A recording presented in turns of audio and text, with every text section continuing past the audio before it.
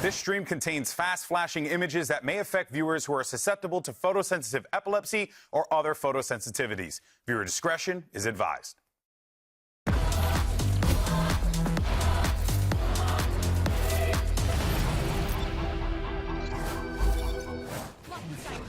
Gorgeous work from Aspas towards Marv. Ye still stands, and Ye delivering again. He's not stopping. Ye is not stopping. Aspas can do so much damage. That two already. Tries to go for one. Gets it through. Ye though. Whoa! Ye! Big players make big plays in big games, and he just did. Here's the burst. Aspas, he is making himself such a problem. Ye's gonna not do anything about it. Ye on the mega out, ready to save the day again. Aspas still standing, and just so well, punishing it. Aspas though, good for one. Oh my God. Good for two. Aspas.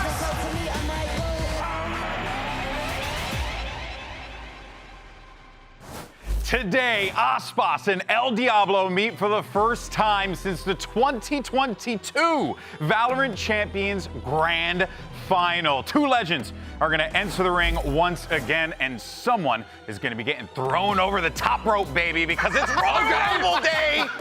And better be ready. There's going to be a lot of wrestling references today because I'm here working, and that means I'm not watching my beautiful professional wrestling. But it's okay because there's nowhere else I'd rather be than right here with you. I swear people. only you could make the return of Ye versus Aspas about wrestling somehow. That's crazy, man. I mean, hello, that's literally a wrestling promo come to life. I mean, that's a feud come to life. Am I off the goop here? But in any case, folks, I'm Golden Boy. You got Van Silly. Emily's back with us again, as well as Ender to talk about all things going on because we got some great matches. And let's go and dive into what we saw yesterday because we were in our upper bracket world and we had a couple of bangers set out, on our sites, but one of them in particular, definitely delivered. And that was Loud versus Sentinels. Ender, what a match we saw between these two teams. Yeah, this was just wild. Super close throughout the entire thing. I think Cowan Zine was playing completely out of his mind on the Scout agents. The amount of multi-frags fans was next level. Cowan Zine, you also have DG Zine as well. They threw me off guard. Going into this game, I thought it was going to be a 2-0 for Sentinels. Sentinels continues with some shaky starts here and there, but Loud definitely are a team to look out for in this bracket. That's right. And then we moved forward, Emily, to G2 versus Leviathan. We weren't sure what we were going to get out of Lev here, but we knew G2 were coming into this one feeling quite confident. That's exactly what they showed us yesterday. How do you feel about G2 in this particular played situation? phenomenal yesterday. Yeah. I was super happy. I do have to give Lev the benefit of the doubt because I think Lev had amazing calling yesterday. Vinny on top, but it was crazy to see G2 play. Yeah. If anything on Leviathan, I love the role changes that came through from the tank playing over to the Raze on Fracture. So it kind of goes back to like the old school EG style where you have Demon 1 that could be comfortable in these roles if somehow Leviathan gets a continuous shaky bracket that they could revert towards those type of compositions. Yeah, I mean, I do like it seeing what the improvements they made on Fracture, but I do have some concerns similar to the start of last year around like what Demon 1 is going to be playing because that first map, went for the Yoru and Leaf just had his number the entire time. Like the guy could not find an opening kill. Wasn't even a right head-to-head we're talking about. We're talking about Joggable and him first, and it's just Leaf that fit him. Literally, but like I do think this Leviathan team needs to find a Demon 1 that gets his mojo back if they're going to actually be a team that can contest with the top and I believe put up those good performances. Yeah, couldn't agree more on that one. Well, let's take a gander at the bracket and where we are in the competition. We got some big matches on the horizon for us here, especially that upper bracket match between Sentinels and G2. That'll be taking place at a later date. But today, we got EG, MIBR, NRG versus KRU. And of course, the winners of those games will meet the teams who lost yesterday, Leviathan and Loud. Lots of great games. Dude, I just love the irony that last year's kickoff, Sentinels versus G2, was the ultimate meme match that didn't mean anything. And now it could just be our best two teams. That is actually wild. The good old turtle. What a year makes, right? Like how long that goes. Oh boy. All right, well, let's go ahead and shift some gears to today's first matchup because, folks, we're going to be running it back, okay, with 2022's best head-to-head matchup, Aspas versus Ye. Now, these guys, Emily, were trading blows, blow for blow all last year. The talent is unreal. You as a player, have you looked at those players to draw inspiration from, especially during that time in 2022 when these guys were on top of the world? Oh, for sure I have. I think the meta was completely different though, and in my opinion, I think Aspas kind of took Ye's spot as one of the best players in the world. Like, Ye really thrived in that slower pace kind of chamber meta, where Aspas mostly thrives in all the chaos, having the double innie support, and I just don't think it's comparable anymore. I think that's pretty awesome. At some point in 2022, and you try to compare it to 2025, yes, the meta has changed, but where it draws similarity is what you just mentioned, Emily. The fact that back then, Ye was top of the leaderboard as a chamber player, but you still had Aspas playing the Jet. This could still happen today in this game. EG has been trying out this chamber onto Ye, for example, as well as on certain maps. Yeah. So you might still have similar playstyles, at least when it comes down to firepower and a head-to-head for Duelist versus Ye as a Sentinel role. Yeah, I think when you're looking at these players at their peak, obviously, and still now have the skill to be some of the best players at just taking fights individually. Yeah. Right? Like, they don't need to have like the supportive utility behind them always. Of course, Aspas diving into a side is going to look even better, but I think especially where Ye looks his best is on agents like the chamber, even the Phoenix where he can do the supportive plays himself. When he can find those windows and not rely on his teammates all the time, that's where he thrives. Well, let's dive into Aspas a little bit further here, because look, he had a little bit of a slow start at the beginning of kickoff, right? And there's a lot of hype for this MIBR team, people over the moon for them. And even though Aspas had moments of brilliance, without a doubt, he always does, you needed to see a little bit more cohesion out of the team, which is exactly what we got when we saw them take the stage a second time. Well, I think it's also cap and fake news that Aspas had a slow start in the first series, because is just dropping 20 on Bind, so he's still in great form as a star duelist for this team. But I do agree that when you're looking at the composition of MIBR, they still have two new rookies going into this roster, being tested on the big stage, where you're looking at Aspas's supporting crew from last, like Leviathan or for Loud. There's a lot of cohesion, star power, and players that have such good map awareness that allows Aspas to really shine. But as you've mentioned, GB, I do agree, that second series, there was a lot more cohesion going into MIBR as a team. Yeah, and if you're going to talk about Leviathan, I think one of the things that made them so good, especially early on in stage one, was how, especially on the defensive side, Aspas was able to play his own game, how they called those rounds where he was constantly in new positions. Again, wasn't always getting tons of utility, but out of the Leviathan default, he was always able to find those angles with an operator, and I think that MIBR are going to be doing similar things to make sure that he is always finding his mark on that defense. Well, I think what also helps this MIBR team is that outside of, yes, you're talking about the two rookies coming in, and then you also have a powerhouse in Aspas, but you also have a lot of talent in Noswer, who in that last series really showed up big time. And Emily, I think it's safe to say, like, when this guy is performing at a high level alongside the rest of the team, everything kind of just coalesces around him and comes together. Oh, for sure. I think, honestly, as long as one of the other players on MIBR besides Aspas pop off, I think they could take it. I really do. Oh, bold prediction there. I love it.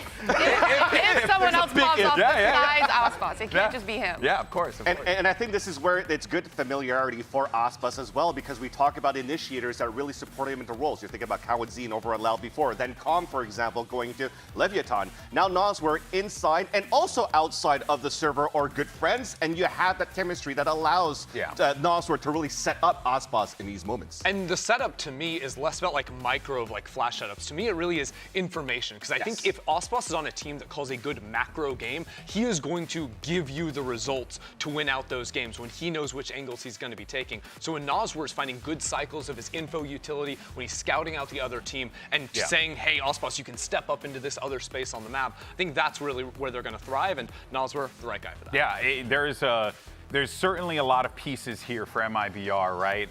There's individuals through and through that you really can continue to put the five of them on. at least. Yeah, five, well, for sure. Five, at the very least. Yeah, six, actually. The coach, too. Six, maybe, the coach. So, you never know. But I need to continue focusing on individuals, right? Because I think MIBR came into the season with so much hype, everyone was like, oh, this team's going to destroy, they're going to be nasty. And one of the players that people were really focusing on was Shenham as well, right? They were really leaning on him, saying like, oh, this kid's going to be nasty as well. Do we feel like, you know, this was the game that he needed last week, right? Obviously there's still more to see here. Yeah. How do you feel? 100%, because if you're looking at that second series when they played against Cloud9, yes, maybe not the best first map, but the other two maps going 0-1 or 1-0 in first bloods and first death, but still dropping double digits in terms of kills and assists. So when it comes down to that supporting role and needing the clutch, dude, he was ice cold going into those games. No, he has been so fun to watch perform, especially with the whole clutch. It's like he is the clutch player for that team. And it's also been fun to see him whip out like attack off, for example. That has been a blast. Yeah, pretty wild though. Like, you know, now he's in that position. It's just started. The season just started. He's finding himself in that spot.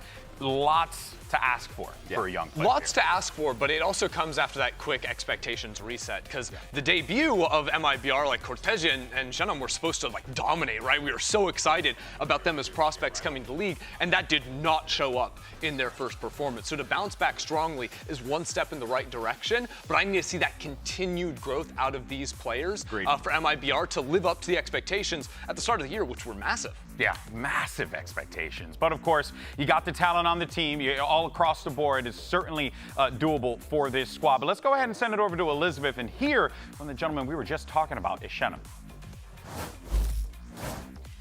Shenam, you have had standout performances this entire split. Do you think you can keep this up in a team with Aspas with your lower bracket run? Com certeza. Acho que meu desempenho ainda não está nem perto do que eu quero chegar. Então, eu estou dando o meu melhor para isso. Eu tenho certeza que ter o Aspas no time dificulta muito o desempenho assim, dos individuais dos outros times. Mas estou muito confiante, então tenho certeza que eu vou melhorar muito ao longo do campeonato e estar melhor ainda para o VCT Americas. Yeah, 100%. I am still not even close to what I want to show. And having Aspas in the team, it makes it really difficult for everyone to perform the way they want to. But I'm very confident for the rest of the season. Best of luck. Obrigado. Shenam feels like he hasn't shown everything that he possibly can. But you have to kind of take away from that the pressure of playing with Aspas, I guess, is weighing on them, if I'm understanding that. I mean, it's a lot of star power that you're playing with, right? Players that you look up to, just like Emily, for example, you mentioned before, and Shenam grinding in that tier 2 scene. Probably Aspas was going to be one of those players he's looking to probably topple down, but now he gets to play with them. There's a lot of pressure going on for that. But if he says that, you know, you haven't seen the best of me yet, I can't wait for the era of the Phenomenon. No. No. Just go next. Wow. That was good. Come on, give me a little bit. This is why we have violence in the world. You understand? That's crazy. I don't know if I'm endorsing that. I'm trying to add more fluff to this thing with these dad jokes, man. Oh, what are you going to say, Ender? Oh my. There you go. Thank you. So there's this guy named Icy, is the thing. It's really smooth transition. Yeah. And I just want to talk about him. Well, let's talk about EG. Yeah, let's talk about EG. Let's get is what I'm trying to say. Speaking of violence, what they did in their last match. I mean, Icy came out and this guy was frying. Like genuinely, I have been waiting a long time to see this Icy guy that, like, last year G2 was saying this guy's dropping 40s in every single scrim, and we hadn't seen that until this match. He was absolutely frying. I think both with the op in hand and entering with the rifle, he was looking excellent and consistent over the maps they played. Yeah, it feels like this is exactly what Icy needed, Emily. I want to pick your brain as a pro player. Talk about that mentality of like, hey, you were just on this team where you were kind of scapegoated a little bit on like the results and the fans and all that stuff. It was a heavy time for him. But now he has a massive opportunity. How do you, as a player, kind of reconcile with that? Are you able to like push that stuff to the side, use it as ammo to be able to build yourself up, kind of like what we're hoping Icy could do? Yeah, I mean, honestly, there's a lot of pressure. Like, he is the duelist player. He is expected to fill that star player role, and he's going up like against really good players such as Aspas. But I think the Zoomer potential in him will come out. He's got to unleash the Zoomer. He'll unleash the Zoomer. He'll get his confidence, and I'm just excited to see how it all plays out. That's some top tier, and I like that. Unleash the Zoomer. I mean, look, if you want to talk about Zoomers, let me speak your language here. Boomers. See. I'm ready to come on. There's two of us. What has worked for me, what I think has been working for Evil Geniuses, is how well Icy and Ye have been coordinating their fights together. I think this is directly attributable to what Potter has done with them. Because when I see Icy last year, I see a guy that was very often just out on his own going into sites. Like, remember when G2 was playing like the solo Yoru on Bind? Yeah. And this guy's just diving to sites, his team is in spawn, and now he's dead. No, the way, especially defensively, Ye and Icy are baiting out angles for each other, trading one another. It seems very intentional. They're putting two of their best fighters hand in hand with one another, and it's working in a lot of their defensive positioning. And adding different layers onto it as well. When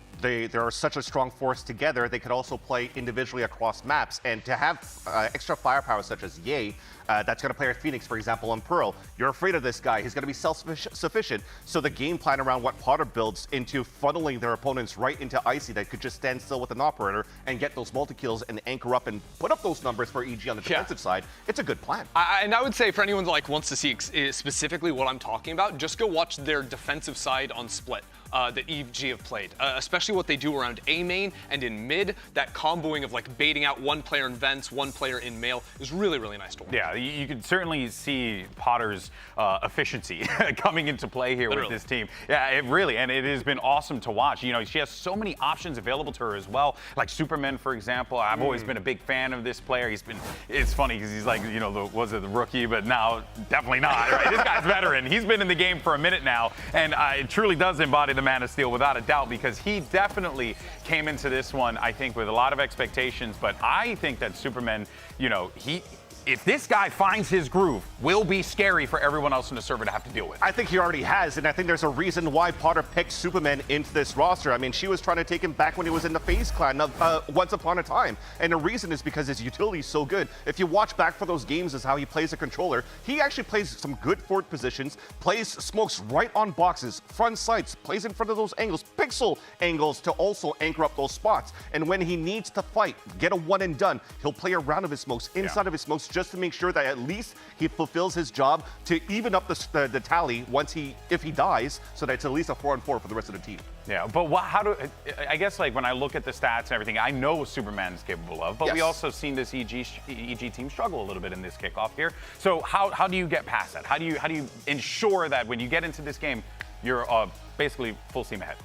Honestly, I think it's about making sure that Ye and Icy are working, because I think like if they're not, this EG team I think is going to fall completely flat, right? Of course, when I say that, Superman, Derek, Nature, they all have some star power behind them. They're not the flashy players that are getting kills at start of rounds, but they are reliable late in rounds. But I do think it's very important that from the beginning of rounds, Ye and Icy are set up in good positions to fight, whether that's going to be the calling from Potter or the util from a guy like Supa that you're talking about. It really is those two players that are going to be playing these agents that won a lot of fights early on that need kills. You know what I find really fascinating about this, and then we'll move on, but Emily, I wanted to bring you in on this, was where I see 5 players here who have a lot of potential. It can go quite far. Where do you see this EG roster potentially pushing toward? Because I believe that the talent is there. It needs to be activated, it needs to be flourished, or rather fostered. What's your take on it? I think it's just finding their footing, right? Like you said, the Icy and A0 has to perform, but I also think we can't just rely on them. Like, I think there's 3 other really good, strong players, phenomenal at their roles, especially for Superman. I think he's an amazing controller. I definitely look up to him when I was playing too. And I think they really, they just still got to find their footing, but I don't think it's impossible. I feel like they are able to find these footings at the beginning of the games. They have a good game plan. You just think about Potter here, right? They're footings, because there's a lot of footings going in. It's a foot soldier, it's a foot clan. We're going Ninja Turtles this time, right? That's it.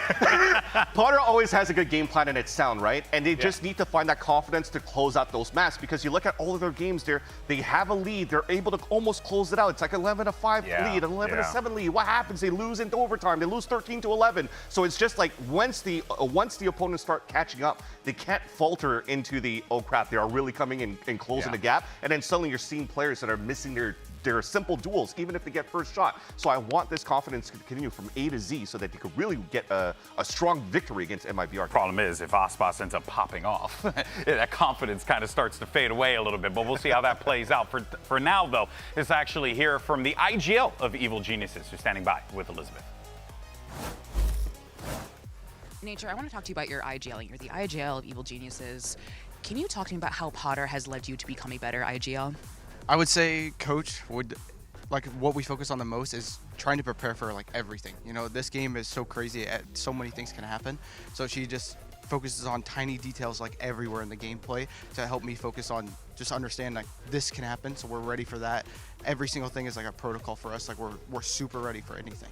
Well, looking at your comments videos, from what we can see from your leadership, is that you have a pretty emotional style of leadership. Not very like curt or direct, but you are really an emotional leader for the team. Why go that route versus a more curt, direct route? Okay, I would say I can be direct when I need to be, but to be like emotional, show passion and stuff is like kind of what makes teams, I would say, and that's why I focus on that side of things. I want my teammates to be as passionate as I am in the server, out of the server, everything like that, because I think that's when you play the best. I'm sorry. So like, I think the best teams are always vibing, even in the most stressful situations when they're like playing not so well, stuff like that. But they know that, and they can like conquer it when they're playing their best. Well, best of luck today. Thank you. Nice to get some insight there from EG, but now Vans and I are going to do a little bit of our own and try to figure out how to play like EG, especially on their Abyss, and figure out how they do that. And before we get into that, how they do that, let's figure out the what did they do and why did they do it. So let's look at a couple of clips here explaining the jumps that we have towards the front of A main. Yes, this is not only onto Icy, but Leaf has also done it for G2. And he missed that jump, but the idea is to try to get your operator or the person that has the get out of jail free card right into the top of the platform that Icy is about to do. Chamber TP, jet dash. Exactly. So we want to explain why they're taking this position and why they're doing this jump. So in the first place, if we're looking at the screen, I'm already in the right position as where Icy would be on these boxes. The idea around that is that you have to play in tandem, like a bicycle here in tandem, so that you have another person baiting around this area, so that if there's players moving forward or an owl drone comes out, it's a, hey, look at me, come chase after me. Do you have to talk like that too? Dude, that's exactly what's going on in all my ranked games. That would mess up my comms. And then sometimes they're just like, hey, please heal me at the same time, my E can. Anyways, well, I digress. So when I'm baiting my opponents and I'm trying to turn this corner, most of the opponents will be focusing at headshot level. That's the basis of it, to try to take down your opponent. Now you have to try to clear other angles. But the idea around this is that you're still at headshot angle. So if you're actually on the top of these boxes, you have the advantage now of the verticality and the opportunity to get first shot, maybe get leg shot at the same time, but you could still get away, get your kill, escape as I hit the wall, because you know, it's in the way. Right now. But it's a really good spot too, because there's a lot of other things, like your teammate can break a Sova drone if it's coming. If that Sova dart lands on the back wall above your teammate, you're actually further behind it, so it's not going to ping you out. It's not going to ping you, so you still get the opportunity. Now, the other reason why you're trying to do the jump instead of just trying to come out simply over here and just try to get your shot is that headshot level, right? But the second thing is also when you're able to jump around the corner and on the back, you don't make any noise. You won't be able to get heard by your opponents jumping down, so you can actually have a small window to be able to get on top of these boxes. So I jump in across. I'm not going to do it because I'm a noob and I'm super nervous. So actually, Ender, I'm going to have you try to do it for me. Wait, you're going to make me do it? Yeah. So you start off on this box. Dude, I've done enough. This is my first week on the analyst test, so like, cut me some slack, dog. Oh, I already fell off. See, this is great news. See, I'm not used to this setup. I'm falling off again. This is bad news. Step one, can't do it. So sometimes you have to go back to the basics and learn how to jump. And then the extra skill set is now to be able to do and perform the skill jump, which is straight jumping across the corner. I'm so good! You got it, and now you have to go first try! And I didn't even use glide, I swear. We tried this 6 times in rehearsal. I didn't land it 1 time. First time it live. I'm the GOAT. At least for Ender, it's pure luck. But for a pro player, there's a lot of consistency. So I actually want to bring our pro player from Game Changers, Emily, to try this out. Pro player, someone with actual talent. If I get outdone by Ender, how do I this is not good look for me. Okay. Just so you know, Emily, if you mess up, everyone will make fun of you. Okay. No pressure. No pressure. Barrier's about to come up in 3, 2, 1, boom. Oh, So I got to float over, jump on the top, boom, you're already set. Now the Astros on the other side, hey, bait me, look at me. Oh and then this is something that you could do here as a duo in your ranked games to just capitalize on your opponents and rank up all the way to Radiant. And I didn't hit the wall. Boom. There we go. Wow, good job, everyone. Well done. how they do You're that? telling me that's how they did that? That's how they did that right there, and it was quite good. Yeah, I would recommend for all of you, do that on jet so you can glide and not instantly die. Yeah. Also, don't think that if you're playing chamber, you can, just TP back if you miss the jump, because you can't jump while you're in the air, so that's bad news. Yeah, that was, didn't know that. Although that would be some really sick plays, though. Can you imagine jumping off the map, fadeaway shot? Yeah. Just be a Come back Omen. in, that'd be really dope. I'm Now, in any kind of, just be an Omen at that point, you might as well. All right, folks, not only do we have this awesome matchup between Aspas and Ye, historic as well, we also have, I would even argue, something I would say is even cooler. It's our coaches battle because Potter and Fraud, two legendary esports competitors that have been playing across Counter-Strike and various games throughout their entire career, coaching these two teams. Fraud's a world champion. Yeah. Potter is Potter's a world champion. multi-world champion. I mean, this is pretty awesome, right? Yeah. It doesn't get better than this. Emily, I want to get your thoughts on the importance of good coaching. How what are the things that you've seen from folks like Fraud, folks like Potter, but most importantly from your own experience? From my own experience, I feel like coaching can really make or break a team. Like, you need to be able to match it with all the players and have good chemistry there. Yeah. Specifically with Fraud and Potter, they had a really fun year. I think it was in 2023 when EG won champs, Yep. correct? Yeah, but that year, Fraud started off by winning Americas, and then Potter kind of one-upped him by winning at champs. Yeah. And now I feel like they're both in a similar position, and I'm just excited to see which one overtakes. And that's true. They are both in a similar position right now, both in this rebuild phase, right? And are having to bring in these new pieces, young players, while at the same time incorporating veterans. Yeah.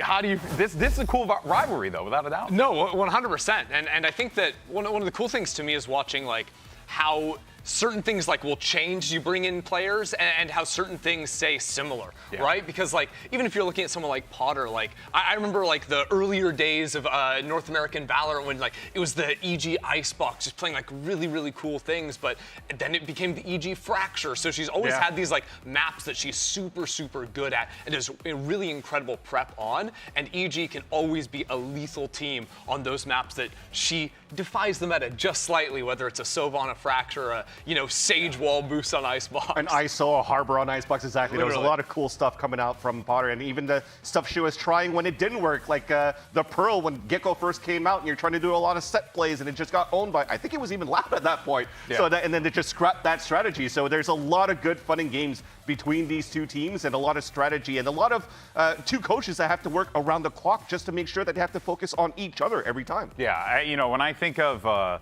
coaching and the absolute best of the best, these two are the ones that pop up into my mind Not me? immediately. Actually, and you too, my friend. Come on, man. Just so everyone knows, Ender's team, Teddy Tactics, managed to make it top four. Top right? four, Yeah. GC Top main four. event. In Beer GC us. main Let's event. go. So shout out to Teddy Tactics. Congratulations. Really happy for y'all.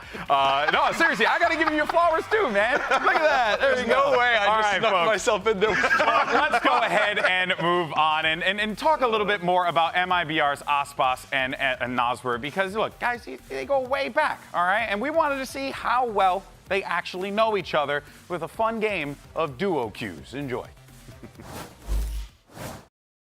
Oi, eu sou o Aspas, sabe? Aqui Manito NCR, e isso é o Duo Kill.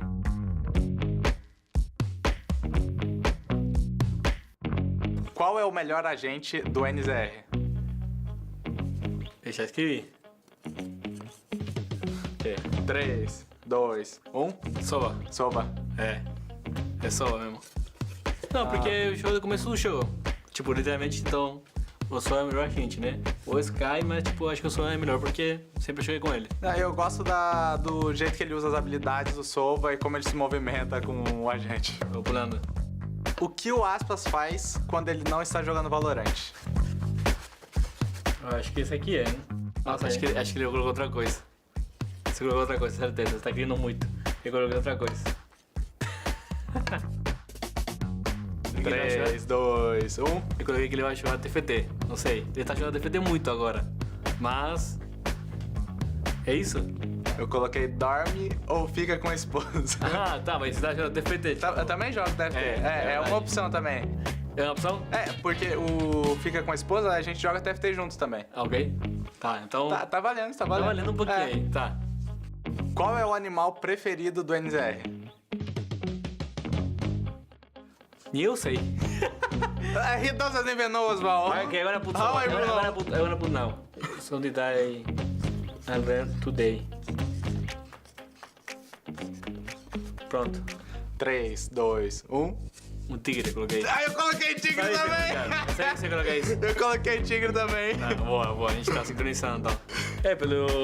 Pelo céu agora eu tigre de fogo. eu sabia, nossa, eu tava dentro da sua cabeça. Não, agora que treinador chinês fala que sou tigre, tigre, né? Mano, eu tava dentro da sua cabeça já. Ok. Quem é o teammate preferido do Aspas na MIBR? Eu vou colocar. Vamos ver se. 3, 2, 1. Ok, erro. Eu coloquei você também.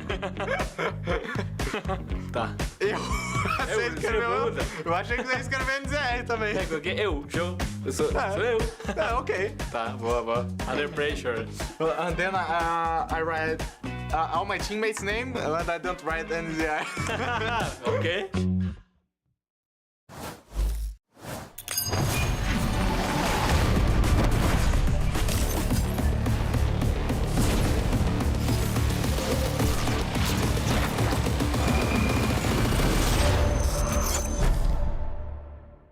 Against MIBR, I mean, they have an anomaly as a player because Aspas is like considered the best player in the world still. Aspas consegue punir muito bem, pega mais vai Aspas, o terceiro vem também. É o Aspas acabando com o jogo 10-2. Loud are surely going to test this now. They've heard the footsteps, but Yay holds his ground. The guy has a throne to reclaim, and that's a good start.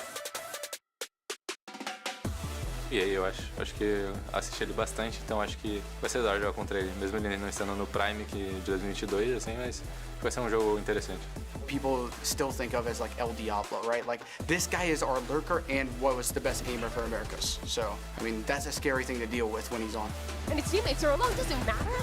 Because Nature's hitting a shot. Finally, Ye arrives, and he'll pick up a double. With this win, we're very, very confident to just keep going forward and forward. It's a different feeling now, like backs against the wall, and I think we appreciate that more.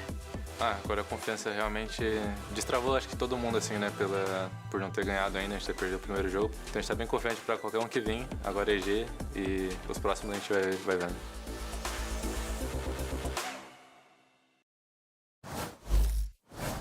All right, now normally we'll be out to the stage, bringing some teams out and getting ready to go, but there's just a little bit of a delay on the stage, so we are going to be here for just a little bit longer, and then we're going to get into the action. That means less Royal Rumble for you. I'm telling you right now, short leash, fans, short leash, Poppy. Now, look, here's so the close. I'm right next to you. No, we usually do our predictions at the end of the pre-show, but we push it a little further ahead here. So let's go ahead and show our predictions for this matchup, because I think that's a great place to get the conversation going here. Whoa, we do have some MIBR dissension from the Brits. They have decided that they wanted to. I think that's also could be Sideshow trying to defend himself, you know, shield himself from the ire of the Brazilian fan base. Right. I should be mad at him anyway. Or maybe he's just being honest about his opinions. Sideshow being honest? Yeah. You seen him? Yeah, I've watched his co-streams. It's like He's a Monopoly pretty villain honest. coming to life. He's pretty honest on those. True. No, but okay, but the MIBR picks obviously aren't fraudulent. And in fact, I'm actually quite surprised. I'm surprised to see so much. I'm surprised we all went EG. Yeah. Well, I mean, it's not a given that it's going to be EG's victory. I like that you say fraudulent because you have MIBR that has who? Aspas. As a coach? I'm going to punch a table. I'm going to punch a table. Fraudulent, but not a fraudulent coach. That's let's make that not clear. A fraudulent coach. Not a fraudulent coach. Yeah, ain't no fraud about that. But I think as you guys were talking before here, call the cops. Call cops on him. As you guys are talking before here on the desk, how much experience he's going to be able to bring here for these players, and overall, what I'm expecting to see now is him being able to elevate one of these two players that we haven't talked about, which is Cortesia. Cortesia, when you're going into the offseason, he was popping off. He made some heads turn. Everybody was super excited to see Cortesia as this Sentinel role. Yeah. Just very crispy on the aim. The online event that they played during the offseason for the Tishinga event, he was unstoppable. But we didn't really get to see him too much going into the last few series and games here for MIBR. So I'm hoping that, you know, fraud, I mean, knowing him personally, he also works outside of the game with his players to make sure that they're comfortable with their team. You were talking about that chemistry for teams, for teammates inside and outside of the server to make sure that they're going to be more comfortable in their role where they are, leaving home from Brazil to come here. So I'm hoping that we've had enough time here to see Cortesia. Yeah, you want to see it, but you're still like, I think EG gave me a little bit more, and that's why I'm going that way. What about for you, Emily? Is it kind of the same assessment? EG's just giving you a little bit more to believe in right now? No, I agree. I definitely think they're more well put together, like less of a risk. Whereas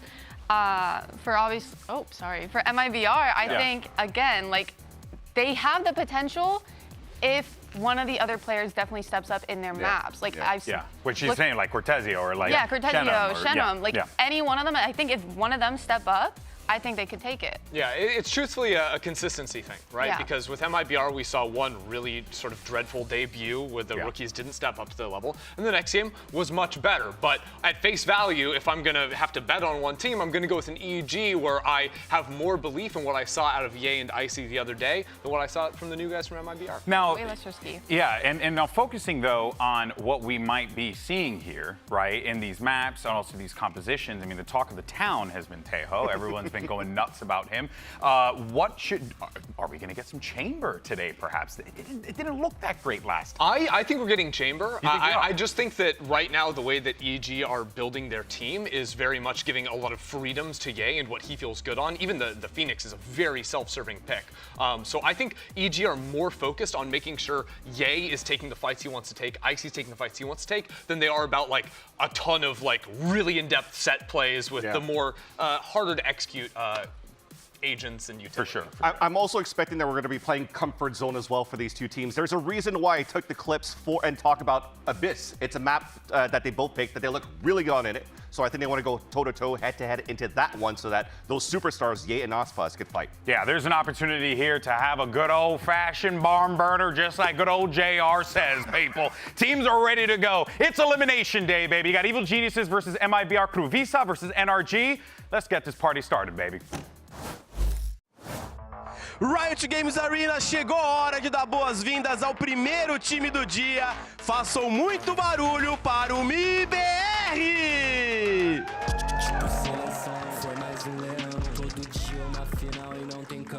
Big opportunity here for MIBR. Shut down EG, move on in this competition. One step closer to making it to Masters Bangkok, but doesn't feel like the momentum coming into this one is on their side, despite the fact that they had a pretty decent showing in their last game. Yeah, and I think overall for MIBR, when you're looking at this roster, even Aspas being very vocal about it going into the season, it's, hey, it's a work in progress. We're still learning each other. We're still learning to feel the groove around working these maps against our opponents. So I feel that there's a lot of focus on themselves more than their opponents. Yeah. And I'm hoping to see that build up here. That has built up in the last couple of weeks. Yeah.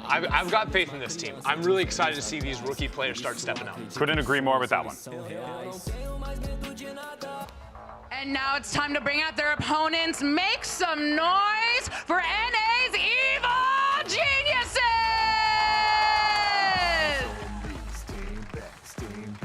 Opportunity for EG abound here, and especially for that young man who came out first, IC, to really punch his stamp here in the league and let people know, hey, I am the real deal. I am here to frag out. I am here to help this team push past our opponents in a way that probably wasn't set up to before, right? Now he might feel a little bit more emboldened this time. Yeah, again, the way he's been fighting with Ye has been really, really strong.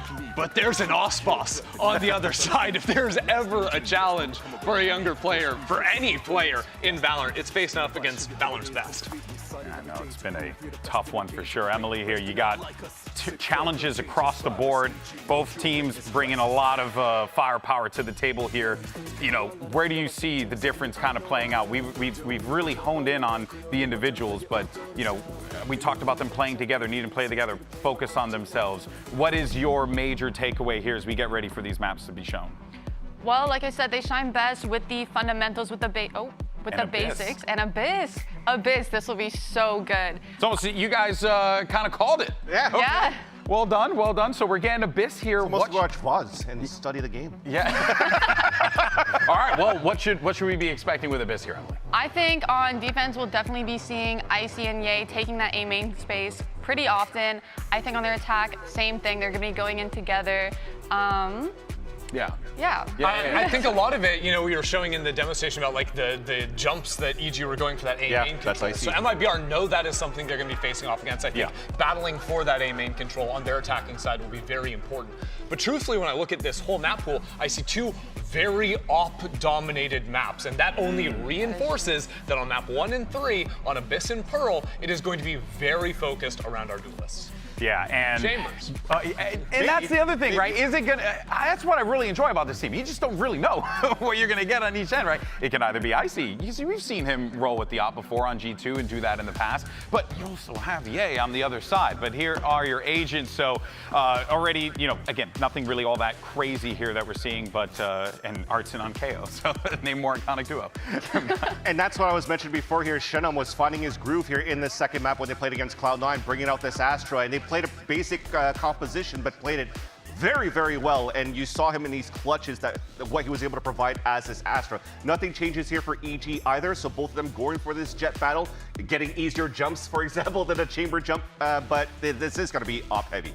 All right, folks, it's now time for map number 1. Finally, the yapping is done. So let's go ahead and send it over to your cast. It's the tag team duo looking to go for the gold. It's Doug and Baby Bay. Thank you so much, Golden Boy. I think one of the privileges of getting to Cast Americas week over week is you have the opportunity to watch a story unfold over weeks, over months, over years, and really see a career develop. And I think this map is the perfect punctuation point for Ye and Aspas, the legacies that they've had and the legacies they'll have the opportunity to continue to build today. Yeah, 2022 was such a big year for Valorant in general because of those two that you just mentioned. The head-to-head duels we saw them have, they really cemented themselves in Valorant history, and now on new teams they're looking to write a new story. And it's a perfect opportunity to pen that chapter. It's time for the Samsung match start. Load up fast with Samsung SSDs. The first map of this best of 3 will be Abyss. EG on the attacking side. Last time we saw them dance on this stage, it was a 13-7 against Furia, and they didn't have to show a Tundra. And I think it was very smart of Potter to choose the attacking side as well, because MIBR's defense the last time around against Cloud9, it was abysmal. They almost let Cloud9 back into the game after being up 10-2 or 9-3. Something of the sort. A very, very slow approach from EG, just doing a default across the map right now, seeking out any of that aggression from Aspas. But he's just holding the line at B. You know, Icy's another duelist that the Des talked about a little bit, but often maybe gets overshadowed or forgotten about given the names that are playing in the server today. But Icy's a guy who's been around a bit. Remember, he was on that secondary roster for EG. He was part of building that. And yes, he didn't have the same performance on G2 last year, but this is another guy who's looking to make a statement. And what a hell of a place to be able to do that. Then up against Aspas here. Aspas is going to have to go huge here in this smoke, but it's actually Noswer that does it. And Icy, the man that you mentioned with the quick flank and the quick 3K. You talk about answering the call at just the right moment. Jeez, and he's looked so good. Almost reinvigorated. I mean, the confidence that you get after playing with a G2 and all that stage experience that he was able to get. Now you see why he's on this EG roster. Now you see what Potter sees in him. Derek will fall. He was a little weak, but not around for much longer. Ye will join him. His 4v2 is quickly equalized. Remember, Icy's very weak. Superman is as well. Oh, the bullets are just barely dancing around his head. Artsine taking a little bit of damage. It's gotten to half. They try pushing into smoke. Now 1v1. Artsine can hold this if the bullets do not connect, but Icy saves the day. A 4K and the pistol for EG.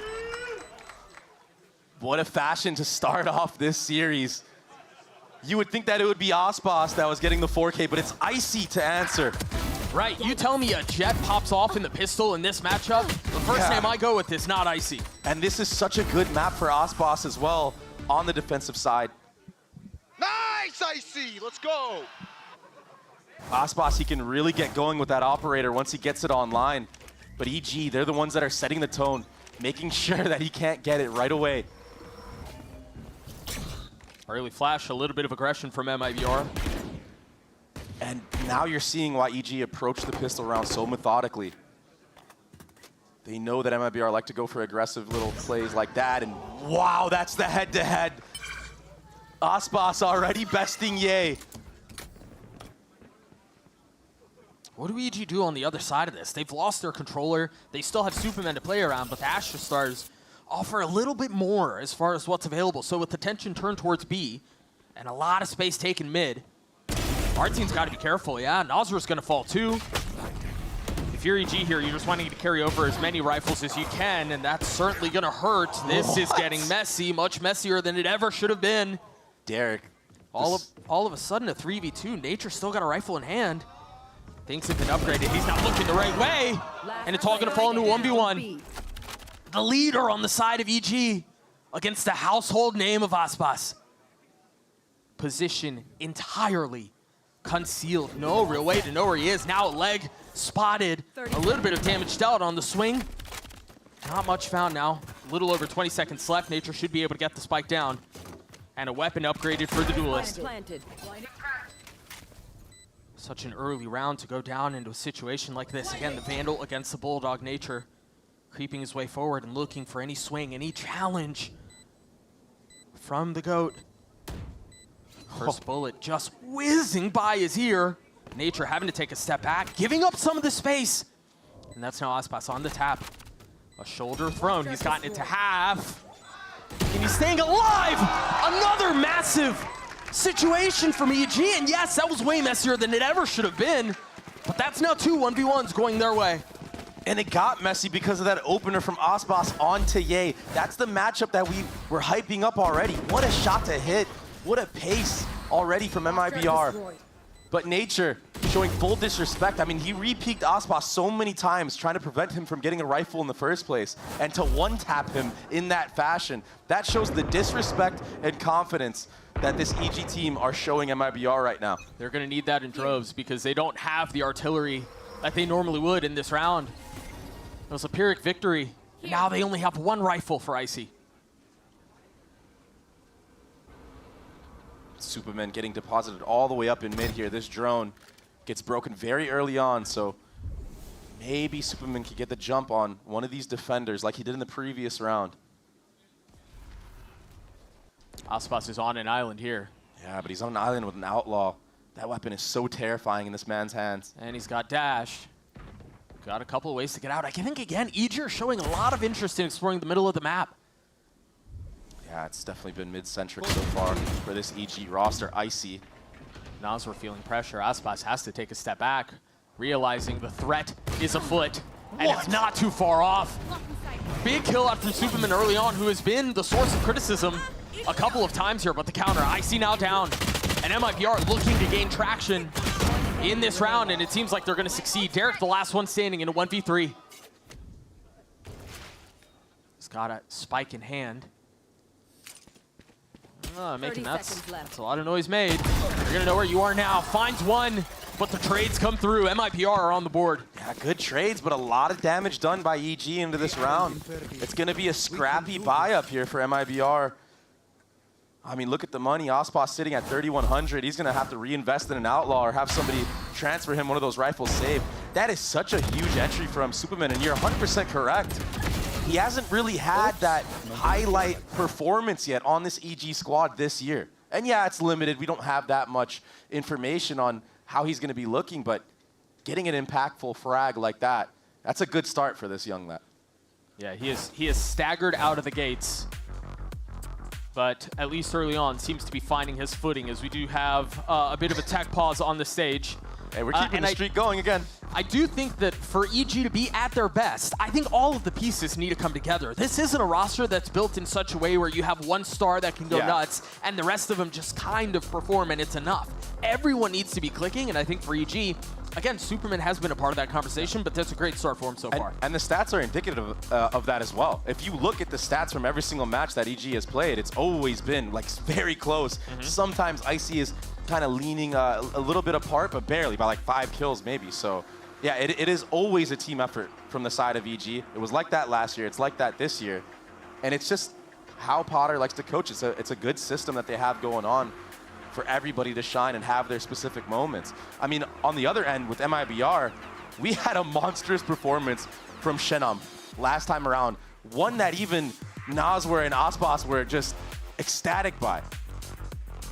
I was in the post-match interview with Aspas and Nazwer, and they were like, yeah, we were so happy to see not only Shannon play well, Cortesia playing good, Artzine having his crazy Bucky moments.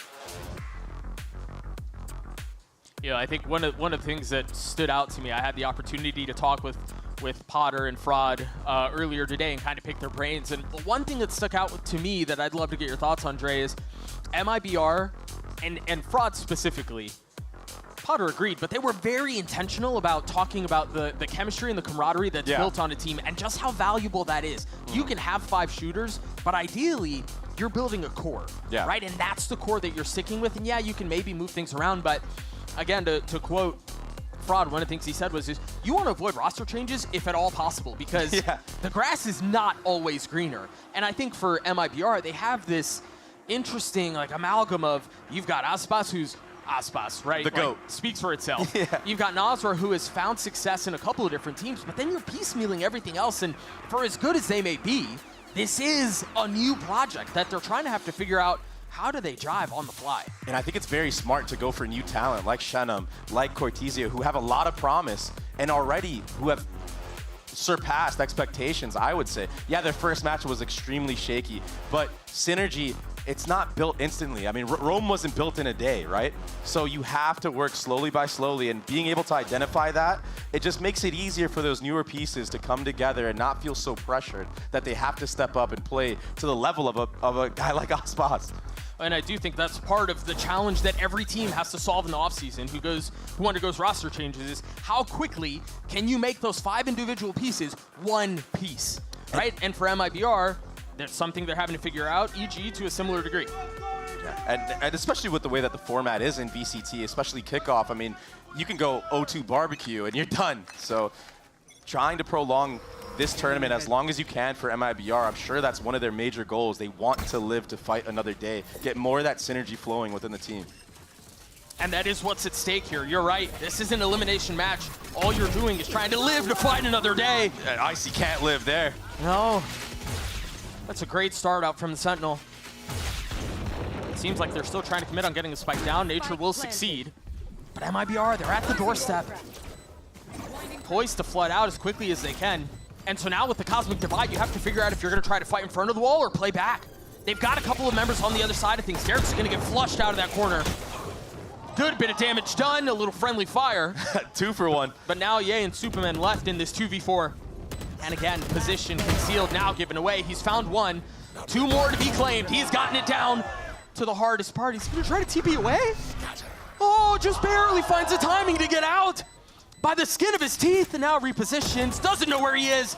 Position now given away. On the tap, another Red Bull clutch for Evil Geniuses, and who else but Superman to answer the call. Somebody check his PC, man. There's no way that's legal. What a clutch from Superman. All headshots, all one-taps. He had a Guardian to his name. Such an impactful round to win for his team. And this is something that I've had the pleasure of watching firsthand when he's sitting right next to me when he was on FaZe. And I was waiting for the moments of brilliance to shine in VCT. Look at how calm and composed he is. He has so much experience, this kid.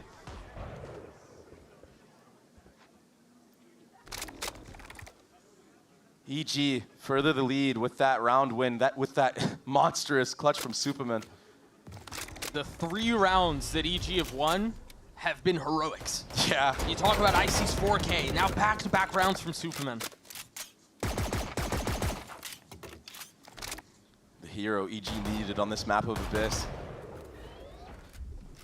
Icy not opting to invest into anything other than these jet knives in this round. A lot of the members on MIBR sitting at no armor, so it really only takes 2 body shots of the knives. Can be very easy to rack up some kills, get some momentum in your own favor as that main duelist. Not that he needs it. I mean, he already started off hot. They're going to try to find a timing on the other side of this dart. Look at how far up down mid he is. Yeah, but look at who picked up the gap. It's Ye at the other end. Oh my gosh, the timing. Tried picking up the gap, ended up picking up his feet. Now he's in the next round. Meanwhile, the Paranoia out towards B. They're going to dash out onto the site. 30 seconds left. And they've got room to work with. No ults on the side of MIBR. MIBR almost did it last time around. But this time, Icy's got his blades, and they look sharp. 3 left, swinging out, maybe a little bit more than he bargained for. And MIBR, again, as has been the case, every single round they start to claw their way back in, but it's heroics again! They're sticking it, they have to! He's gonna stick it and he's not gonna get challenged. Is the spam gonna connect? Not this time! MIBR steal the round away. Oh my goodness. They finally done it. They almost anti-eco at the first place, but it's Ye to fall once again first.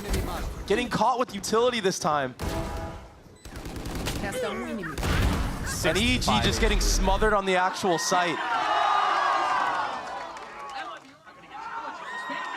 That all happens because of the risk that MIBR are willing to take on the anti-eco. EG, they default, they wait for it, but the timing that MIBR aggresses, it's perfect. I believe that knife tagged Nature back in B main. So our team will not have that knife for a couple seconds. Dart invested from Noswar too. It's a lot of their info gathering. Ye's had enough of getting caught. He wants to be the peaker this time around. I mean, Noswar's also just used his drone. Oh, but another head-to-head won by Aspas. That's 2-0 right now, Doug. Camera taken out. Again, knowing where Nature is, he has not moved. He's been here since the beginning of the round. The flash just barely not connecting. Yeah, he's going to get walked on right here. Cortesia, like you said, understands he's there, but if you look at mid right now as well, a lot of space gathered. This is, I mean, as much attention and distraction as Nature can cause, this works out quite well. Yeah, he pays for it with his life, but again, you mentioned the mini-map.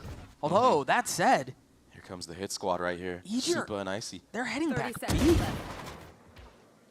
I don't know that they were expecting another one, and now they have a really good idea. They know that the Sentinel's here. The spike is now down back in B main as Derek falls, and now it's well out of reach. This round got out of hand very quickly. A flawless one as MIBR ties at 3. And Doug, you know how I am. I'm staring at the mini-map always. Cortesia wasn't even looking at Derek there. Derek saw his barrel at the start of that, and Cortesia just hits a 90-degree flick on him. Look at this. Boom! Derek knew the entire way through that he was there. Still gets sat down. That could be a factor playing into your brain. Like, yo, I saw this guy there the entire time. It's a big shot to connect.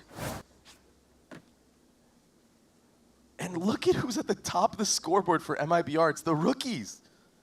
The ones that impressed us the most in closing out that game against Cloud9. They're stepping up to the plate again here against EG. In a very, very early timeout here for Potter. Trying to make sure things don't get out of hand. Well, I wanted to ask you that too, because it hasn't felt like things are getting out of hand. I mean, they're still in this fight. It's not like we're talking 6-0 and all of a sudden this avalanche is starting to build. So what is Potter trying to attack here? So you're right. It's been a fight for fight. It's 3-3, but it's the rounds that EG have lost that they shouldn't, right? You get eco'd almost the first time. Then you actually get eco'd. Yep. And that can be very tilting for the mental of a team like EG. They need to stay calm, composed. They need to remember the game plan and not let things slip away for them.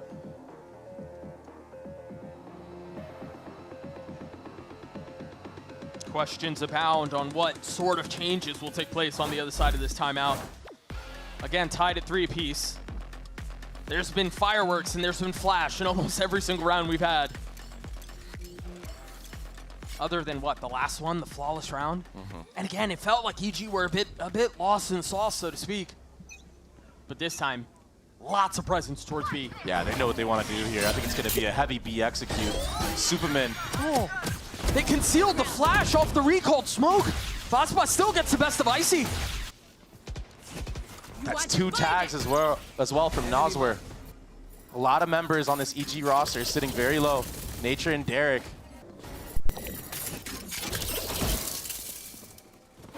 They haven't fully committed onto this. The spike is just now making its way towards B.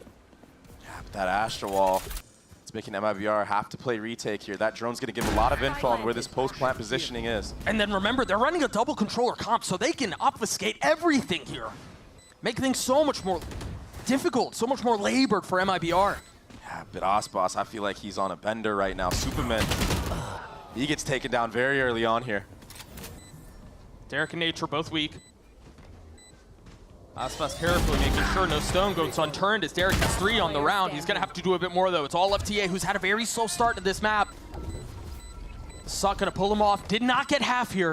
Time becomes a massive factor. The shot's not connecting. Can El Diablo deliver? That's one found. He has to step off of it. 8 bullets left. Nosworth has to stick it. And Ye's the easiest kill he'll get. The Red Bull clutch for EG. Another B site post plant, another clutch for EG. I mean, if that's your win condition, you have the players to do so. Right, if it Who works. other than El Diablo? If it works, and that's been the case for them here. 3 big plays so far from EG at this B site. No wonder why they're leaning heavy towards there. And that was the call at the timeout. Fraud made a call of his own, trying to get aggressive, trying to disrupt that type of hit. Aspas getting a little crazy there with the knives, but EG, they secure the round, and now mid-denial from MIBR. Aspas should have heard that TP. Early knife may not going to tag anything, but Aspas will get the best of Supa. Yeah, Supa finally punished for taking that teleport. He's going to have to choose different pathing in the future rounds. A follow-up drone to clear out more of that mid information. Not have to worry about that anymore. And a quick rotation from Aspas. He's going hunting over here towards that A site. And if the round continues the way it looks like it will, he will be right. The spike is towards A. The majority of EG's personnel is there too. Oh, Icy does get spotted by that camera, but it's all a ruse. It's baiting rotations out from the side of MIBR. It's supposed to be, but they're not moving. Aspas, in fact, took more of an aggressive line, and now it gets the best of Derek. Dashing away, staying alive. Still 2 smokes to play around. Little pop shots. A little bit more playing around him. Again, now MIBR, the defenses, back towards A. A 5v3 and a difficult one at that for the attack. Yeah, EG moving a little bit too forward, but that's a way in. No flashes now here. It's a step of a way in. They've got the Sucks going to keep him at bay, dashing into the smoke. The second one. Where's the follow-up swing? The timing was almost perfect. Aspas gets another. Now Icy left in 1v3. From up top, perched on Jenny, able to find one. He's got a little bit of time, but does he even know that he has that window? He's got to commit to getting a spike down now. Yeah, it's too late now. He's going to have to kill both.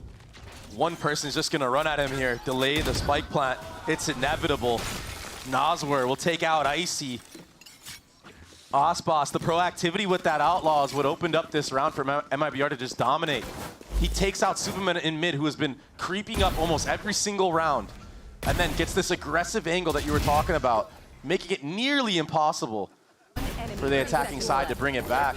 And I think, again, it's worth repeating. The aggressive angle that he took was in the face of noise that was made from their duelists on the other side of the map. Yeah, I think EG in that moment just jumped the gun a little bit too early. They needed to let it cook just a little bit longer.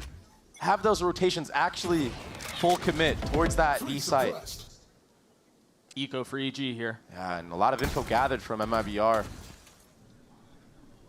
Going back to their tried and true B. I mean, it has worked 3 rounds for them on this attack half. It's just going to be much tougher to do that. I see the tip of the spear with the Guardian, netting no success. Yeah, they have to get out of here now. That defense is way too fortified. Yay, he is the deposit. Recovering it. A cut of sound, but the thing is for MIBR, especially after this neural theft is used, all that A main space was gathered. Aspas was in there the entire way through, by the way. And look at how deep he is. That flash was to get some info.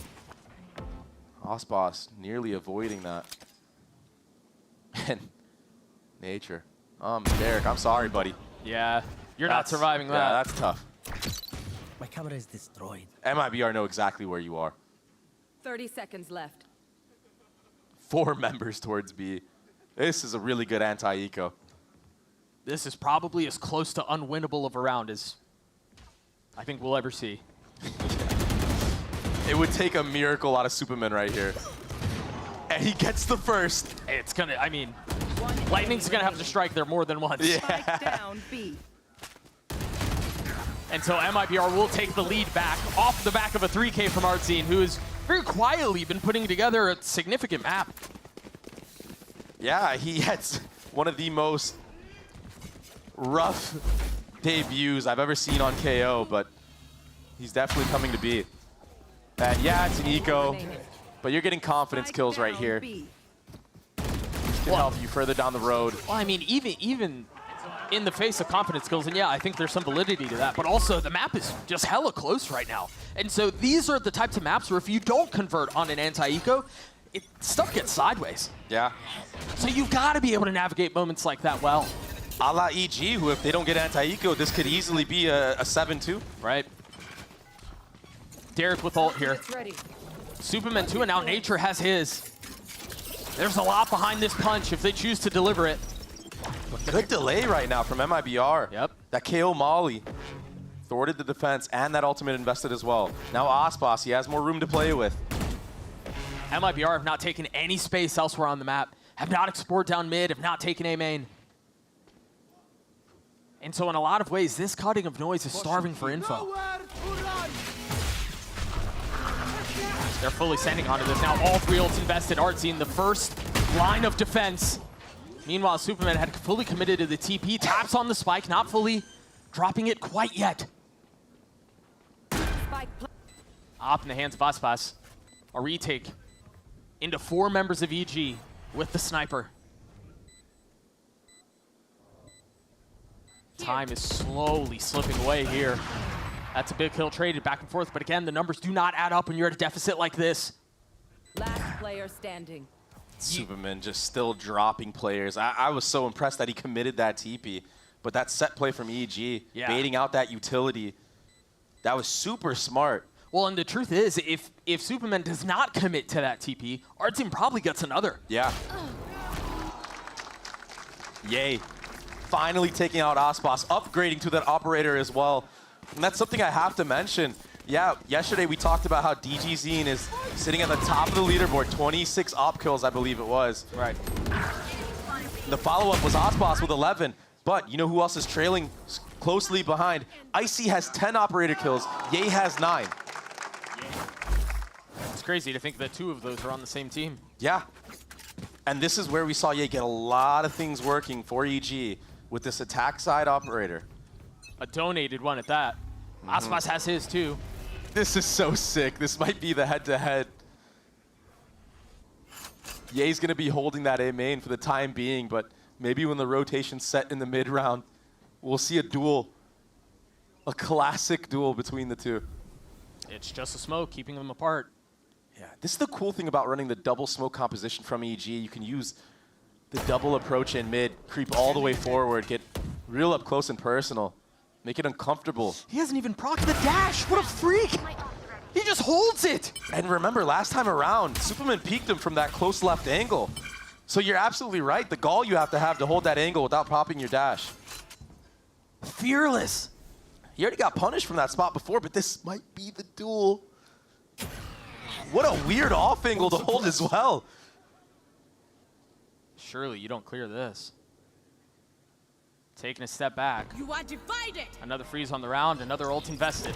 Yeah, this is all just to get that spike planted potentially, but if you look at the weaponry right now from Artzine. Yeah, the position too. Forget about just having the judge. Aspas gets high ground. Spike down A. But he's instantly dropped. Superman slow waltzes into this crosshair. Spike planted. Spike now committed, and again, a numbers deficit for EG. Yeah, they're getting into these close win positions, but they're often crippled at it. The shotgun is still here. It will connect. Jeez. And a drive-by to close out the round.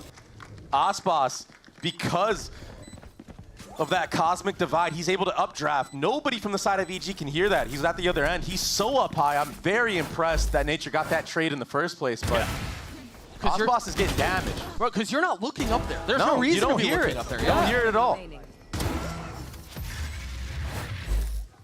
Very impressed with how Artzine played that as well. He didn't run through. He wanted to. He had the judge. He knows he probably could have ran through that cosmic divide, gotten a timing, but plays the numbers game. 4v2. Not trying to let anything slip away. Not trying to give EG an inch. Last round of the half. Icy has blades. And a stinger for Nature. Get out of my way. Not the weaponry you want to be bringing into a round as pivotal as this. Yeah, ideally, you would like to make it an even half. A bait of a TP this time around, but it's full focus towards this B. Color me shocked. Icy dashing forward again. He's got the blades, and he will find a target. But he's just going to get spammed through. Had nowhere else to go. Great trade from Superman onto Cortesia. And Nature's upgraded a weapon. The Stinger now gone.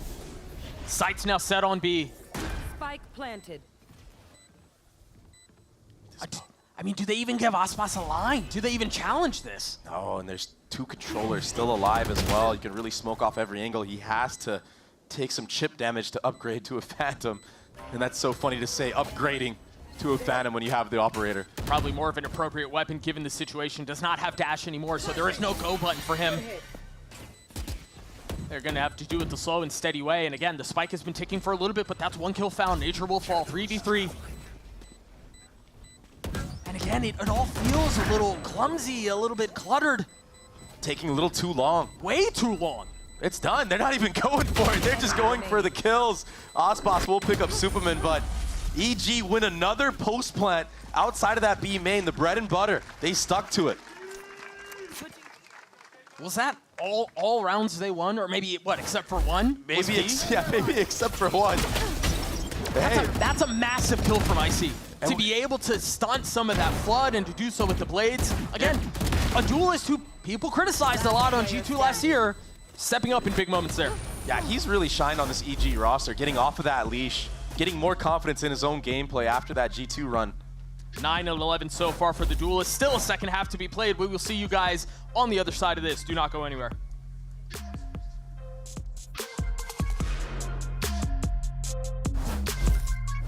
Ooh, stuck paying for that old phone? Don't be. You know, at Verizon, we'll pay off your phone. And you'll get iPhone 16 on us. That's a value of up to $1,600, only on Verizon.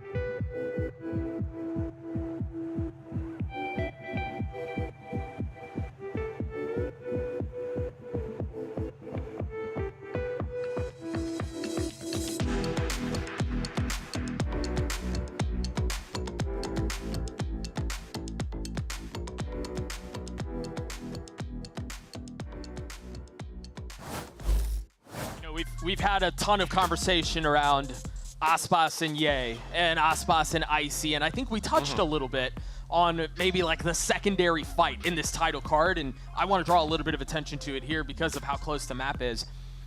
Potter and Fraud have been in the space together since like 2003. Legends. I mean, there are players on the all the way back to 1.6. There are players on the stage who were not born. But when these guys were starting to get into the fold of esports and starting their initial clashes, and one of the fun things about these two, and again, their record is that they always seem to match up when the stakes are at their absolute highest. And again, we've got to talk about stakes. Elimination here for one of these two teams with Bangkok in mind.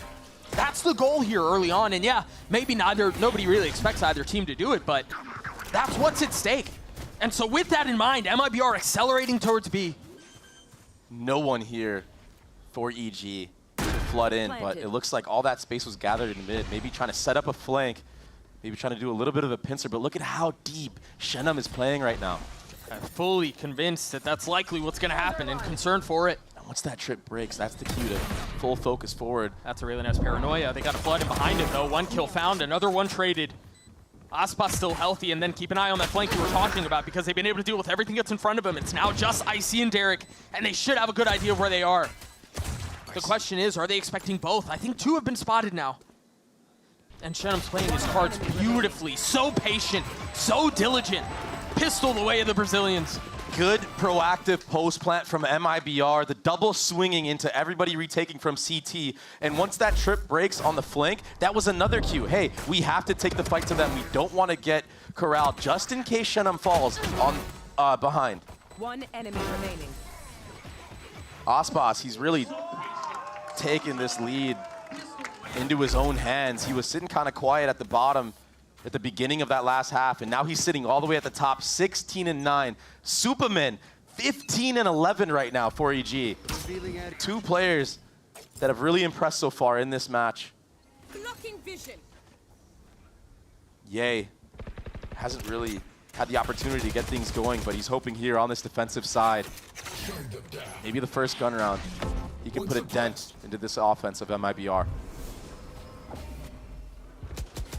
If MIBR continue into this, you've got Evil Geniuses rotating over, maybe not arrived yet.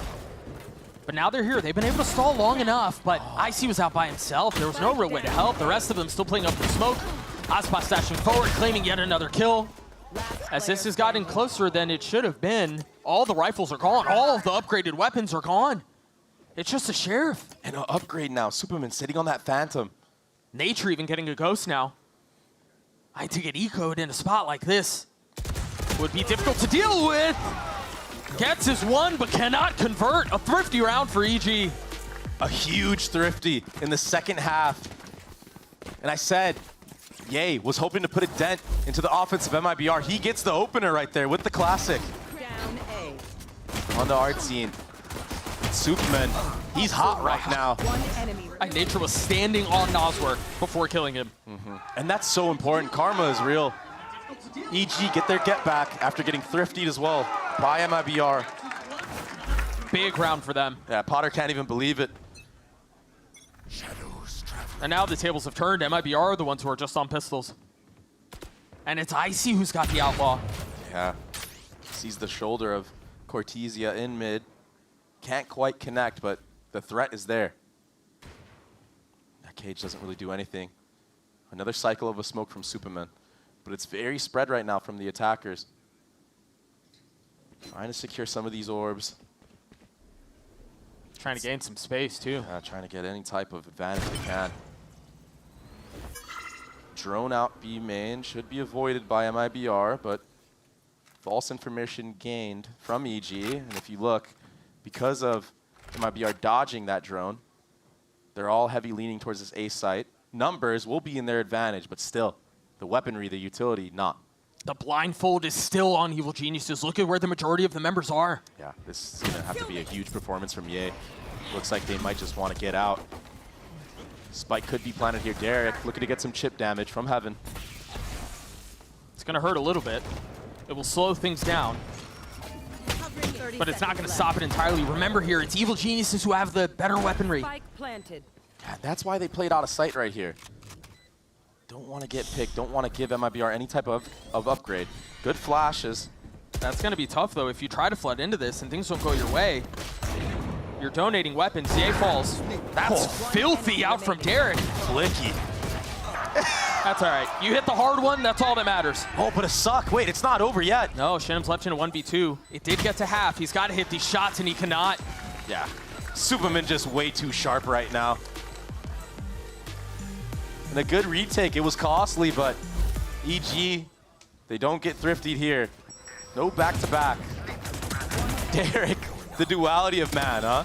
Derek gets a snappy little flick, can't connect on someone crouched right in front of him, but it won't matter.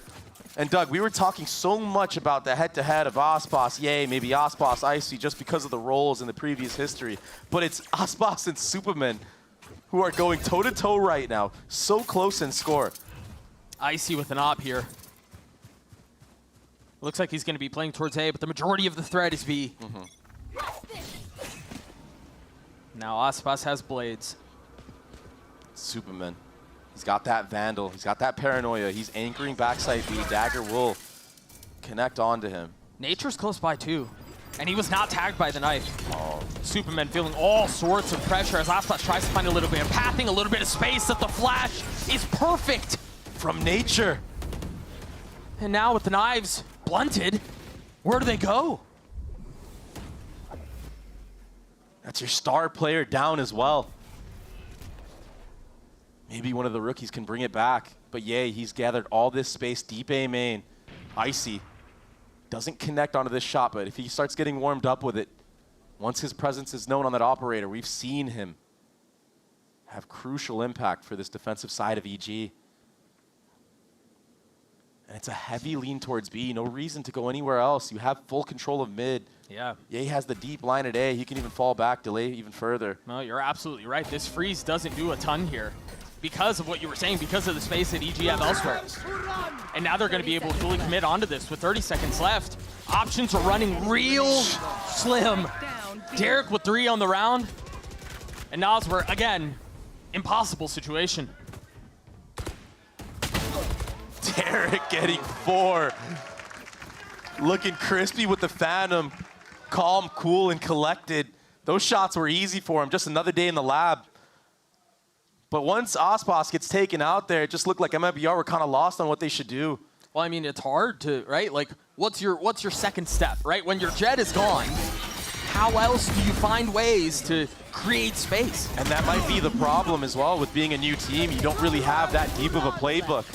You can't fall back on maybe going all the way back to A, pushing Ye off of that line, re-clearing some of that space. You kind of get scared. You don't have the experience yet.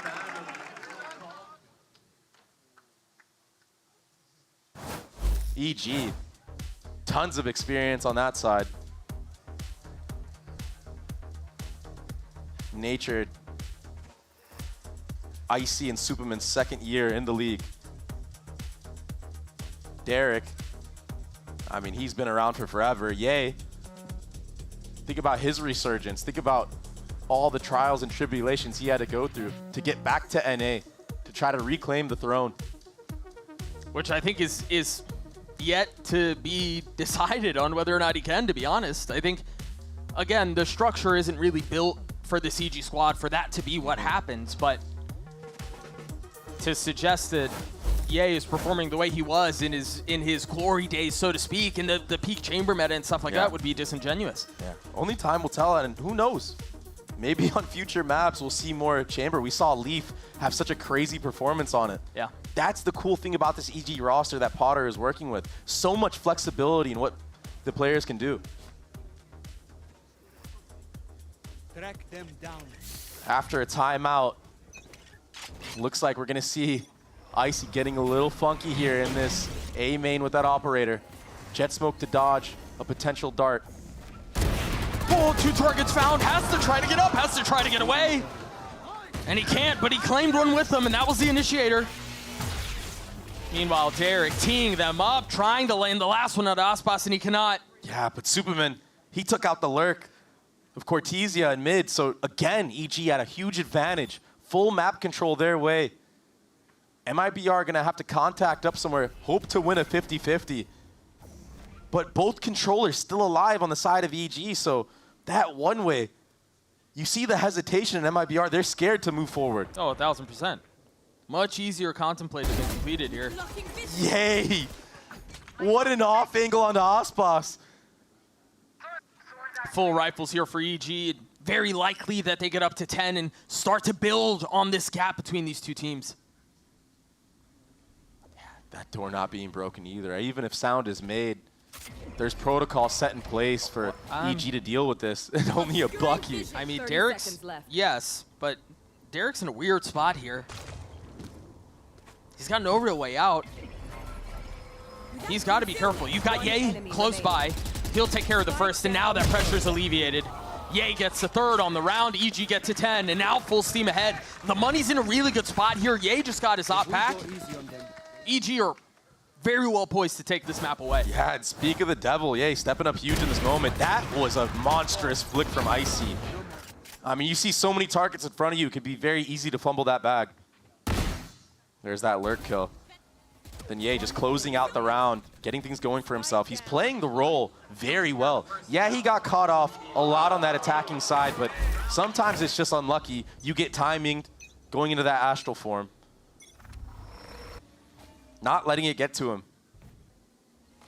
No, he has done what his team has asked him to do, and quite well. MIBR still able to hobble a buy together, but again, if this doesn't go their way, they will be devastated financially, and that's not the start they were looking for. Another first blood for EG. And this time, no smokes to play for MIBR, so if you do decide to go for a side execute, Aspas is going to be left to his devices. So many angles he's going to have to worry about. Derek showing a little bit of shoulder. Right here. Let's see if he can get any cheeky chip damage in here with these Sova shock darts. We've seen this look from MIBR a couple of times. It's either 1-3 or 1-4, but you regularly have the Sentinel on this late lurk. And that seems to be the playbook now for them as well. Yeah, but look at how deep EG are holding back from it's an off angle. Cortesia has to walk into these lines. Yeah. They're not giving him a direct duel. Right. You might not expect them to be this deep. Yeah, I think they also know that that's a weak spot for them, that they have not considered what could be there.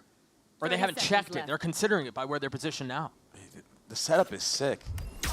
The pack is going to have to explode out of this A main to draw attention for Cortesia to get anything going, and that is exactly the case. Supa was the one to hold that cross, and he falls. There's going to be a later lurk now, 13 seconds left, then they've gotten the sight.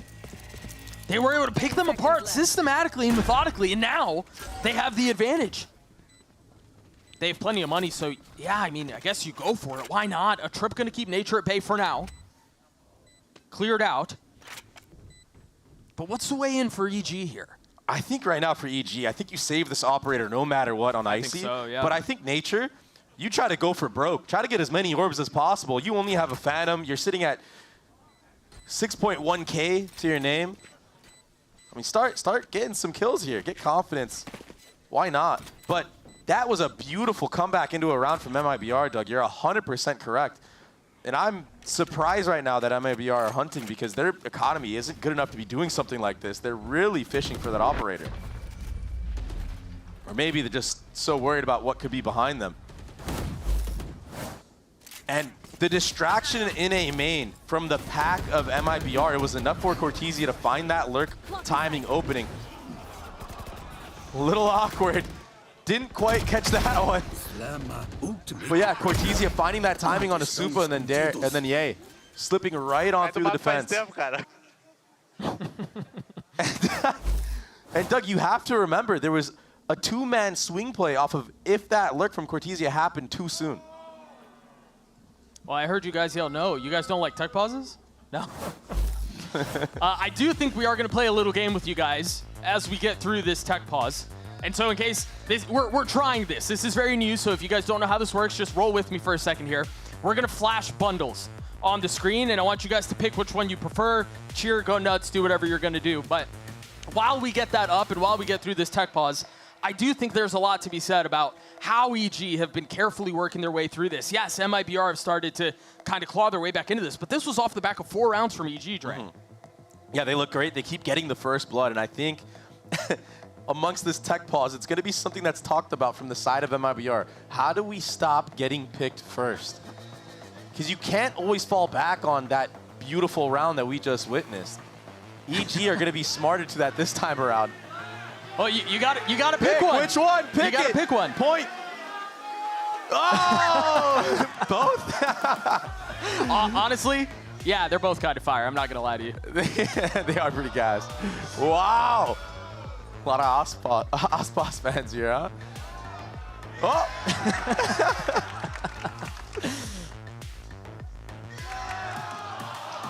Wait.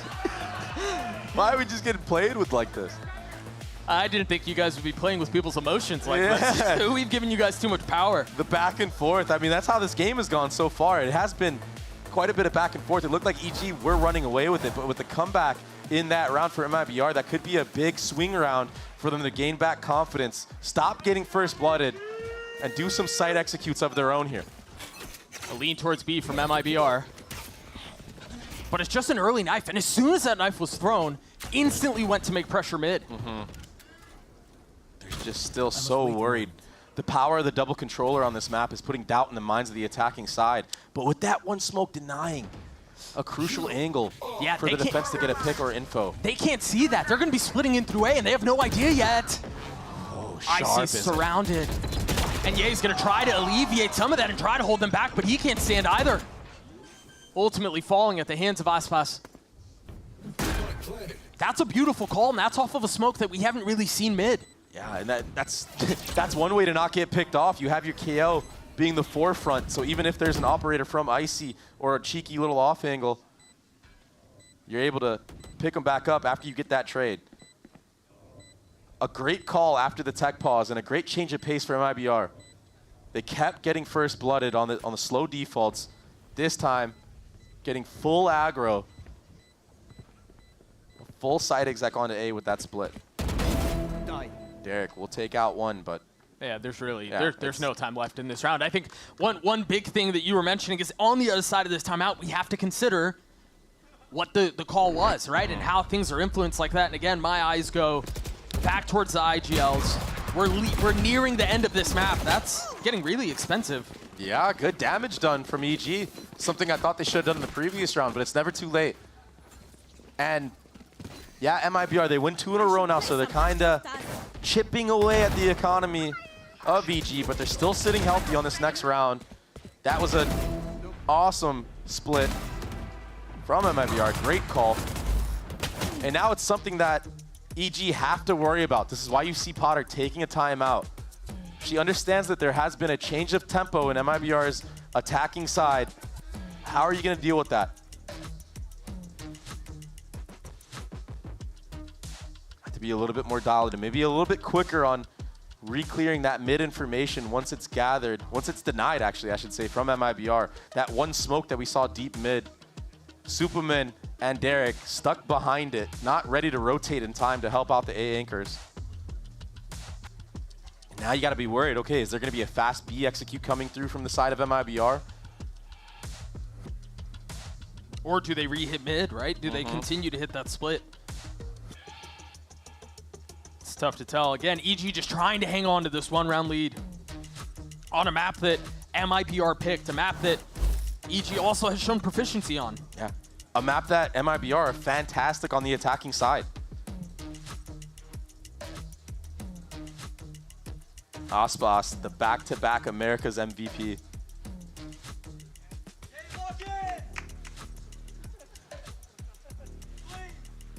As we go into this next round, it is going to be a heavy A and mid approach once again from MIBR. 3 members here this time for EG. They don't want MIBR to have any of this A main control. That knife can't quite connect. The back-to-back A splits, Doug? But there's a lot more space that EG have taken towards mid, so this is a perfect adaptation to that. Remember how they were crunched? This time they take the fight to A main, but Jinom's trying to keep them back. Yeah, the spike's on the ground, but he's got to realize there's a lot more threat behind that smoke. A fight on multiple fronts, and it's gone the way of MIBR once more. All up to Ye in this big moment. He's got to connect on this, but again, Nature pinching in now, a 2v3. They haven't been able to find their way out. Yeah, they're at a numbers deficit, but the clip runs dry at the worst possible time. He's gonna get spammed behind this box. 26 HP. There's nowhere to go. Nowhere to go. Oh my gosh, I like the proactivity from EG trying to isolate the A main fight. Nature even meeting up with Ye, kind of bailing him out in that moment when he ran out of ammo, but the pace and the pressure that Aspas and the rest of MIBR are putting on EG on these A splits, it's too much to handle. Ye, he missed a crucial shot on the players that were flanking, and that made the numbers game in advantage of MIBR. Let's fly. Economy, finally worse for wear for EG, and MIBR have a chance to amass a lead, get on match point. No mid-smoke out from the attack. You don't want to be hitting the split here. They're just going to try to fight towards A. And Aspas again with Jinom just devouring Evil Geniuses. And Nature hurt in mid as well. It's a dismantling of the defense right now for MIBR. Fighting fire with fire is not going in favor of EG. And it might be too late to fall back on something safer. MIBR flirting with 11. EG's buy's not going to be great. And so barring a Thrifty, we're looking at MIBR likely on map point. Exactly.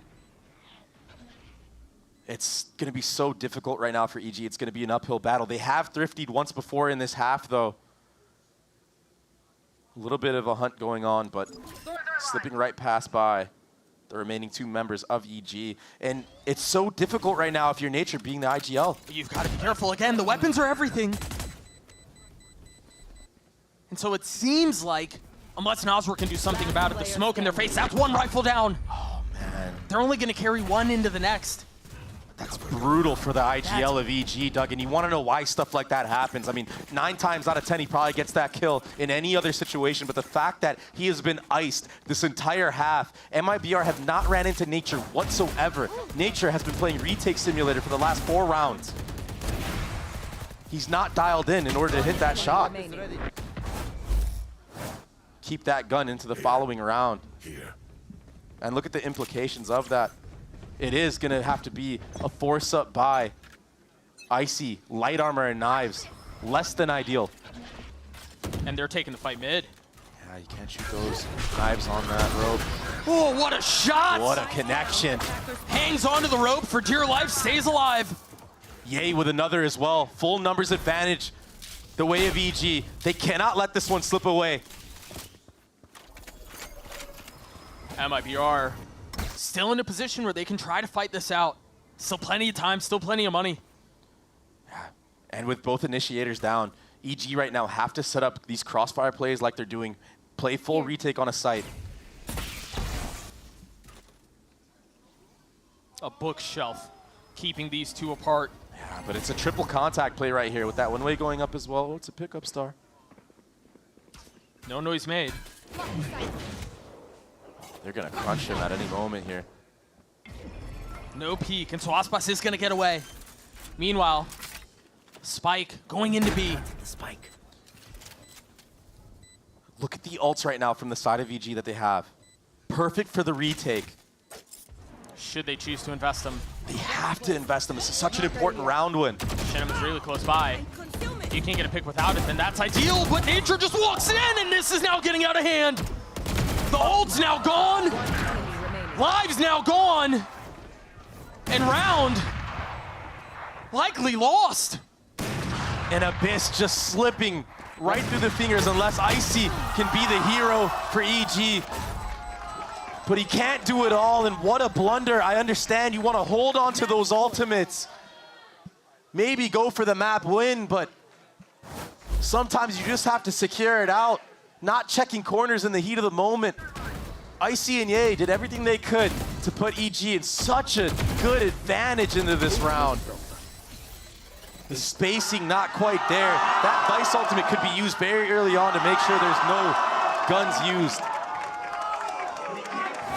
How did they let that one slip away, Doug? That's one you don't forget. No time to think about it, though. Right into the next we go. Another scrappy buy. EG looking to hang on to this map as best as they can. And you're right, the buy's not great. Deep smoke in. Our team first. And they're walking up. This is something that you have to do against all this Vice utility. That dagger lands on both players at B. That should be the cue, because now all that Vice utility is gone. A great pick on the flank, though. So now EG, they don't have to worry about that for the rest of the half. Rest of the round. Remember the ults. Nature has his instantly used. Gonna try to survive here. What? My goodness! Yeah, he hasn't missed a step. 4v4, the Cosmic Divide keeping them apart. Spike just barely on the other side. No flank to have to consider as Nature will fall. 3 rifles still in play for the defense, but they're dropping like flies. Nowhere to go. Nothing is safe. Again, Ye caught out with utility. Superman's gonna have to be a hero again. Try to pull this one back on his own, but he's not being afforded an opportunity. He's not being given a fight. The tap of the Spike walks right into his death. EG, they let this one get away, and MIBR capitalize. Artsine had no right to do what he just did to EG. Absolute disrespect. What a madman. Jumps through the Astro Wall. Gets a 1-pump shorty kill. Finds the timing on Deye. He did so much work on that B post plant. And for EG and Potter, you gotta recollect yourself if you want any chance of bringing this series back. Yeah, this one's tough because they had all the momentum. If memory serves right, this is the third map in a row that gets away from them when it probably shouldn't. A close one that they find themselves in that just barely slips out of their grip. How many advantages EG had in this map alone that were just given away for free? It's mind-boggling. That's a tough pill to swallow. Again, you got to give MIBR their flowers, man. Yeah. To be able to capitalize this. Again, I think Cortesia had an outrageous map. We will see if map 2, excuse me, and the rest of the series tells the same tale. We'll be back shortly.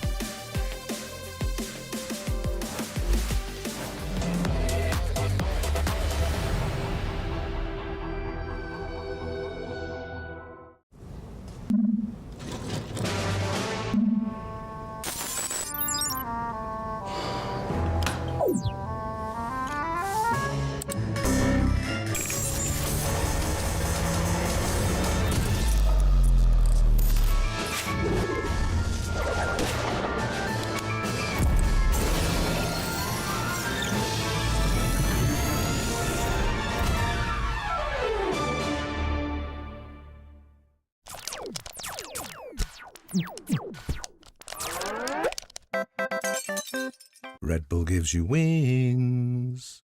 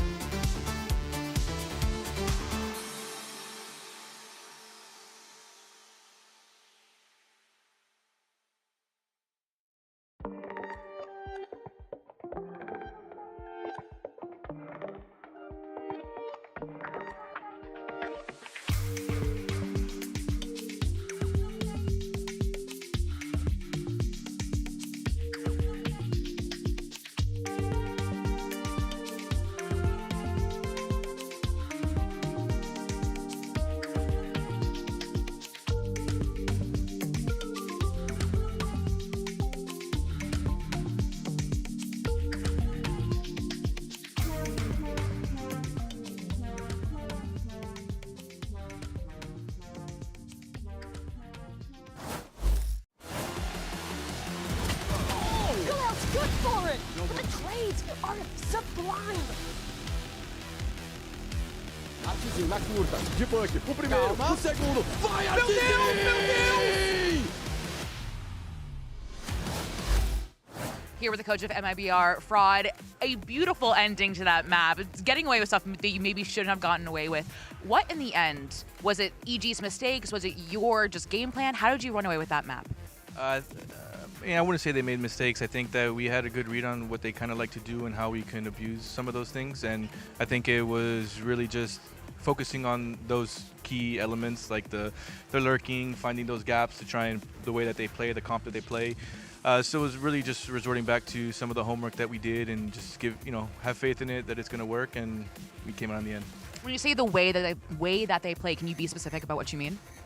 Not too much, but a lot of elements based from FPS, and also the comp doesn't allow them to have certain info and certain things. So for us, we know that if we make pressure, certain gaps are opened and left to be abused. So for us, it was more of just exploiting some of the way that they like to play their defense, which is great, but also, not everything is perfect. So I think we found the answer to how they play.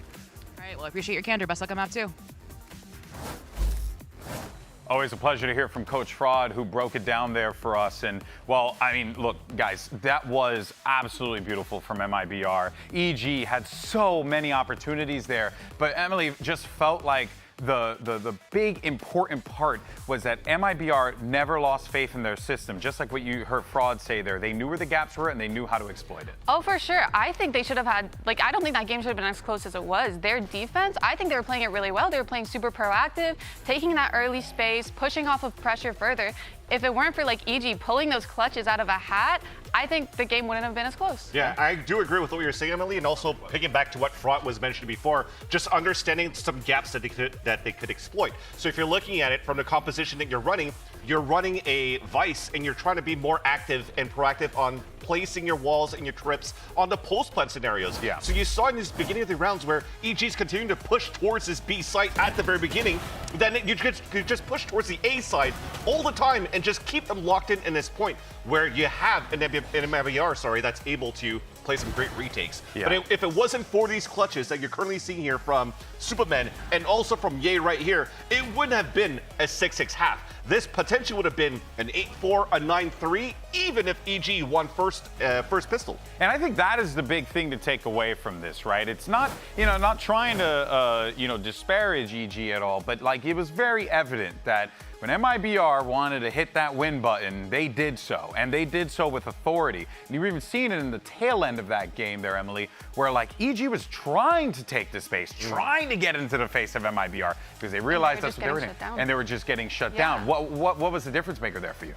I think they were just winning more fights, to be honest. Yeah. Like I straight up.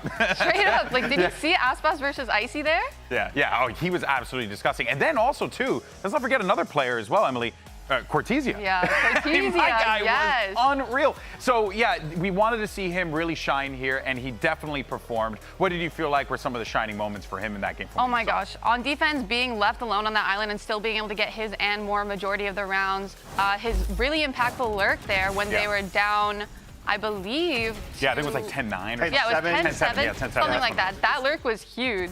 Yeah, the thing is, like, we have a classic EG where they get double digits, they get to the point, we mentioned it at the desk, and then suddenly they just let it slip. And when the team's starting to catch up, their opponents are starting to catch up, they're not winning duels. But yeah, Cortesia moving through, we saw a round where even we wanted the right over here.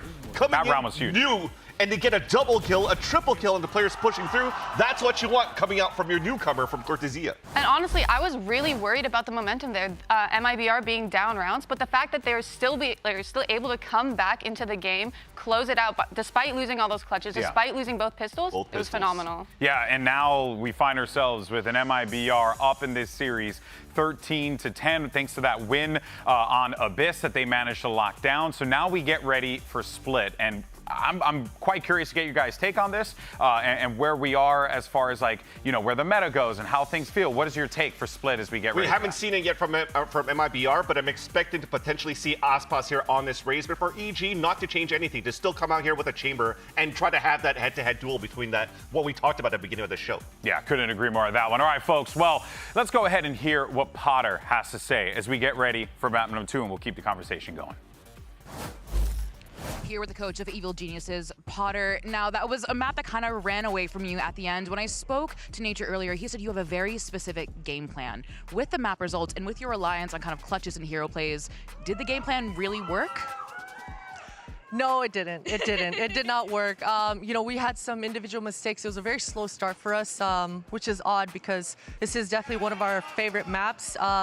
We just got to lock in. We've got to lock in for map 2. This entire series, actually, a lot of the maps are a lot of fun for us. So I hope we start having fun in maps 2 and 3 and loosen up a bit. Well, do or die. Best of luck. Thank you. Look, I'll be honest, Coach Potter, it's hard to have fun when you got Cortesia out there just absolutely owning. Aspas is diffing everyone. And also you have players that are just missing the shots that they need to hit. There were a few rounds there where, you were really hoping, Emily, to see EG really find those kills and find those moments that they did in that first half. It just wasn't coming. But now we're getting ready for Split. We haven't really seen much out of this, but Do you think we're going to get some Teo? Do you think, what kind of compositions are you interested in? I'm definitely hoping to see a Teo Breach combination here on Split. And I'm also hoping to see them bring back Chamber onto Ye so we can see what Ender was raving so much about in that pre-show. Yeah. I want to see the Ye. I want to see the Icy duo. Yeah, Chamber, do you think that happens? It definitely should happen. I mean, we saw before, they pulled it the last time they played against Loud, and it was another one of those games where they actually did have the lead, and then unfortunately let that slip where I think Loud brought that and won it in OT. So that is going to be another very tough matchup here for EG, who do manage to pick up this map. But the thing is Potter was mentioning that game plan didn't work out as anticipated on that first map of Abyss. I think it's also just very similar to just EG in that style. Under the heat of the moment, they lose those fundamentals, not clearing corners. For example, when they played against Loud as well on Pearl, the 1v2 is something that Nature could have won at the same time, but didn't pay attention to the time that was left. So making sure that they stay calm in these situations to be able to close out those moments, and they're not able to do that in the last few series. Yeah, the fundamentals, especially at this critical juncture in the competition, it's going to be so important for our teams to focus on here, especially for EG as they're close to facing elimination here. We're going to take a quick break. Map 2 coming up right after this. We'll see you on the other side.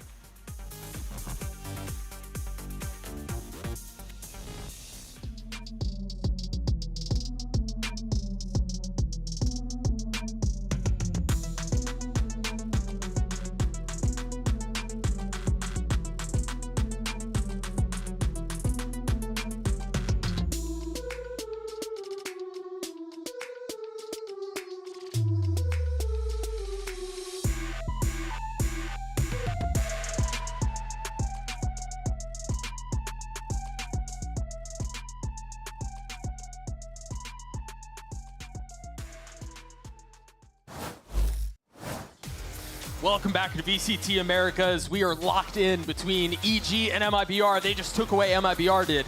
Map 1, and yes, it was their map pick, Dre, but it does feel like it was taken away from EG, and again, well done on MIBR to be able to do that. Yeah, and this just seems like the story for this EG roster. They get so many advantages, not only in the rounds, in the map, and they just throw it all away.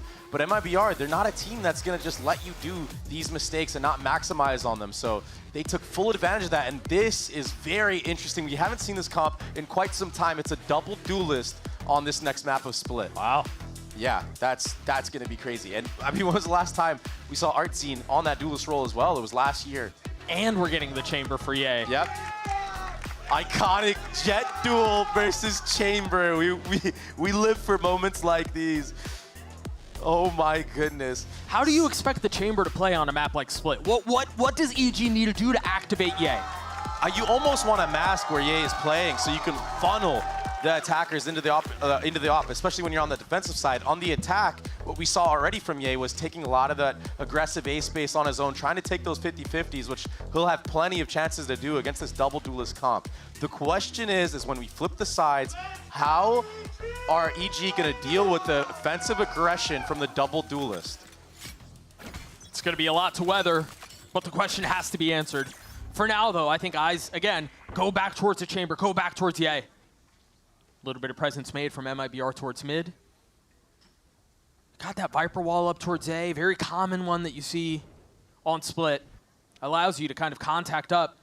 But I love where MIBR are playing. They're playing ahead of that wall to take that contact possibility away. So even if the wall's toggled up and down, they don't know. Yeah, and they're double swinging on those angles as well, just in case Ye is there with the Chamber. But Ye's actually all the way pushed up B.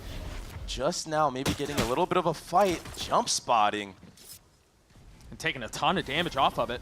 Yeah, that's rough. I mean, Derek does have that heal online, opting to go full utility.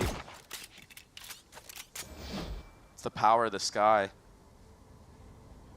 Nothing to heal up Cortesia on the other side. But the re-clearing from MIBR, they understand that most likely most of these members are geared up towards mid. I mean, they've taken so much space away. Again, this spell's disaster. They're going to have to win these gunfights if they want to alleviate some of this pressure because they've been fully corralled in. Cortesia not able to find the success he was on Abyss. Yeah, big pickup right there from Icy. This 1v1 doesn't go the way of nature. No, not ready for it. His hands betrayed him. Given away, and now EG in this weird no man's land. They're going to throw a smoke towards B, but then try to head A, and it might work. Almost in a pickle right there. Time is running extremely low right now. 10 seconds, Doug. Noswer could end the round himself. The TP across, nicely done from Supa, not choosing to take that fight. Massive out from Icy. Still work to be done though. Artsy sanding the shots. Icy falling. Oh, that's another. Disastrous for EG. Superman, he can't clutch this time around. MIBR, the way that they just moved around the map on this defensive side, constantly re-clearing spaces where EG was, and Cortesia in mid, getting that kill onto Ye, and then getting out of dodge. Yeah, he gets picked off by Icy, but still he bought so much time for the other members of MIBR to formulate a plan on how they're gonna retake this. What a nice flurry of trades as well. It's a great shot out from our team there. I think one thing that, you know, we haven't really touched on, but I wonder how it impacts preparation and things of that nature, because let's be honest, Brazilian Valorant has its own flavor, right? It has its own brand, its own spice, if you will. This is now the third Brazilian team in a row EG has faced. Yeah. So they're getting through the gauntlet, or at least trying to, but this feels like it's just a little bit too much. Yeah, this MIBR, they've came so prepared. On this map, no footage of them specifically, so all the time to prepare, all the time to anti-strat. And another pick onto Ye, but a good trade this time. That could be an upgrade too, a Guardian in the hands of Superman. Betrayed by the toes. Yeah, not a good angle. Peek it into nature. Trying to be a distraction, but I think it's going to be another 3K for Artsy. And he's one off of that showstopper, Doug. He's having a map. It's like he's been unleashed. He's like, oh, I get to play Duelist again? Yeah, I've been waiting for this moment. He's having a good time with it, too. Again, 6-0 from him so far. And you kind of wonder if it's one of those things where it's like, he's like, yo, Frog, trust me, bro. Let me play the Raze on this map, man. Let me do it. And if he can't pull it off, Frog's just like, okay, you're back. You're back on initiator duty. Hey, it's working so far. Yeah. Again, 6-0 from him, still has that judge. A Marshall for Aspas. A target found, not connecting though. But again, the help from Nas was perfect. And what a punish on that default. For MIBR, Nature, he will even the score, this time winning the head-to-head against his counterpart. But look at the minimap. Look at how far Shenum has pushed up in this B main with that Bucky.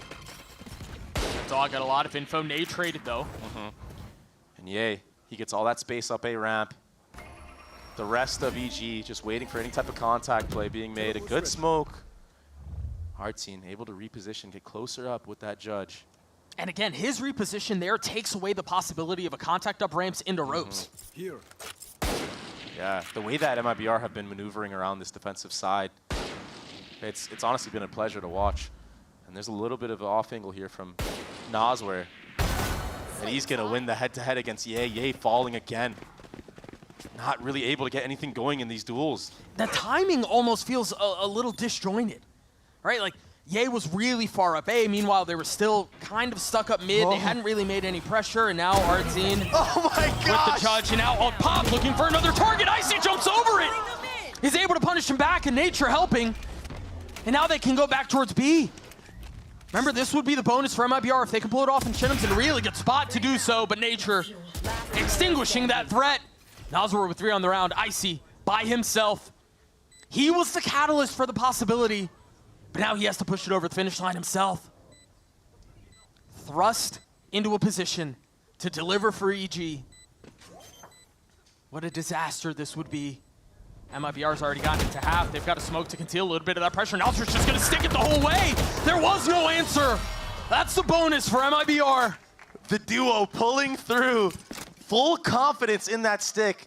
And the perfectly timed smoke from Aspas. Yeah, he loses the 1v1 against Icy, but he bought more than enough time for that diffuse to come through.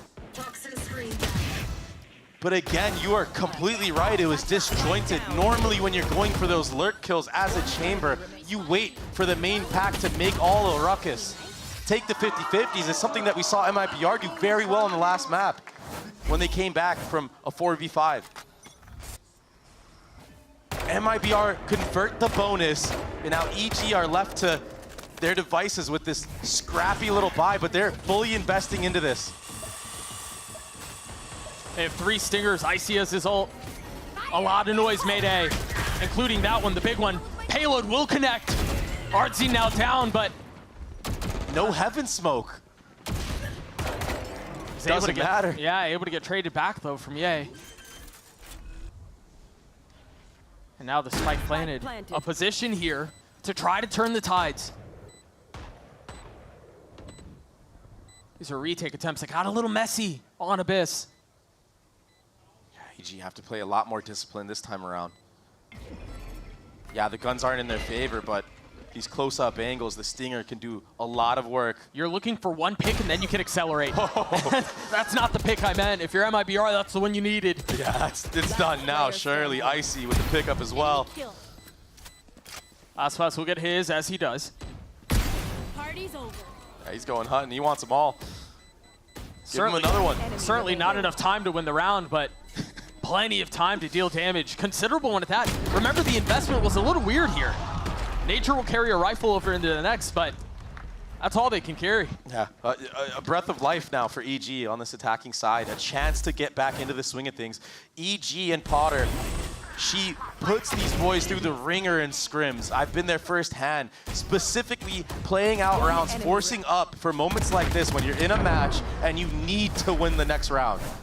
Stingers and full armor and a showstopper was all that was invested. Light armor on Ye and the op online. Ops on both ends. And they're going to clash right here in this A main.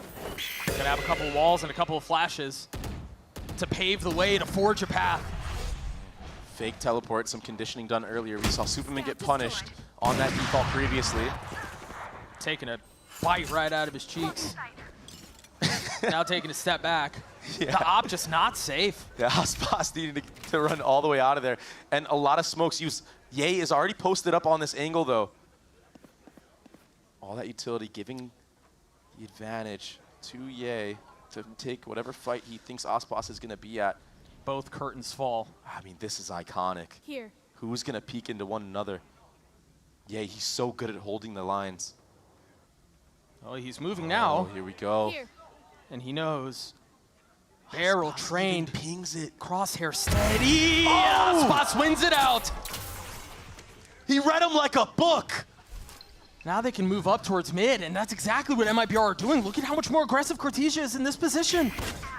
Dodges the flash, not connecting. Icy falls. Trying to connect onto the transfer, looking every which way he can, and gets away with 2. It's criminal. Disgusting work. Cortesia. He's really came to be in these last couple of matches, man. They got rolled by 100 Thieves, but the bounce back against Cloud9, that's where he really shines. Superman, he has no time here. Getting sucked off of the plant, into the nade as well. MIBR off of the pickup of Aspas' op. Convert that round. Cortesia looking snappy with it in mid as well.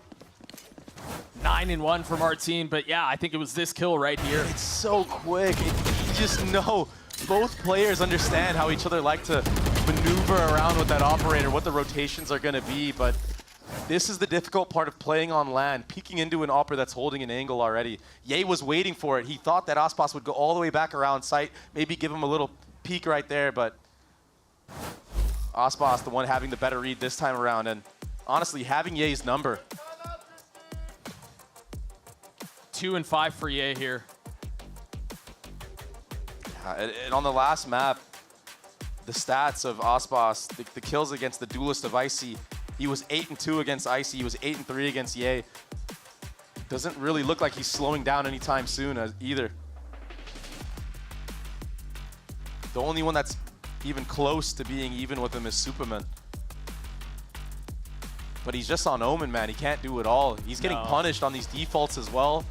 MIBR and Fraud specifically have done a really good job of prepping for how EG like to approach this attack side. Already punishing small things like Omen teleports, like where flashes are going in mid from the sky of Derek. And one player getting a 2K like that in mid, He knows the exact spot to play, understands the flash isn't going to connect onto him because it goes into mail.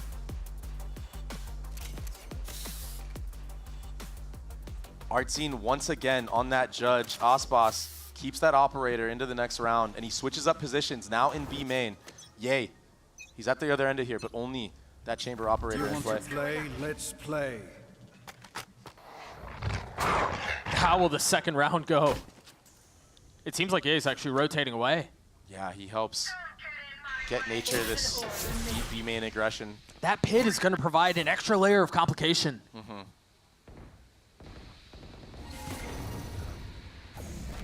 And again, Aspas is holding an off angle, waiting for Ye to walk into his angle. EG are going to need to set this chamber up. But with what? You have to flash. You have to flash the corner. Anything. Jump spot. You don't take this dry, surely. That's a good orb. I love that smoke, and I love that dog. They're going to back him off, but I think Shenum's in a really good spot to make a play. And there it is. Only one found, though. Aspas staying alive, repositioning, tucking tail, staying away. But Ye just gets dropped by Cortesia running ahead of that smoke in heaven. They got the sight, though. They got the spike down. Weapons aren't great. Oh, both upgraded, though. Icy and Superman now with rifles in hand. Surely you pop the jet knives on this retake. Icy's in a really dangerous spot here if he plays his cards right, but he was just too weak. Deleted. Folds at the hands of the judge.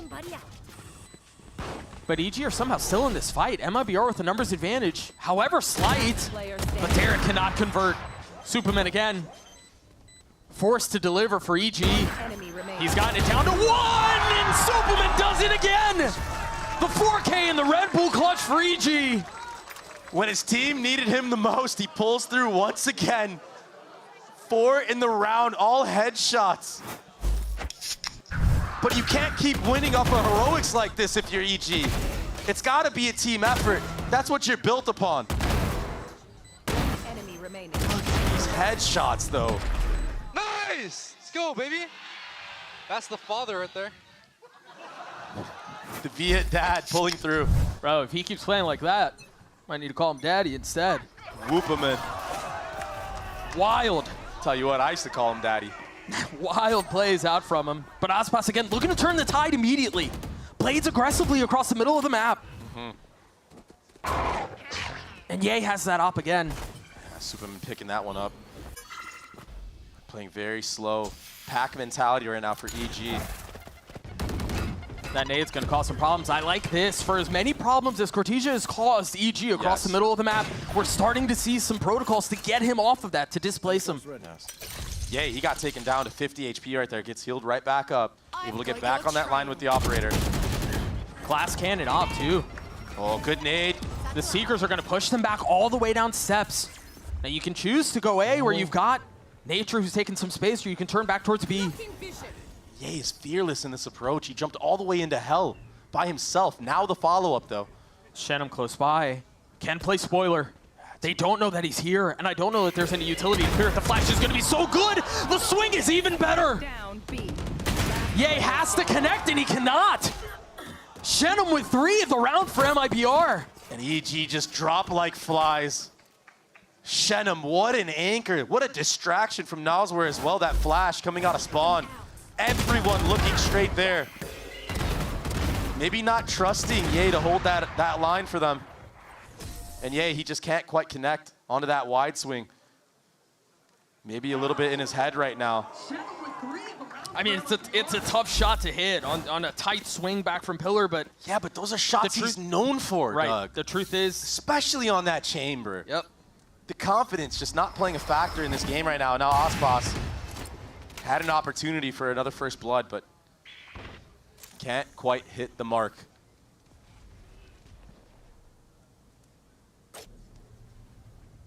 Ye doesn't want to play with fire, playing a very passive angle here. It's quiet across the board right now from EG. And there was fire on the other side. Aspas with the shorty in the smoke. Jump spot should be heard here, but a little bit of doubt.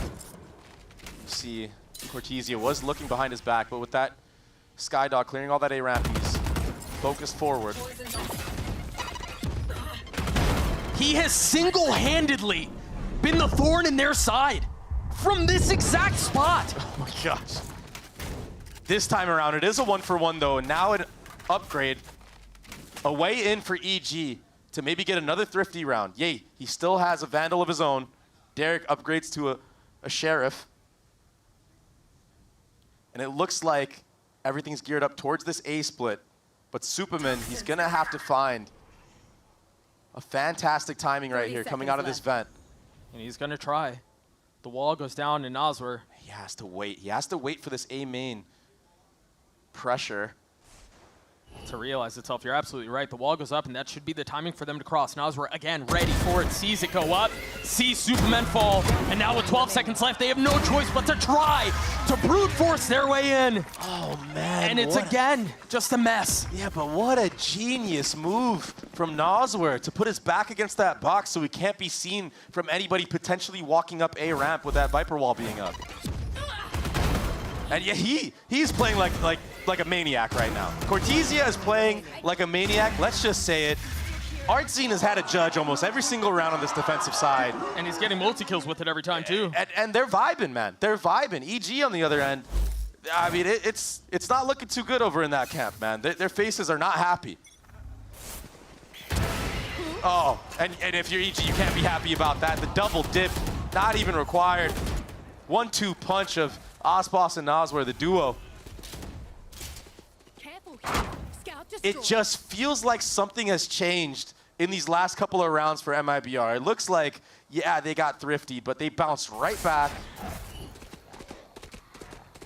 There was a lot of reason to be excited for MIBR at the beginning of the season. I mean, Artscene, the potential, Noswer, and then Aspas, of course, but they kind of stumbled out of the gates. This really feels like they found their footing, though. Yeah, it's so weird because against 100 Thieves, if you were to look at that match, you were like, oh, they have a lot to work on. But the turnaround and how quickly they've been able to do it is what's most impressive, right? They look like a different team here. And look, I'm not saying this map is over by any means. But MIBR's composition, let's just put it on paper, it's favored on the attacking side. You have the double duelist to go absolutely crazy in sight. I do think EG's comp, and historically, EG is also better built to play on defense. So that'll be good against good, but I think if you're EG here, again, given how Split has played out for you before, you've got to at least keep it competitive on attack. And this feels like MIBR are just set to run away with this thing. It can't be heroics that pull EG over the edge. It needs to be the overall team play, and we're just not quite seeing it here. Maybe call it an off day, call it what you want, but this is an elimination match.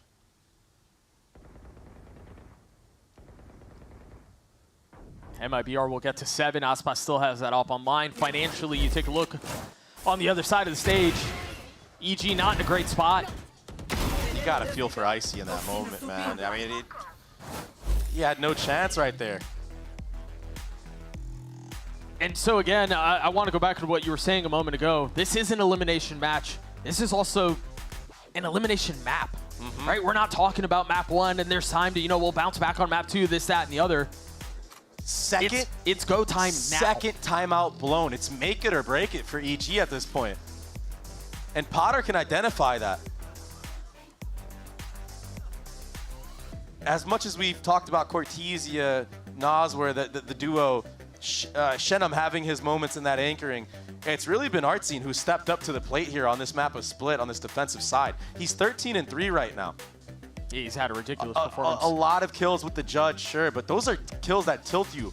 To be on the opposite end of a judge, we've all felt it in ranked. Well, and also it's the worst feeling in the world. And also, I mean, it does. The truth is, it's still the kills, right? Like they're still converting those into round wins, regardless of what tool is being used to get them there. And it throws you off your game because now, even if you're clearing these close corners, you're running in with the knowledge that, okay, it might not even do anything. I'm definitely going down. And I have to rely on who's behind me to get the trade. Right. And the trades have not been going through the way for EG. So already, maybe some players losing some trust in one another. 7-2 down. MIBR looking really comfortable here.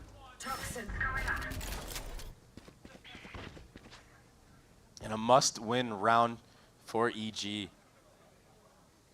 No timeouts left. You need to get back into this. Give yourself a fighting chance on the defensive side.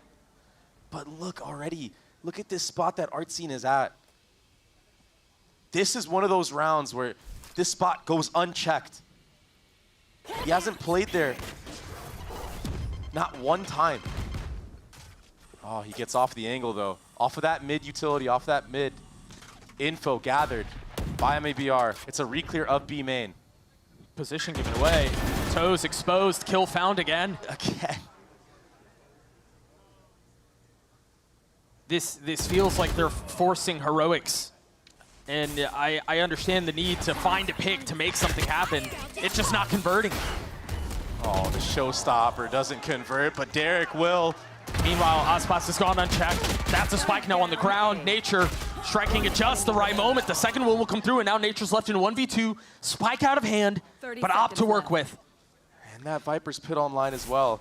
For MIBR, though, they're approaching us from different fronts, and that can either be a blessing or a curse. It's going to have to be another clutch from EG to stay in the mix of things. Giving him the space to drop the pit. And Nature switch weapons. He's now got a Phantom he can work with. Playing on the other side of this. Hearing one, spotting the other, and the snap again from Cortesia's filth. That's insanity. Just not low enough. The Viper's pit not taking Cortesia down enough for Nature to just hit a little body shot, but he had the up on him. He had the up on them both. To hit a flick like that, we got to get that POV. All he might see is tracers. But no, it was a Phantom, wasn't it? Oh, barely sees him 1 HP. Yeah. What do you mean? MIBR just looks so clean, and I think it's a lot of what we talked about in map 1, but it's rearing its head in map 2 as well. Cortesia has been insane. Artsine, as you mentioned, sitting at 15-4, and I think it's tough because MIBR are doing everything perfectly, and EG are struggling in every facet of the game.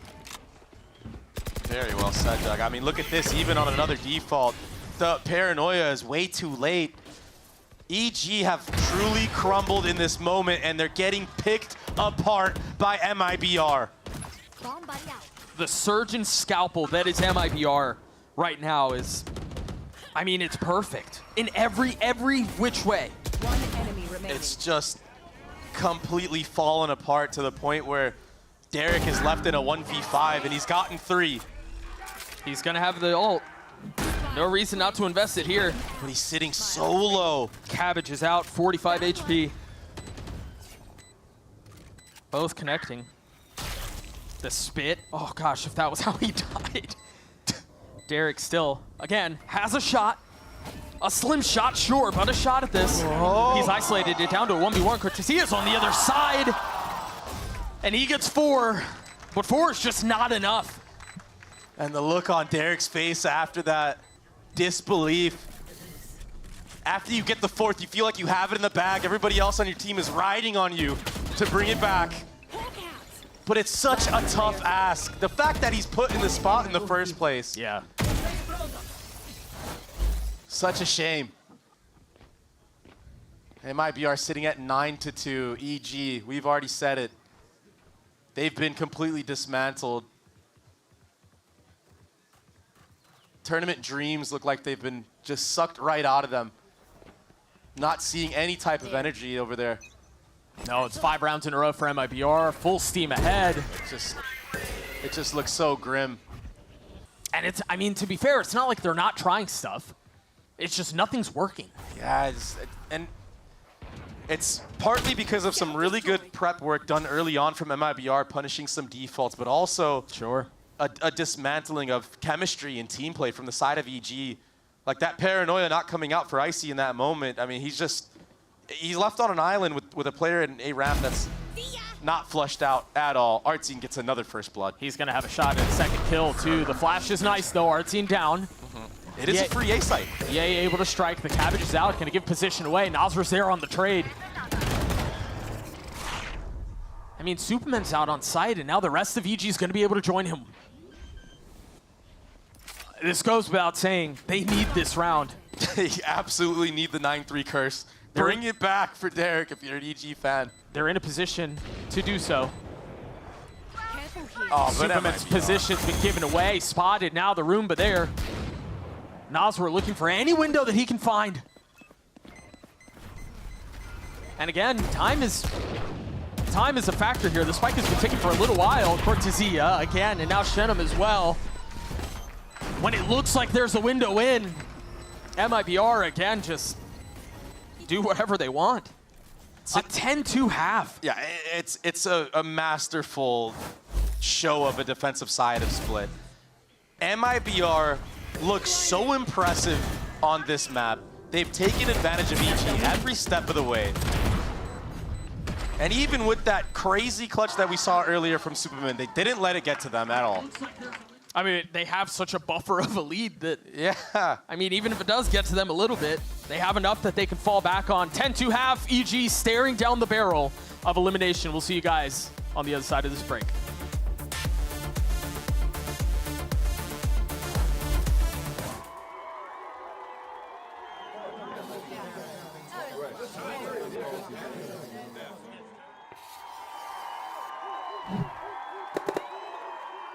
Red Bull gives you wings.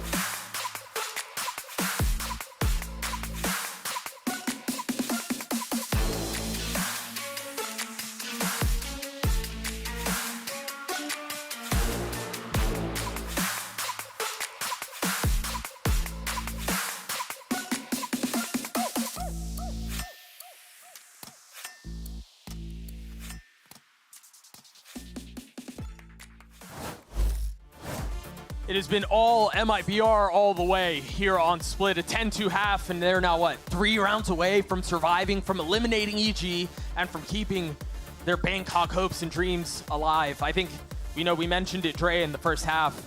This roster looked like it would be really good on paper. They stumbled out of the gates at the beginning at kickoff, but this does not look like the same team we saw earlier. Yeah, MIBR look insane right now. I most definitely wrote them off, especially after that loss to 100 Thieves and in the manner that it happened. But again, the way that they've turned it around in such a short span of time, it truly needs to be studied.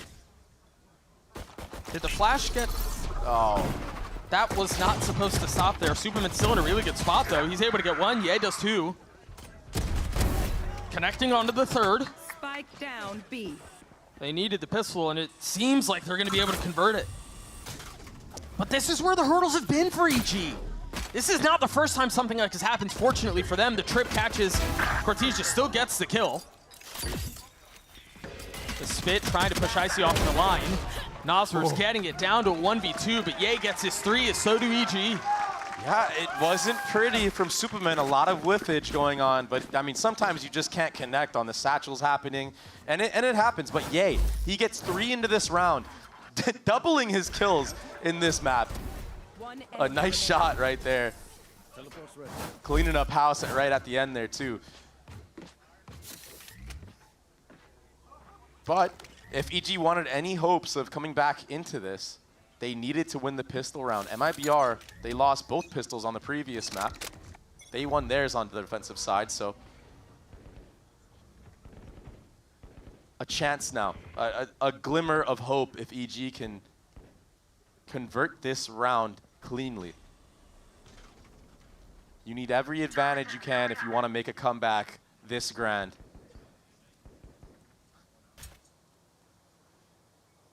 And MIBR playing super slow. Really running down that time right now, putting doubt in the minds of EG. He saw the gun barrel, surely. Just a little too fearful to take that extra step out, even with a teleport. And it's Icy that will get the kill, but he's going to get punished on the trade right now. Uh-oh. Artzine's able to find a free one. Still hanging on to the Classic. Meanwhile, the dog pushing Aspas off the line. That's another big kill out from Ye, who invested into the Outlaw this time around. Teleport's ready. They still have a little bit of space. MIBR drew up mid. Ye had nowhere to go. This is getting very messy. It's all onto Derek and Superman now. Remember, this was the anti for them. Like, this is the round that they were supposed to be able to convert. And cleanly, too. 13 seconds left. Derek has a lot to do here. And that very well might be the dagger. A thrifty round win for MIBR. EG back on a broken bye, and I don't know how you bounce back from that. MIBR played it so slow and methodical on this attacking side, even with worse weaponry. And Ye, the pressure may be unsurmountable, making huge mistakes, Doug, not reloading any of his weapons, getting stuck in a pickle, teleporting back. Potter can't even believe it. And she can't bail them out of this anymore. MIBR have dismantled EG in every way. The gunfights, the strategy, utility. EG are looking lost right now, and they have to force into this round because of it.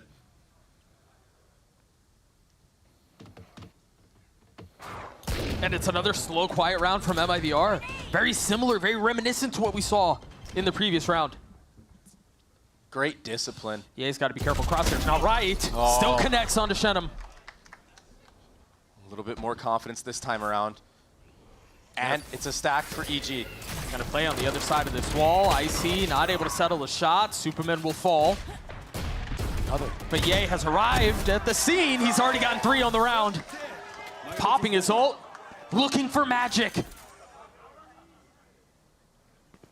Playing committed. Remember, it's Aspas who's got the Outlaw on the other side, and he will win that duel.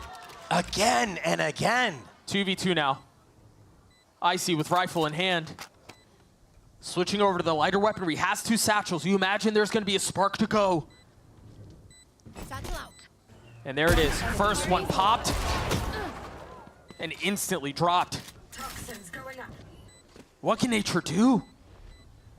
I mean, MIBR have such a good setup here. Yeah, Aspas is a little weak, but they have every single angle considered, everything cornered. And that's MIBR at 12. That's not just map point, that's series point. And that's the power of the double duelist, Doug.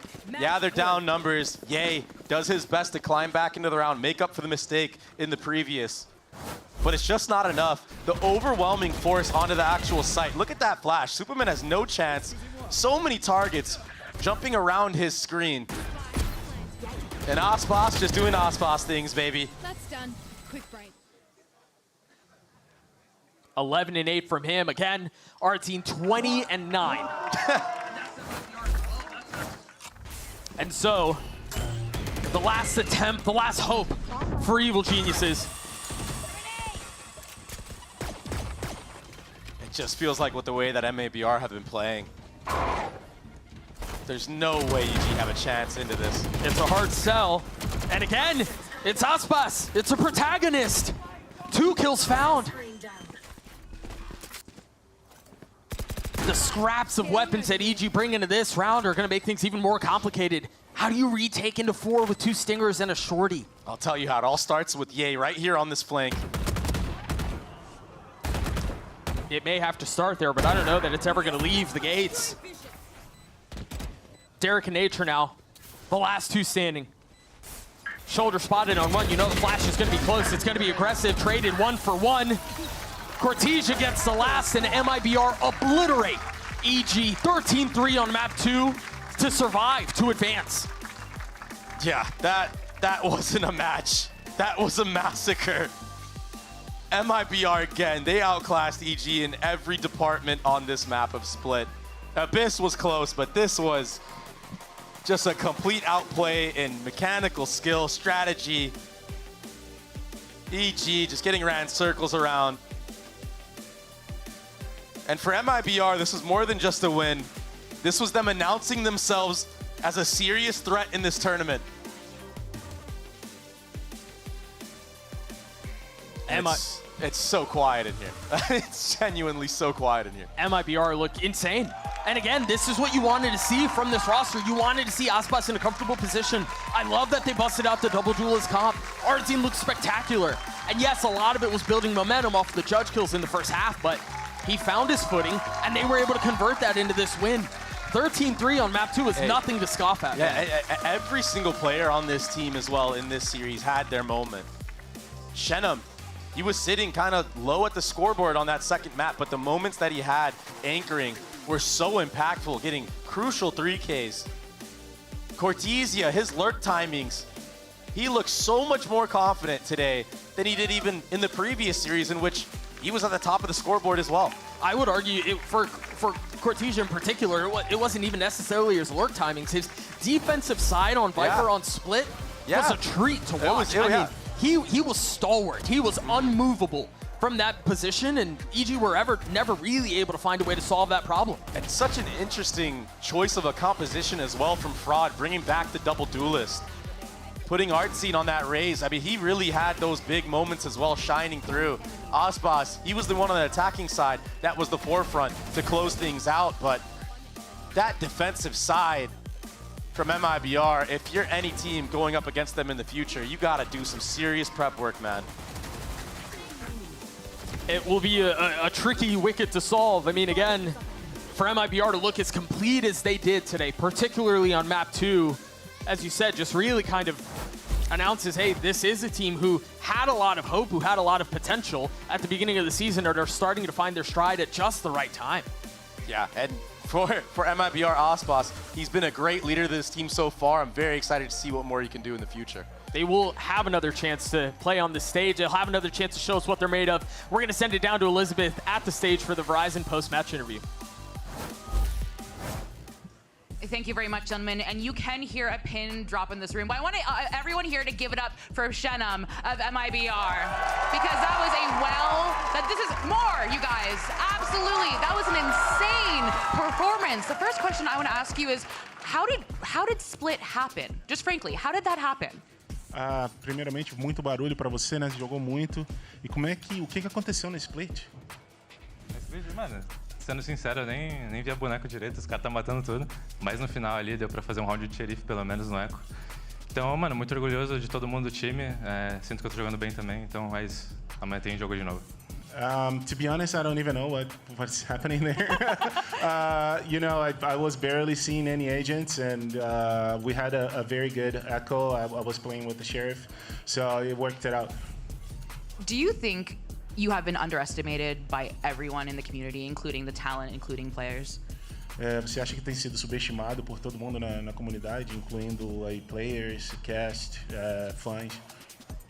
Cara, sendo sincero, pra mim é indiferente, eu não ligo pra nada disso, então se eles estão falando mal é porque eles queriam estar no meu lugar, e é isso. Okay, I don't really care about that, to be honest, and if they're talking trash, it's because they wanted to be on my place. Dang, okay. Your challenges only get harder from here. It is a continued lower bracket run facing harder and harder teams. How do you feel prepared, or how do you feel going into those matches? Vai ficar cada vez mais difícil agora na Lower, né? Vocês vão enfrentar times cada vez mais difíceis. Então, como é que tá a expectativa para isso, para o fim do Kickoff? A expectativa boa, a gente já tem jogo amanhã, acho que é muito direto os jogos agora, então não vai ter mais, assim, treino, vamos dizer. E a gente tá bem confiante todo o time, acho que a gente se preparou bem essa semana, teve uma semana de treino. E qualquer um que vir agora, Leviathan, né? A gente vai jogar bem e vai dar nós. We're very confident. We have game tomorrow again, so we won't have a lot of time to practice. But, Leviathan is coming, so we'll be just ready for whatever. 2 more questions for you. One is a fan question that someone didn't leave their name. How do you make split-second decisions in clutch moments? Essa é uma pergunta de um fã. Como é que você faz essas decisões assim num piscar de olhos, cara? De clutch, você diz? De decisões difíceis e num piscar de olhos. Cara, Não sei, acho que já virou um pouco mais automático, vamos dizer. Acho que estava pecando isso até no off-season, acho que eu consegui arrumar bastante meu estilo de jogo, né? Até por ser um novo time. Então, acho que é isso, acho que é ser bem calmo, né? Ser calmo.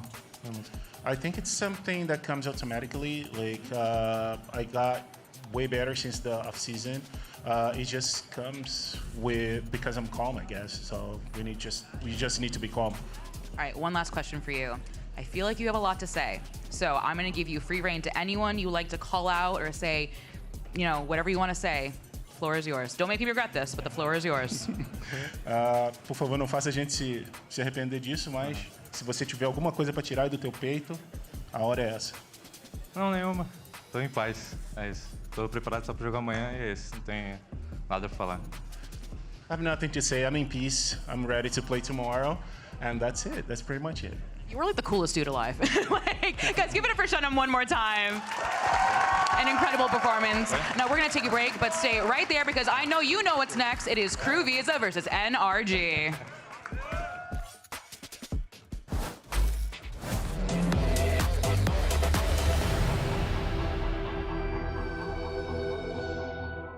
I've got a bunch of different mice. When you find the one, you know it's the one. 저는 이게 제일 좋은 것 같아요. Look at this. Isn't this perfect? 누가 만들었는지 알려주는 것도 같이 들어있고. This mouse is ready for a fashion show. It's Pulsar by me. It's by me. It's Pulsar by you. The human body was built to move. Not trapped at a desk in one singular posture for 12 hours a day. It's time your chair evolved. This is Secretlab Titan Evo. Ergonomically engineered for you. Gamers, hybrid workers, artists. Backing your every move.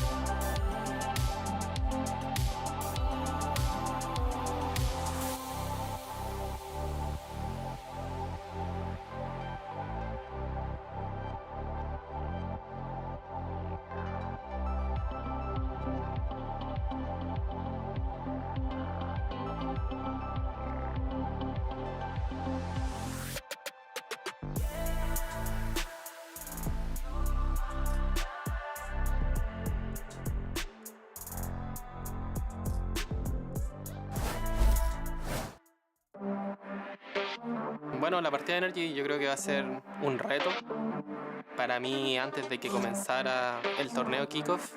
Ellos eran los principales candidatos a ganarlo. Wait a minute. Mata with the ace. I said I wanted to play against 100 Thieves the most out of like anyone. Got that over. Yeah, easy, huh? Money in the bank. Whoever comes next. And that next match is going to be against KRU Visa. How do you feel about facing them? They've always been a great team overall to play against. Siguen intentando cazar a Angelo Mori, se les está acabando la vida con tal de llamarse la vida de Neo. KRU no para. Mada y el Flex que es Verno, creo que son jugadores muy buenos, pero no son players que uno no pueda vencer, no son intocables. Imposible, lo has empatado los Spike y ahora 1 en contra de 1. ¡Dale, papá! ¡Mister de frente!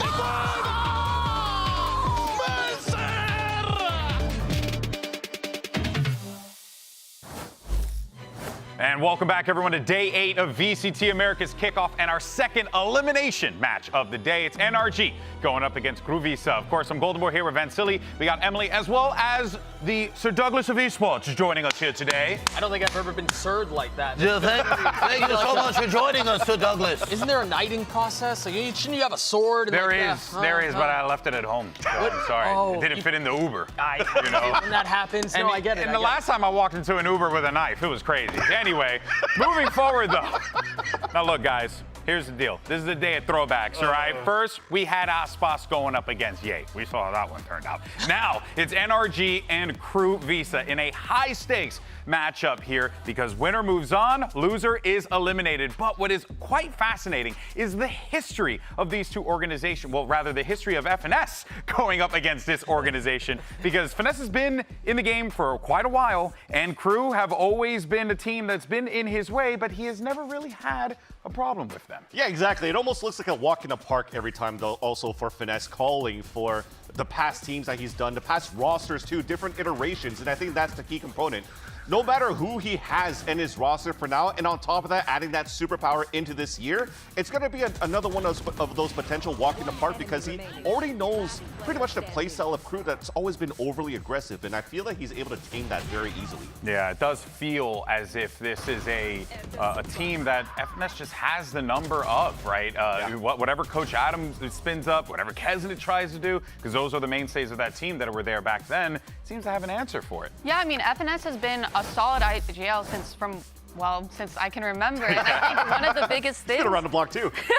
One of the biggest things with Kesnet and Mizzino is like, you were right. The way that FNS calls, they force them to make mistakes in those aggressive plays. Yeah, and that, I think, Doug, has been, well, without a doubt, it's been the death knell for KRU this entire time. And we know this is a team that likes to get aggressive, get in your face, and oftentimes that can lead to a fair amount of mistakes. How do you stop that? I think it's funny, though, because when you take a team that is as structured as the Optics, the NRGs, the Finesse cores have been, that's often the response, right? Like if you want to throw something into them that you aren't prepared for, that you can't really respond to and condition around, it's all of that aggression, right? But it does seem like Finesse has been able to navigate his way through that every single time. And so, I mean, if you're KRU, if you're Adam, I mean, what?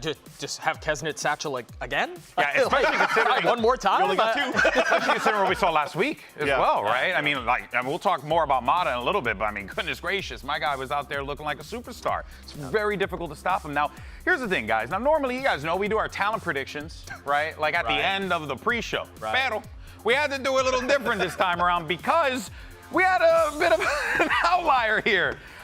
We all went with NRG except for one mustachioed British man.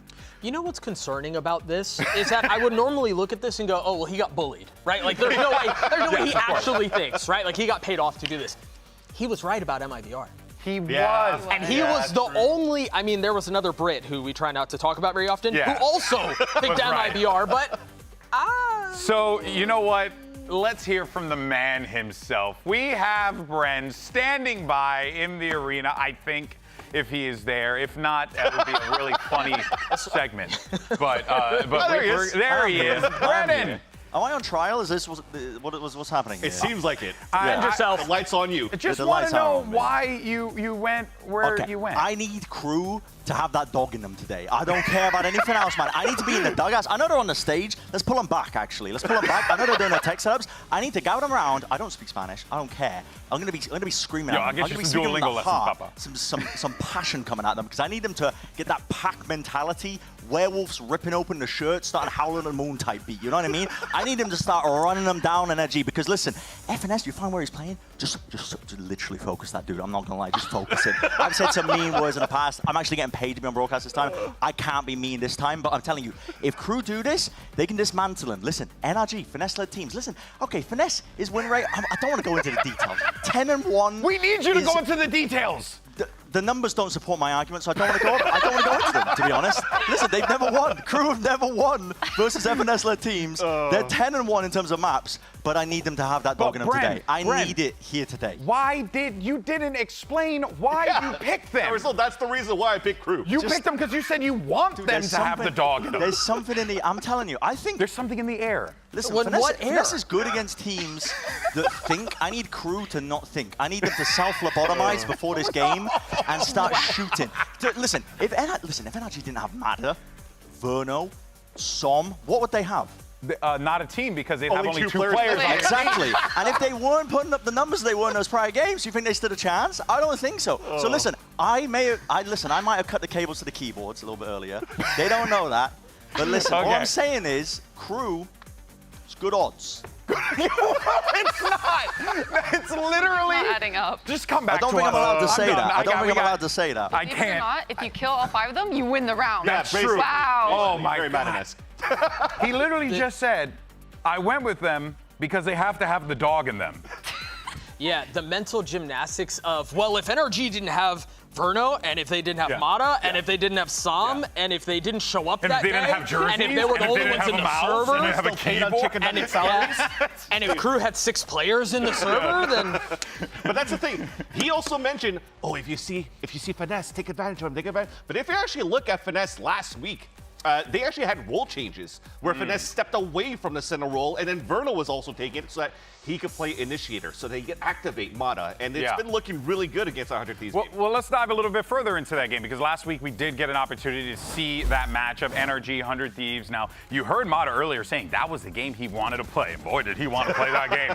And my guy popped off in that one. I guess, this feels like, Emily, that they're hitting their stride early on. I know it's too early to tell here, but a win against 100 Thieves is a really big deal. Do you feel like this NRG team, if they follow through with that, can they be this unstoppable force that everyone was predicting them coming into the season? I really think they can. They're such a structured team. Like, you will never see them not going in solo. They'll always have trades. The duelists will always be supportive of the util. They're set up so well. It's all there. It's all there. It's all there for them. Let's just see if they can actually execute it today. They got Bonkar too, and I think going into those moments where Bonkar has that experience with some of the players as well, also playing against and coaching, going from Oxygen to Oxygen in Challengers, they've been looking really good at that one as well, developing as a roster for NRG after their tough loss in the upper rounds. Yeah. I also think too, like NRG showed the proficiency that they were going to bring into this season in the off season, right? Yeah. Like getting through the Super League the way that they did, and there was one like blemish on their record, but other than that, I mean, they look good, right? They look like the team that we expected them to be. They look like the team that is going to be competing for international spots. And again, I don't want to draw back to this a ton, but Finesse did say this is likely his last year. Yeah. Like, you're not a guy of his pedigree, a guy who is as fierce a competitor as he is not going to go out with a whimper. Yeah, it's with not the Carnage his legacy for sure. You want to come out like, absolutely. I'm just winning everything. I mean, guys, he's got the tools to do it. He's got the pieces to do it, right? You have all this talent across the board, and one individual in particular, the veteran Ethan, is an individual that I'm always keeping eyes on. And thankfully, we have Elizabeth standing by with him. Ethan, being the flash initiator of the team, I want you to talk to me about how you set up Mata, or does he do what he does all on his own? He's very vocal about it, so he kind of tells me what he likes and what he doesn't like, and so that makes my job easy, and he trusts me to do my job too, so it's easy for both parties. Best luck today. When you have these players that just are able to really mold themselves at the drop of a hat, and the way that Mata was able to in that last one, it's kind of what Ethan was saying. He's like, he just goes in there and kills him. I'll give him what he needs, but he's going to do it. Now, of course, on the other side of the field, you have NRG going up against KRU Visa. Now, KRU comes into last week's play, and we're like, okay, this KRU team doesn't really feel like this is the squad that we were hoping it would be. but then they absolutely stomped 2G. So is that, Emily, a good indicator of what is to come potentially for KRU, or are we being sold false hope? I don't think it's as big of a confidence boost as people are saying. Like, I feel like it was kind of expected for KRU to beat them, especially in like the fashion that they did, because not to like throw shade on 2G, but I just feel like Yeah, no, of course. Yeah. I mean, they lost one of their players too going into this That one is just true. because he's not like of age to compete yet into partnership. They also had to play a different roster in the very beginning as well. Sorry, Very this true. food at that part as well. But no matter what, it still goes into that they were going into this event kind of like neutered, and then they're just learning as they're coming from a Ascension team from Challengers into now, and it's not an easy run. Listen, I can tell you're being hesitant. You don't want to be honest. Let me be that guy for you. And as a fellow Brown, this feels bad to go against KRU, but I am not a believer. And I haven't been a believer since the roster was put together. I've been fed too many lies from these guys. They're going to go on a run. They're going to do it this year, champs. And no, man. And I think it's tough to say this, but I don't expect anything different today. I think this is a team that has tried similar iterations of this project a couple of times, and it has not come together. They go on these runs to make champs, and then they get ripped. fizzle out right at the end. I'm glad we And have so- Doug to be able to say this because I would be way too scared to say it. Yeah, right me too. So, and here's the thing is, I normally cast, so even I mean, they're just not going to let me back on the desk. And probably for the best. Job done. All right, guys. Well, look, today, the cops are coming. Oh, get out of here, Doug. Run. All right, folks. Look, today, KRU needs to worry about a lot of things, but there's one individual that they have to be concerned about, and that is NRG's Mata, who had a star-making performance against 100 Thieves. So let's learn a little bit more about this young man. Let's send it over to Elizabeth. Thanks, GB. It seems like Mata has come from nowhere, but he's been grinding competitive Valorant since 2020, where he played in the Valorant First Strike qualifiers and was one game away from making it to the main event. Back then, he was just a Sova main. After First Strike, Mata was a grinder in Tier 2 and made a name for himself as a steady, reliable duelist. He first signed with Andbox and then moved over to Luminosity Gaming, Shopify Rebellion into Moist X Shopify, an illustrious resume with no gaps. He showed a willingness to round out his agent pool when needed, but the call from Tier 1 never came. Everything changed in Challengers 2024. Mata broke out from the pack with some incredible plays and absolutely insane stats. When the 2024 season came to a close, Mata was one of the names on everyone's lips as a pickup. For those of us who have been watching Mata since the beginning, had the same reaction: it's about damn time. So when you see Mata pull off an impossible shot or a ridiculous ace, just know that this rookie is 4 years in the making and has put in the work to make this moment happen. And one last thing, come with me. The name, Mata, it's his given name, Adam, backwards. Back to you, GB. Are you serious? Dude, that's what we call it. That, if I'm not mistaken, that's called a pantomime, right, or something like that. I don't say the name backwards. That's What did you just call me? something that you could see. Yeah. Actually, no, it doesn't even. No, isn't it? Actually, do not know things. Sean Garris and, is learning at some point in this chat. So. And this is proof that the North American education system not very good. Thank you so much, Liz, for that. I'm sorry, Canadians.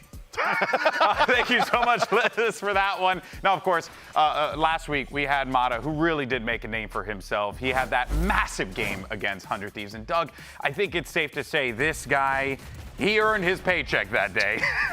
Yeah, I think it was Finesse early on in the season, or maybe in the off-season, who was talking about how if there was any player that he could have on his roster that he could build around, that he genuinely thought was one of, if not the best player in Americas, it was Mata. And I think last week we saw why. Right? We saw how good this kid can be. I thought that Mata was playing poker pretty much at this point against 100 Thieves with the amount of 3Ks, 4Ks, and aces that came in that series between them. I mean, even EU had a lights out performance, and that was instantly shut down with how confident Mata was playing from map 1 to map 3, beginning to end. He really is one of the most impactful duelists out there in the league right now. And he's like one of the players that I can wholeheartedly trust to turn a whole game around. Yeah, it's crazy how, in such a short amount of time in the VCT now, everyone's got Mata, like at the top of their head. Of course, big opportunity there for him. But, on the other side though, right, we were talking a lot about NRG, but I do want to give an opportunity here to highlight some of the other individuals. We always talk about Kesnet, and we always talk about like what he brings to the table for good reason because he's so good. But we also had Melzer, who is pulling off some great moments for KRU as well. This is going to be, some of what they need, but I also can't help but feel like, Vansili, that we're also putting ourselves in a very similar situation to what EG just went through, where it was an over-dependency on the clutches, so you really do need to see that game plan come to cohesion. Yeah, and it's sad to say that I have to go back to that crutch of they could go on a run. It's always in the most important games, but it's never been the same way for like KRU and the opening games for kickoff or the beginning of the season. It's always towards the end, and towards the end, it's that Melzer. The consistency rather shines in for him after that, where he's able to get those multi-kills in and have like that hero play that KRU needs. I just want to see that end-of-year performance of KRU start off now instead. Yeah, I'm angry. You're mad. Really angry. I almost karate chopped this table. I believe it. I mean, look at you. You're an absolute unit. You could have just destroyed the thing. Yeah. Look at this guy right here. He lifts. No, but really, there is something to be said about how KRU have really been slow on these starts, Doug. Just so slow. And now there's a great chance here because the energy's coming in this one. They're like, we respect our opponent. We're going to win. So I think KRU could take advantage of that. Yeah, I think there's a chance. And the tough thing about this roster, and maybe this is why I'm so frustrated with them, is because they do have the pieces. Yeah. There are things they can put together. They've got Kesnet, they've got Melzer, they've got fresh blood that's been injected into the roster. I think Adam is incredibly intelligent at the game, and he knows what he's doing. Yeah, there are a lot of pieces there, but it never comes together when they need them to. And maybe you're able to capitalize on the fact that NRG expect to win, but I still don't, I have a hard time resting my hat on that too, man. I think a lot has to go right here for them. Yeah, right. Because are we concerned about consistency regarding like Mata and stuff like that? Based on what you guys know from his experience back then, is that something, because, first game, it was like, okay, he was good, he was solid, but then he started to see that rise up. Yeah, definitely. When I was looking at Mata play during Challengers too, and I was like, he has these moments where he pops off and then moments where he cools down, but it's not necessarily on him. There was actually top teams in Challengers that were making game plans just to try to shut him down. And that's how you saw Mata finally getting iced out in some of these matches. But then he tells it himself. He had this moment of brilliance where he's like, I'm actually better than everybody else. Yeah. And since that moment, he's just been popping off. And I don't know if there's a way to really stop him now. Before we end, Emily, real quick, 2-0, 2-1. What do you expect to see happen here? 2-0. 2-0 NRG? 2-0. Hey, you know what? You heard from the desk here. It's going to be a tough one for KRU without a doubt, but they do have the tools to make it happen. Can NRG stop them as well? Let's go ahead and send it over to the stage. Riot Games Arena, llega el segundo match de eliminación, llega la rosada, llega KRU Visa!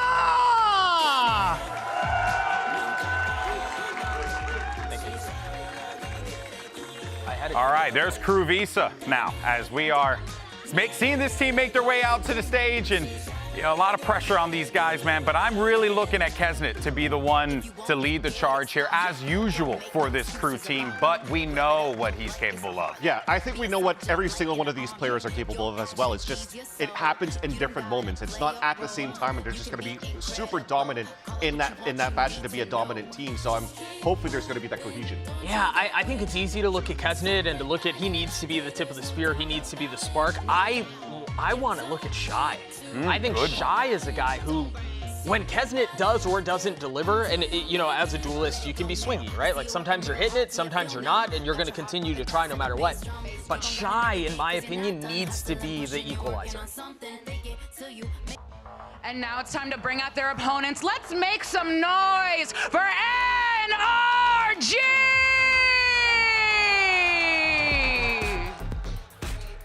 And of course, NRG led by the General Finesse. we'll see what this team can do as they get ready for this matchup. A impressive showing against 100 Thieves last week, where we saw this NRG team look like the team that we expected them to be coming into kickoff here, Emily. This squad has a lot going for them here, and it really feels like it's a take your pick on who can pop off. Oh, for sure. And I think to add on to the point before is like about consistency. I'm not even worried about that for them because of how good they are with their fundamentals. That's actually a very good point there, because, you know, when you think about Ethan, just Ethan, right? Just focus on him for a second. I mean, the man's a veteran. He's a legend, a world champion. He's been there for so long at this point now, so you know the fundamentals are there. And if they're there for him, they're there for FNS, they're there for everyone else on that team. That's what I wanted to say next is, okay, maybe not Mata. Okay, you take Ethan, he's a legend, he's, you know, whatever. Maybe it's not him. Okay, who's next? Oh, it's another legend. Yeah. It's another guy who's been around for a long time. It's Finesse. And maybe it's not Finesse. Oh, it's Sam. My W streamer. Who was the content duo. Yeah, and the best controller in Americas last year. Yes. So this roster, I mean, when you look from top to bottom, they were built to win championships, and not just domestically. Well, let's go ahead and see the series layout. You got Abyss, Haven, and if necessary, we'll be taking a trip over to Bind. Vancilia, does this tell you anything from what you're seeing on the map so far, or are you waiting for those agent picks? No, you were talking about it before, like when they played against 2G, is it the confidence that they needed going into this game? And indeed it is. It's a map that they won against 2G 13-3, and playing into the simple, just MIBR Ascent type of playstyle where it's a jet KO. That was really good in terms of those fundamentals, just to play into your comfort zone. So I think that is a great start for KRU to pick in that spot. Yeah. Going into that second one though of Haven, that is just FNS's playground. So at that point, when KRU was dismantled by even, I think it was Furia at that point, with Digizine just having everybody walk into his crosshair, this is just going to be even easier for somebody like Mata. Yeah, I really do think, Emily, that for KRU, this first map is absolutely crucial. They cannot give this one up if they want a chance to win this series. Oh, I believe it, because then going into Haven, like, I really feel like the way that FNS calls could force them to make those mistakes that I was talking about earlier. Like, I just think they need to at least secure this first map to have a chance of closing down. They're gonna need to do it, but it's gonna be quite difficult. And look at this composition coming in here. You got the You're the Harbor as well. Oh. That's fun. I know, I'm in the minority on this. I love Harbor, and I particularly love Harbor on Abyss. I think being able to section off things with your walls, having the versatility of being able to apply pressure with your walls across different areas of the map is really nice. And I think a lot of that is going to be set up around getting Mata in positions to make plays. All right, well, this is it, folks. Let's go ahead and send it over to your casters. Here's Brennan. Sideshow? Someone had a real late growth spurt. Damn. Don't be too surprised. Listen, I put him on the torture rack before we started the cast. But yeah, it's listen, this game is going to be a good one, Josh. Yes. It's going to be a good one. NRG KRU elimination on the line between these two teams. The compositions are looking interesting too. And I don't know how much longer I can go on with this bit. I think this bit is just going to have to go on, and you're going to have to accept that. Are you going to have it on the whole time? I'm going to have it on. What do you mean, have it on? Sorry, I'll continue. Yeah. What does he mean? So let's what does he mean? What do I mean by that? Well, listen, hopefully we get into the game soon. Listen, Abyss is the map that we're going to be seeing these two teams play on. NRG, they haven't actually played it so far in kickoff. And for KRU themselves, they haven't shied away from the map, honestly. It's been one that they've been leaning into a lot. And it has suited their style of play to a degree. But yeah, they've got a lot to overcome here because they are the heavy underdogs, despite my mad ramblings in the pre-show. You've got some belief in them, though, and honestly, they're going to need some strong plays out of Kesnet if we're going to believe in them as well. Early on in this round, though, you're going to see a little bit of that fake out of utility sent into mid by the Harbor. NRG have played this before in Soup, like we were talking about. But we'll see how much they've added into this after getting a win on that map right now. Just gearing up for a hit over towards the A. Wall goes out deep into backside. Some Paranoia as well. TP from Mata up and over the dart. Barely dealt with, but it does light up Shy. No attempt from NRG to really step themselves further. They're waiting for the response, actually, from KRU. Just holding for now, but eventually stepping over that line and taking the fight straight to them. Still dashing into the fray. It's not working out for KRU, though. Have to rethink how they want to approach this one, but already a two-player disadvantage. Yeah, a bit of a disaster there. And now this crossfire held back towards spawn. Good on Kesnet to find that first one. But KRU still don't have an angle into the site yet.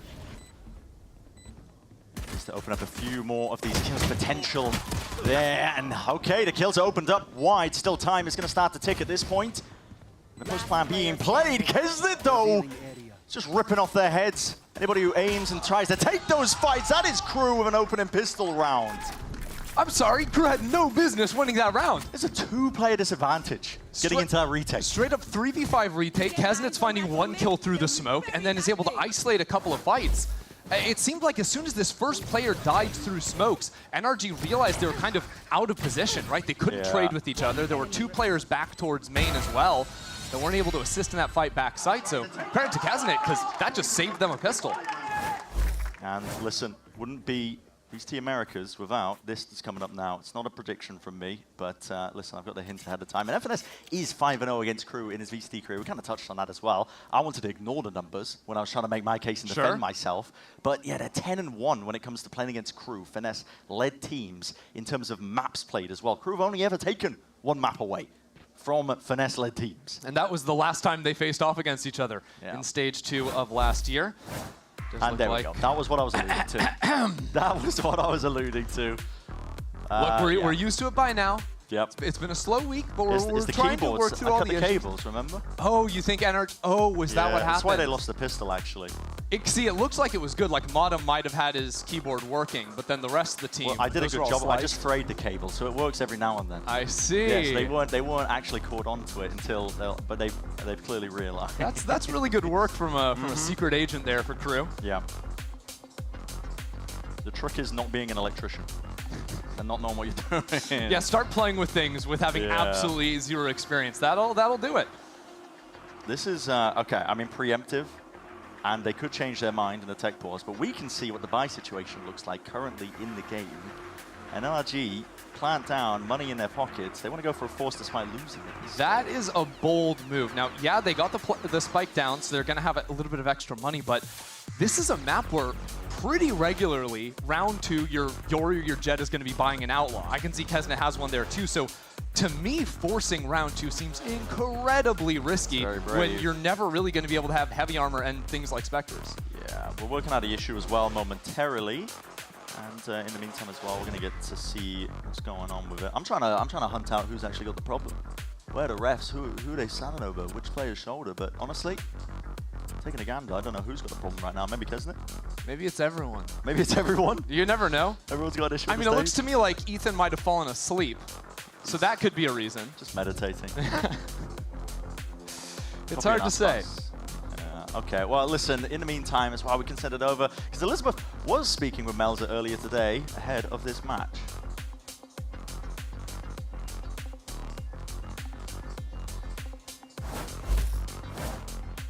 Melzer, after such a dominant performance against 2G, do you feel adequately prepared going into today that you can show off exactly what KRU Visa can do?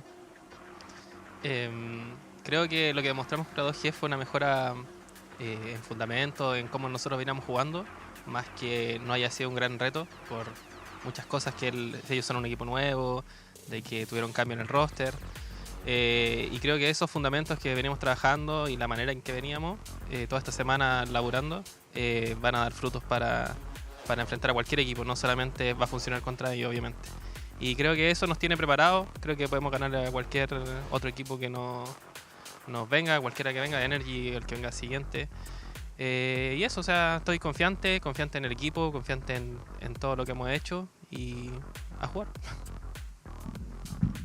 I think that win against 2G, it was a win that we got working on the fundamentals, working on our own game, and focusing on ourselves. And even though it was not really the biggest challenge because they're kind of a new team and they have a new roster, they're adapting to new things, these fundamentals and these things that we work are things that in the past week we were able to work and continue to work. So it are things that are going to help us out for going against NRG, going against whoever's next, and working on ourselves is ultimately what is going to push us to the end.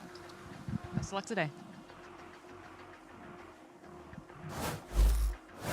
We'll be getting into it, yeah. I mean, listen, this is early beginnings yet. It's not a lot to break down in terms of the actual gameplay itself, but against probably most people's expectations, and we are as well solving what potentially the issue might be. So it turns out they haven't found out that they've sabotaged the keyboards yet. It's all about audio issues. Yeah, you've really done a good job of distracting them. Yeah, they haven't found out yet. That'll kick in probably map 2 as the sleeper agent for me. Sure.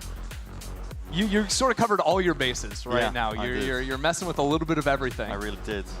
But hopefully the producers are listening to us and they can get ahead of the keyboard issues that are to come in map 2. I don't think that's the case. No? Okay, well, I have a little bit more faith in them than maybe you do, but... No, I got faith in them, don't get me wrong. It's just, listen, I don't know. I got plans on plans, I got layers on it. Kesnet got a spare earbuds out. Hopefully we'll be getting into the game shortly as well. Bodes well for KRU that they won the round and it was them having a tech pauses. Yeah, you know, you don't actually need to listen to each other. Yeah. Maybe that's what took them so long on the retake. They were waiting to see if they could hear anything. But it does look like, hey, that counter, it's clicking down. Going down. Look it's at going that. down. Okay, straight back into the action. And yeah, decisions to be made about the state of that economy. NRG are going for it. It's a buy with 4 stingers with a judge. Mada's going to try and TP in close on B and do something. Be very careful in this post plant of that fight going into Ivy, because I really do feel like NRG need to get up in front with this judge to get value there, assuming they get the spike on the ground. So, it's going to be a drone to try and set the pace now for the rest of the team to follow up behind it. Getting that nice little tag. Melzer just backing away. TP forwards, it's Mada. Judge in hand. Could be a dangerous retake if they actually let them get into position with this one as well. It's Harbor composition, they can refight it, and Mada just go and explore in the sky. Walkabouts. Could be putting KRU into the meat grinder. Grenade at his feet though. It's good discipline from KRU, making sure they can try and clear the way, but look at how aggressive these NRG players are. Just trying to hold this one up close into all of it. There's paranoias into their faces, still running them down with the guns in hand. They want to flip the map, taking that heavy control. Still, it's that 2 versus 1, and Som, he's left alone to do it all. Makes it that 1v1, but can he land this? Short Kesnet! That was his last bullet too. Kesnet misses that, it's over. And what a gamble to make.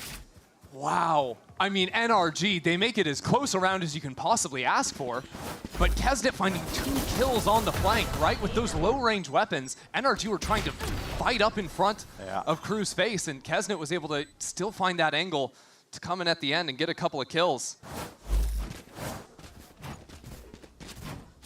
And this is brutal now. Okay, built up at least a harbor roll for Som, but going to be setting yourselves back a little bit here. Kesnet can hold on to the outlaw with peace of mind, and he's one away from the knives himself. It's hugely risky. I feel like especially on your attacking side of Abyss, where you're supposed to be winning a majority of your rounds, to gamble it away like that. Although... Okay. Sure. Get away with a little bit of murder there. I mean, this was just a round where they're seeing what they can get, you know, orbs in their hands, maybe get a bit closer to some of these ultimates, but an early pick onto Kesnet, who has been the difference maker. Yeah, really interesting harbor wall there to see if they could get a little more information. I was wondering if maybe they were going to try and reclaim a rifle, but really it was just to maybe threaten crossing over to the right hand of the site, really put some pressure down on KRU, who have limited information on that side of the map now as they gear up for B. It does open it up to be a little bit more dangerous, like you said. Play it down. But already Adverso has read this and has rotated over. KRU have 3 here. They have good understanding. Mazzino gets the deep knife as well, so very strong understanding. With the wall in their face, this is difficult to chew through if you are NRG. A lot of the map control really just going to miss here for KRU on top of it, but okay, fake TP in, just trying to, the paranoia seeping in, and bodies are piling up into the main choke point here. Lighten them up, nobody on that dart. Duty. 30 seconds left. Just Verno and Ethan left to stand and see if they can make a mark onto the B site. Good news is Ethan certainly is able to get this spike planted. Bad news is it's just a Guardian now in the hands of Verno. Player's going to be soaring on high and low. Stranger things have happened. Up and over the top though. Nobody anticipating it, Adverso. We'll just dish it out straight back, and that is that 3rd round conversion. Shouldn't be too surprising if you, again, paying attention and looking at the steady economy, but it did get closer. Got to shout out the anchor smokes KRU were using on that side of the map as well. Of course, you have the Viper wall that's making it annoying to jump around on the right side of the site, but also from up on top site, Melzer dropped an Astrostar just right on top of himself, even though he's getting paranoid, so he was able to use that angle, even if it's going down, find a couple of kills. It's all these players of KRU that are up on elevation, consistently finding those. It's a good beginning for KRU so far. And again, a reminder, this is elimination. Here in kickoff, we're right into the swing of things. The matchup where NRG were all expected to really just come out swinging, especially after kind of handling 100 Thieves. Get ready for a fight here. Kesnet's got the knives, Flash coming in. Yep, deep dart as well to try and set this one up. Nobody breaking this one. It's a difficult one to try and get a fair engagement. Kesnet will respect them, dash away. It's hard to try and overstep yourself and fight into A main there. There's a lot of positions to just hide from the util. And NRG, bide their time now going forwards. Dimensional Drift in the hands of Mada. And the Harbor Roll just making sure to sweep through. 2 players spotted, flashed up. Everybody blind as anything. Kesnet trying to save the day. Jumping around. Stuns in play. Mada just barely getting himself out of there. Spam supplementing with the fire. NRG full control of Heaven now. The decision has to be made already for KRU. Defense just toppled like that, just trying to save these rifles. Yeah, no way you're playing this round out. NRG spent everything there. The Harbor, the Yoru. And props to Mada finding those openers. That was absolutely critical. And he's been such a pivotal player for NRG. You look at their last series versus 100 Thieves. Those were close games. And this guy's putting up ridiculous numbers consistently for the team. In a lot of cases, the sole difference maker. I mean, I'm thinking back at that 100 Thieves game. Just wrangling back control of the pistol rounds. Yeah, he's getting on bind. Double aces on pistol rounds, getting a showstopper online for absurd. 2 round 3s in the same game. Just insane stuff. So no surprise, we've got him with the Yor ult in round 4 here.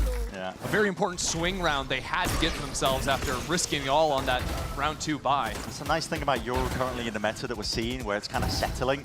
The game trending to more defender-sided, I would say, as well. The Yor ult is fantastic to just crack it wide open. You can see the coordination as well. Ethan's paranoia, just setting it up for the easy kill there onto a Verso. Harbor's first time being picked in America's Kickoff. Okay. Look at Som keeping it interesting. What's the play this round? I mean, Harbor while being A main is different. Kesnet trying to creep in front of that. The last 4 rounds, Som's been pushing that up into mid, so I was waiting to see if NRG were ever going to lurk off of that one. Instead, this game has really just all been about A main control so far. They hit a drone though. Kesnet backs away. Doesn't want to give away and show his hand that they've invested into the operator. Of course, listen, if NRG are paying attention, they can hold tab, they can see that it's a possibility. But it's from the money situation. That can be really tough to deal with that up. Yeah. Just attempting to obfuscate it. Spike is moving in a different direction though. NRG. It's a real slow round from Finesse. Actually, I'm watching this Yoru TP that's stuck on this wall right now. I was thinking maybe they were going to set up some kind of a fake into A. Okay, well, Mada TP's back. Is it just a fake on fake? He's trying to fake that it is a fake. And here he comes back, and KRU have bid it completely. It's only Kesnet. He's alone, entirely. Operator in his hand, no dash to play with or work with whatsoever, and he needs a kill to make it work. One man against them all. He can hear this util going his way. Anti-flash position trying to be played here. TP's in and away, but no clearance. And listen, take your time with the shot. Still Som instantaneous at the trade. An open sight now. NRG will be able to get this plant down. Safety the cove on top of it. Hammer wall is going to be hard to get through if you are KRU. NRG are choosing to fight up in front. Stop anyone getting out from back towards spawn. Players are weak. So util going to be looking at here. Stun into the one side. Dart and a flash. It's all accompanying it. It's good. At that, Ethan is going to put a stop to any of that funny business out towards the back of the side, but he's killed. Flooding in now, Ethan. What a playmaker he is, and that aggressive hold in through the back of the A site. That was nice. They got hit with a pretty nasty combo there. The KO flash, the dart landing on the ground as well for the info, even an Astropole. But Ethan just shut it all down. Good trade on this entrance from Som, second guy into the site here. I mean, look at that. Dude's just full blinded for the first one. The second 2 were legit. Just a little bit off, maybe with the util, but honestly, it looks kind of good for taking it. But that's one of the things that this NRG comp is going to do very well, which is really fighting hard to hold on to map control once you get in and get into those exits. This is different, though, from KRU. Making moves down towards mid. At the same time, NRG, they've got a drone going into B, so they could have sped up into that off of the mid pressure, but their spike's still in spawn. Yeah, Ethan needs to be careful here, but the angle he's playing, there is safety, surely. It should be... What? Spray it down, man. Just players waiting and walking right into the bullets and a reset enough to get that third. Just 2 rounds in a row like that? It's good composure. Because he was the player having to hold down that mid angle. If he goes down, he gives a rifle to the hands of KRU. There's more possibilities, but right now the slow play working out for NRG, sailing their way to evening up that scoreline. Yeah, okay. That's snappy. Yeah, the Sheriff's not standing up to Ethan there. Not even one bit. And Ethan's going to have a little bit of a feel for that. You know, mid usually is experimented more with on those lighter buys. But still, just committing to that spray there. Exactly what he needs to win out in that. Yeah, good awareness that there's going to be multiple players there. Very alert even after he gets the second one. A timeout going to be called here by KRU now. Looking like they want to make adjustments of their own, but there's not too much that they're really getting tripped out about. I mean, maybe they want to clean up some of their retake protocols towards A. Yeah. That hasn't been working out for them.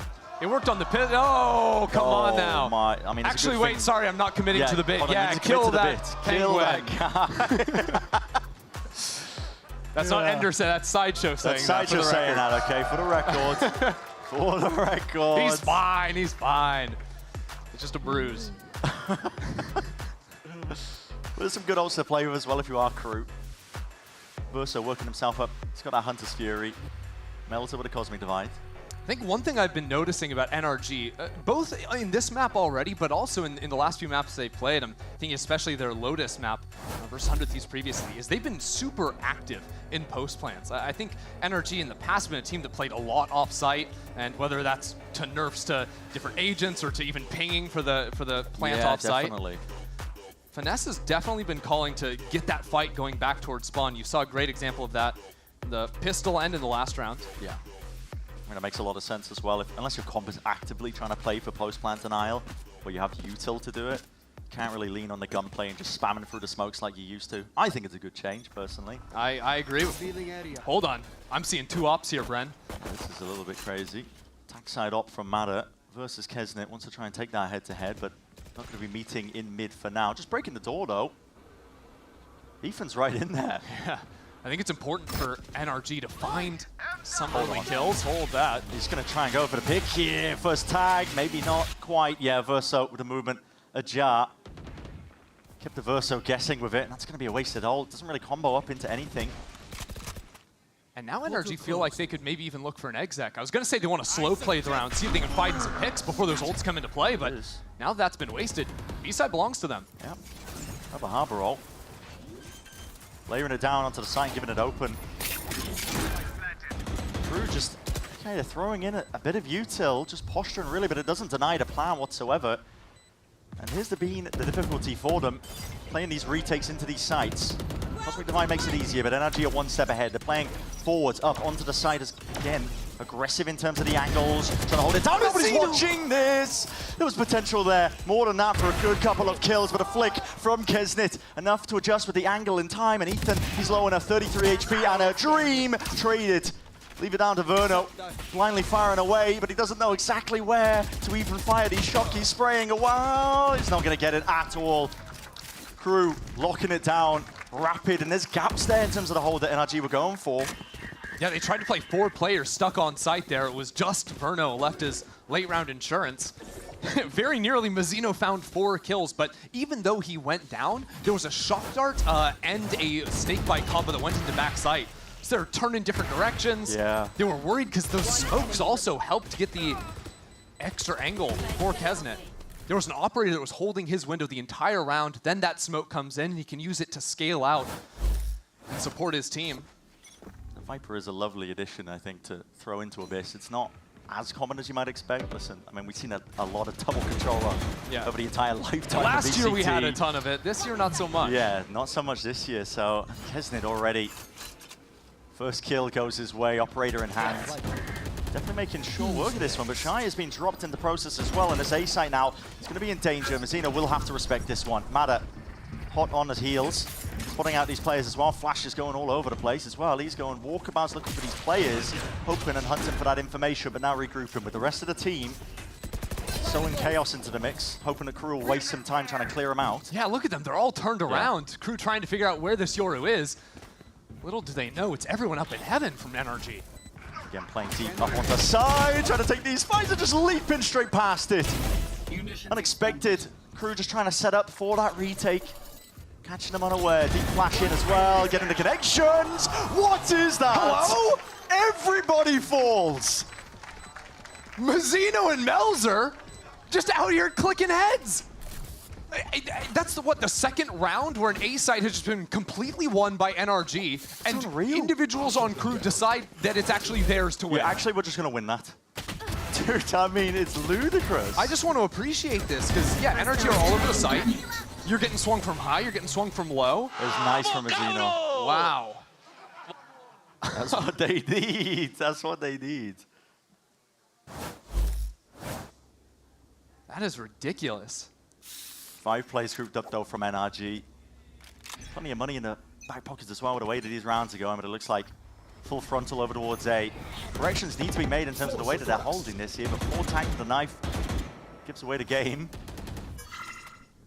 Yeah, committing that push wall there. Could have stopped it in main and threatened more of crossing and leaving an embed over towards A main, but instead... It's interesting as well. They're prioritizing the orbs all on Mada, just really trying to get the dimensional drift. Yeah. I mean, it's what I was talking about prior, because it's a great way to crack open these sites when they're otherwise just brutal to push through, especially with the double controller. The info you get from it is just completely ridiculous. Yeah. And it allows you to go for those extra fights back towards your opponent's spawn. Here comes that harbor wall. 3 players waiting for it. Trying to cut up this side here. Shy just trying to anchor this one almost single-handedly here, but Verno, again, Hunter's Fury laying it down. Second burst, almost getting the 2-piece for his troubles. Mazzino, though, still trying to offload that util. A pause is called for here by NRG. Slowing it down. The crew stall has been effective. And NRG, yeah, they can't really keep going into this area of the map. If they challenge mid, Kesnet's going to be waiting for them. But still, we're down to 35 seconds. Pretty soon, NRG are going to have to commit, and they're going to have to sprint it over to the B site. And they're going to do just that. Knives are out. Nobody on towards the B side. It won't even be that bad a retake for crew, because Kesnet will be able to throw up those knives. Good news for NRG is there's no Viper Wall because they took down Shy already.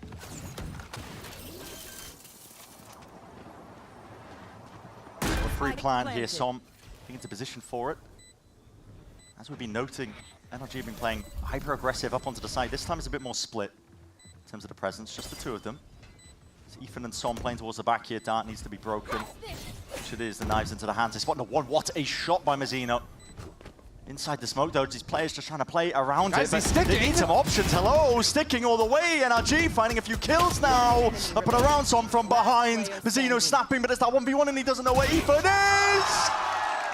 And he seals that round up nice and pretty. Yes, it got dicey. It got messy. But he got the job done, and that's what's important. I feel like neither team fully understands what's happening in these post plants right now. NRG just sticking, what, 2-3 players inside of that smoke? 1 off site. Okay, that was a clean shot from Mazzino. He had a couple of those. Not too shabby, but at the end of the day, the work Ethan was able to do in his smoke back site was just too much. Cover going out. It's relatively even so far. There's something to be read in that previous round here, and NRG are fully aware that the money's weaker for crew. Mada looking up onto the angle and spotting the shoulder of Mazzino, so he knew he was next up. Bro's just farming orbs. I'm not talking about the one on the ground. It's nice work from NRG. You can tell that there's discipline instilled into them. They know what to look for here. But just to touch on the previous round as well, I think just a bit of presence that they're making, these fakes that are pulling the crew players to try and defend. There's something to be played for there, I think, if NRG do want to go for that a little bit more. You see them thinking about it with the Euro in play. A few of the rounds where Mada was alone, just trying to create that presence. Stacking, though, crew players up onto the site. Close quarters here for Melza, but there's not really too much he can do. It's a fake TP and a paranoia. There's the follow-up. Couple there. Yeah, wait a minute. Giving away the plot. Another fake TP. I mean, just they're in the wars of a play like that, but it's flawless. Nobody loses their lives. Nobody loses their guns. Yeah, that was nice. One thing I've been noticing for NRG, especially on these A hits, the comboing of their utility, while they can't always, have those deep flash into the backside, it's a little bit harder with the Yoru compared to something like that KO. They're often finding ways to combo Paranoia with that Sober Dart hitting backside. No one's breaking it. Every single A hit, I think the Dart's been able to ping at least 1 or 2 players on backside. That's something crew have to find an answer to, because, I mean, that's an eco round, but a lot of these other times, those backside players just get owned. Big ultimate's built up again for NRG. Dimensional Drift in the hands of Mada has cracked open the site numerous times now at this point. You can tell it's a clear game plan from NRG, but only sending matter over towards A main. The rest of the team setting the sights and the goal over towards mid. This is what Harbor's good at. We know this, it's a fact. We've seen many teams try and use these walls to try and take that deep control of it, but they're just posturing. I think they're looking for a response from KRU. They're trying to sell a sort of an A fake here, right? Break that vent door, use the push wall. The clone just jumped to its death over off the A site so that they can set up for that B hit. And again, it's another example of NRG using some of this obfuscation to mix up KRU, get them offside. But this time KRU are leaning a bit heavier towards the actual hit. 50 seconds left. Deep dive for the Viper's pick committed onto the opposite side where the action's going to be. Yeah, okay, ult up mid. This will get you the information you're looking for. Paranoia sweeping through as well. Only connecting onto the one. Mada going to be happy just to take that backside control himself. Kesnit holding on to Heaven, trying to play the retake game. Plant finally coming through. Lighting a few of these players up, and we're dealing with that time. They know the one is committed. Getting up to the corner, that's FNS. Isolated on a bit of an island, but now backing away here. I like this choice. NRG played so much on-site that now playing off is totally unexpected. Yeah, the ult as well for this. Trying to play retake into this. Just time going to be burnt off the clock once more. KRU, you're running out of options quite rapidly at that. It's a well-layered approach here. All by NRG. Kills need to be had by KRU if they even stand a chance. Smokes try and get themselves in. Spamming, spraying away again, but time ticking on top of the spike. And all of these angles, the walls just trying to split up and partition all of the site away. Spamming with the bullets again. They don't know where these players might land. Nobody's got onto this in time, and it has ran entirely out for them. A good effort by KRU, but listen, when NRG were coming into it that well planned, saving Som's ult for the post, far too much to try and get through. Yeah, that's good calling right there. Because remember, the last time they had those two ults, they stacked them up at the same time. This time, it all comes in just one after another. Ends up being the Red Bull clutch for Mada. Sniping off that kill at the end. Yeah, we'll give him credit for it. Why not? And did you know? Smiley face? Smiley face? That's killing me. Do you think the smiley face is part of the legal name? Yeah, sure. Why not? Is that legal in America? I don't know. That'd be a sick middle name, though. I'm not going to lie. Various forms of punctuation in your name. Spike drop. I don't know. I like that. That was a nice little injection of personality. Brought a little joy, yeah. Yeah. I'm chuckling at that. I'm not going to lie. I found that out for the first time this week. What? That is named backwards. Reverse? Yeah. Was that you? Did you I just never thought of that. Did you tell him to put that into the broadcast? No, Liz solved that case. Regular Sherlock Holmes. Yeah, this is going to sweep its way through, but there's no follow-up from NRG. It's a bit of a different Harbor wall as well. This one is just to purely try and take Heaven control. Splits it up, you can see Ethan lurking up from the side. Deep Cove as well. Second layer of things now. A drone tagging forwards. Dash back by Kesnet, but he's being sprayed down. This is well thought out indeed. Dart and a flash underhanded. The play being made, but they were anti in the process still. Players are toppling on either side here, and it all comes down to this Heaven control. Can they land these shots when it counts? Verno catching the first one. Kesnet low enough. Single shot to the head, though. Bit of overkill in fashion. And Mazzino, 1 HP to his name. Not a lot that he can do in this spot. Just being toyed with. TPs for the information. Scattered to the side, and this is the final round. Curtains drawn. NRG leading by 2 rounds and a half, despite the dire beginnings. Switching sides. Yeah, right. Losing that pistol round seemingly impossibly, then going for that force up. But truthfully, I've been very impressed with how they've held in these post plants. It's clear they put work into it, showing a lot of variety of different looks in that, and playing very nicely off one another too. Yeah. Good ideas in terms of how they wanted to use the ults as well. Just layering it up into the sides here. It's NRG, you can start to see glimpses of what got them that win versus 100 Thieves. But for now, we're going to send it down to Liz, who's actually standing by with Cloud9's Vic. Thank you so much, gentlemen. I am here with Cloud9's Vic. Obviously, you have been eliminated from the tournament. Just talk to me about the feelings of being here after being eliminated, watching the stage you could have been playing on had things turned out differently. I think the environment's a little different from playing. You're watching instead, but it's super fun watching instead of playing. So yeah. Well, talking about this season, kind of Cloud9 came into the season with a kind of like a villain kind of assignment. Was that? But you guys performed against expectations with that. How did it feel coming into the season with that sort of assignment on y'all? I think coming in the season and having like the community call us like underdogs or like with roster changes, we aren't very favored, but I think it gave us less pressure of playing, and it made us kind of show what our worth was in the server. Do you think you are to be feared in stage 1? Yes. Fair enough. Now I want to go back a little bit to your past, because you've actually played with Mata on MXS, and we were talking about how incredible of a player that he is. We were highlighting him in the pre-show. Talk to me about what a privilege it is to play with Mata. Yeah, not only that he's a superstar on the server, he's also such a kind and good person in real life, so I think I'm here just to support him and watch him today. Aw, we love it. Everyone give it up for Vic. Now we're going to toss it back to the casters. The game is in your hands. Please take it away. Yeah, Mata has been that real difference maker for the team, honestly. They've just been building the game plans around him with the ults, but honestly just on an individual basis as well. He's got that firepower to offset any disadvantage you might have by being on Pi Watch. Listen, I'm not going to name any names. Don't want to get too brutal, but there's 2 players on the server currently that are on Pi Watch. I will be keeping an eye on it. I'm hearing a Pi chant occurring. I'm hearing a Pi chant occurring. That is absolutely brutal. No, honestly, it's... When you look at a guy like Mata having so many pop-off games, it feels like NRG always have had that one guy absolutely dominating. So far in this one, it's been Ethan. We'll see if that changes on defense. This is interesting by KRU. Hard committal, the Viper roll, isn't it? Can't pick that one back up, just try and take that mid-control up through A, looking like they want to try and go for a split here. Yeah, it's a funky split too, because they're leaving Melzer hanging out in mid.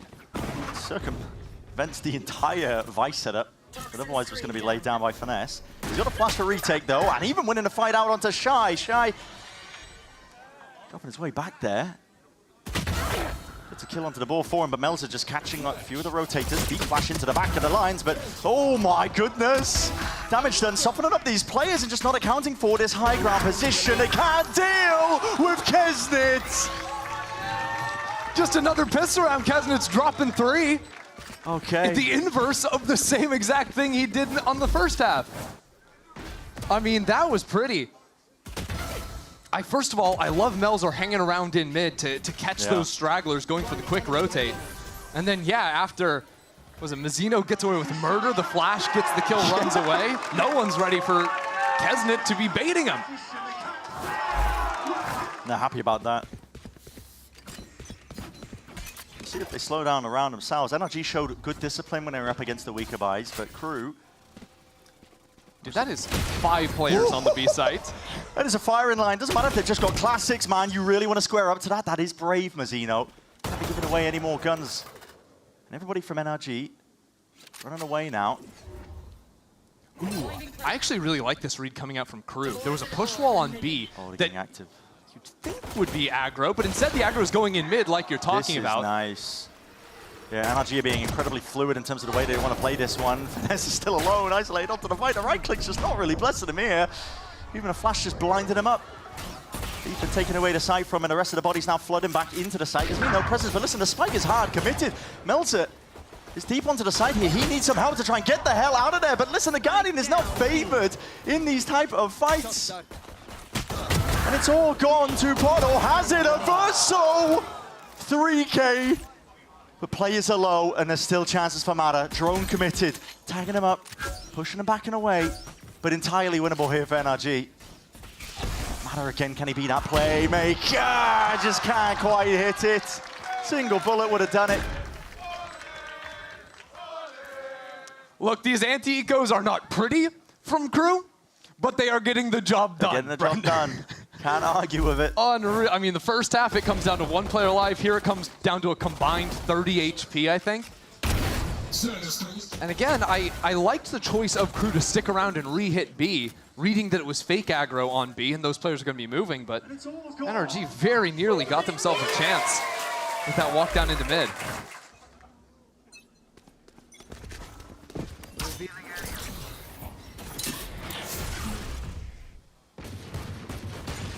Wow, look at that. Kesnit really moving. This is quick. All the way through as well, just catching the rotates again. I like that, though. You know, we've been talking a lot about how NRG likes to call as a team, but this early type of aggro play to just bust apart what NRG's set plan was going to be. Definitely throw Ringer into the mix. And KRU the one slowing this one down. got the opening kill, but maybe hoping for a bit of re-exploration. There's a lot of unknowns right now for NRG in terms of map control, but they do have Ethan holding aggressive A main. When you make a play like that and you show so much in mid and get a pick, you expect your opponents to start walking somewhere to get some info back when you're down in numbers, so keeping eyes on mains is important, but NRG didn't even flinch. They're just waiting to play off all this Vice nonsense on the B site. This is difficult if they want to try and get their way through this one. Dash to the side to avoid most of this. Thorns. His own teammates, as Finesse just layering it down to try and stop the approach and a hit coming through. A bit of spam where that came from. There's 30 seconds left and you're trying to pivot. You've got no A main control, you've got no mid control. Yeah, I mean, Ethan's walked all the way up into main and he's been lights out so far today. And this is an aggro angle from him. He's getting all the info that they are heading towards him. Knives out. Ow, he's going to land these kills still, but the trader's on site and they're losing players all over the place. I mean, Melzer's just run up mid. There's 14 seconds left. Getting the jog on some though. Has to be a player to stop them in their tracks. Wall down, isolates the one fight, instantaneous with the repeat, and now leaves it all down to Mada once more. This guy is always left to pick up the pieces. The 2v1 walls up, but will be dropping down. Shy with a reposition, opens up the angle, but a snap.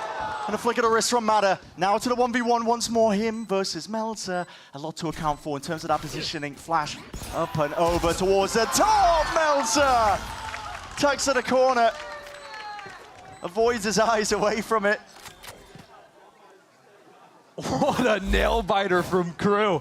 I thought for a second I was going to have to scream melons, but they made that mad dash over to the A site. And then here, not getting hit by the flash, playing all the way in the corner. Some might be kicking himself, honestly, but I don't hate him trying to take a fight there as the plant's going down. It's a messy scenario. Shy was on point, I believe, at the trade.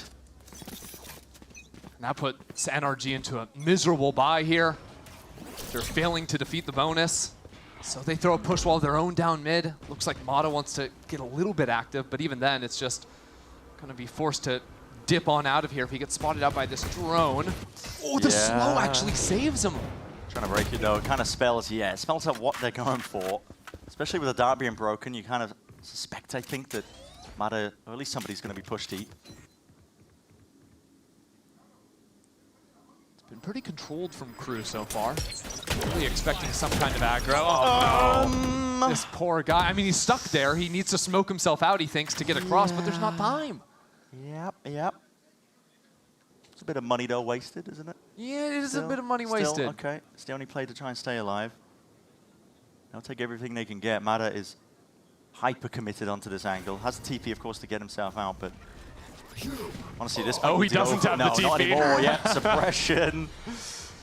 No abilities to be used for you right now, but are they even going to clear this angle? No one's watching it at all, and this guy is a menace right now. Snap to the side to reverse, so finally gets the sight line onto him. Puts him in his place here. 3 players grouped up, just the Sheriff to work with in the hands of Verno. It's hard enough as it is. I like this from KRU. They've just left Mizzino backside. He's got a flash to work with. The rest of the team can spam away with this Outlaw. Still one smoke to potentially get themselves in. Tapping away though, rifle in hand, a bit of running gun in that play, but yeah, Mizzino tracks him lovely towards the back of the site here. This is KRU now steadily accruing up that lead, 9-7. Difference of the 2 rounds. Economy, that's nice. That was clean. Talk about flicks. Mizzino didn't even need this flashback here, but honestly, if I'm NRG, you know, trying to bounce back after losing that low buy, I'm thinking there's some holes in the attack of KRU in terms of how they're scaling into sites. We've seen it in their games previously. Even there's that spot where Mata with a classic is able to get 1 kill and a headshot. If he has a gun, that's 2 kills guaranteed, probably 3. So I think there's ways to either disrespect some of the smokes that KRU are throwing you or finding angles, timings you can get in front and start challenging KRU once Kesnet's already past you. Because I think KRU, as they scale into sites, if Kesnet's past an angle, they're not so concerned about those anymore. Yeah. NRG having to dig deep and think about his adjustments, possibly what you were talking about. Find those cheeky timings and angles. Pass some of the smokes that are being thrown out. It's been relatively, I mean, I don't know, kind of cautious, slow from KRU so far. They've just been going through the motions almost with Abyss as a map, just see if they can poke and prod and get those picks. One of 2 teams that have made it to every Champions tournament, the other is Fnatic. Now listen, Champs is a way off.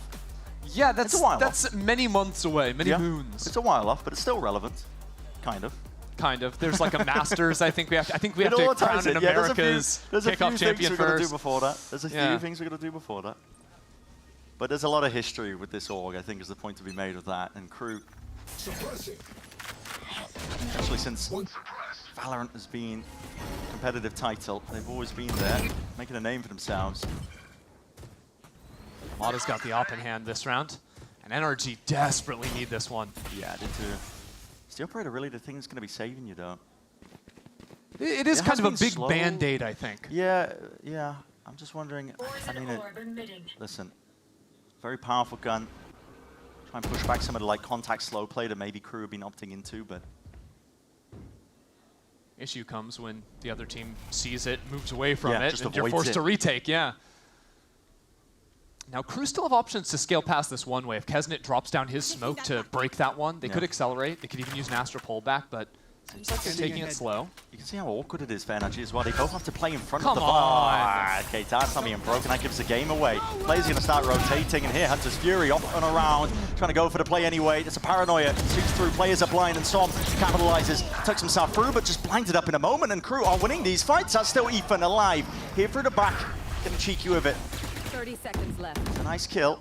Backs himself away as well. Wants to play the disciplined angle with the rest of his team to try and get themselves in TPs. Played it out, 2v3, flash through the back. That's a recall star. Mel's just trying to bait some players out into the open!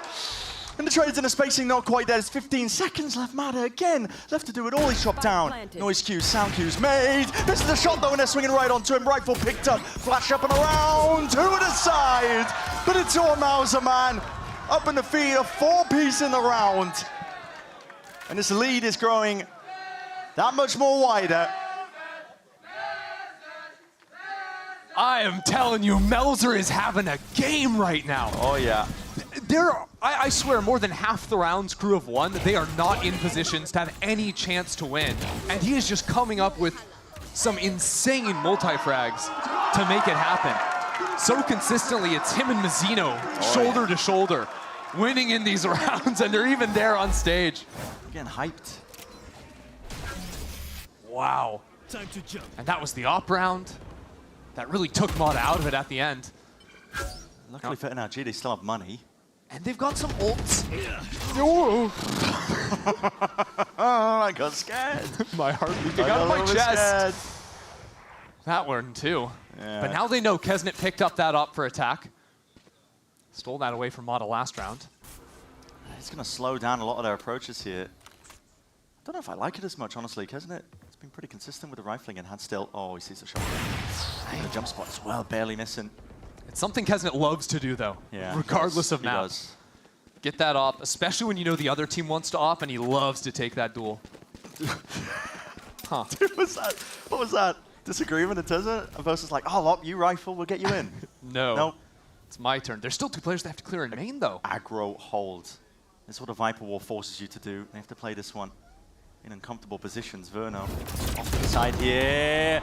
Trying to play anti-flash almost into it. Ethan can't hit that trade, and he can't even TP to safety. It's a Harbor War, stretching wide and out. Som just doing anything to try and push them back, but already to sight garnered and granted. Up and over to the opposition. Som has got a lot to do in that spot, but there is no trade in sight for that kill onto Melzer. And an ult is well offloaded. Stun's going to be rattling out and away. Finesse should be set up, primed and ready for a couple more kills here, but they're not anticipating the angle. Dash, active, dodging off onto the flash, but Mada's still there and connecting 1v1 again. Mada cannot lose this, and finally, around it goes his way. Mada, the hero at the end there. Couldn't get it done in the last round, finds it here. Lose that round and it's slipping away. I'm sorry, NRG wouldn't have had a chance. But Mada stays composed in that moment. And this is wild because this Holter energy was terrible. Ethan was supposed to be anti-flash, somehow he still got caught off. It's because it's improvisation. They're just not ready to go up against this Viper War. It's splitting up the site and forcing these players even forwards. You can tell how uncomfortable they are just from having to play these positions, and they're just trying to cook something up. Oh dear. 3.14? Yeah, I know math. Yeah, that's not good. That's not good. Listen, there'll be screenshots. Ah, that's not good. Listen, we won't mention it. Maybe a few more times, I don't know. But listen, off in the hands of Mada. Listen, it doesn't matter what the scoreline is. What matters is you win. Hey, I'm not going to lie. Flash on through. Look at that again. NRG from the same position. They are getting getting brutalized and even caught out in the open. The smoke dropped down, propped up in his face, just the least expected timing. Re-exploration from NRG, it's contact and walkabouts, but it's desperation inherently. They need to get a handle and a grip on this round. It's not like KRU are reinventing the wheel. No. And yet NRG now have to try something else. Finesse has crept all the way down into mid, but he gets timing by Melzer again. I mean, Melzer has locked down this mid space consistently throughout this half.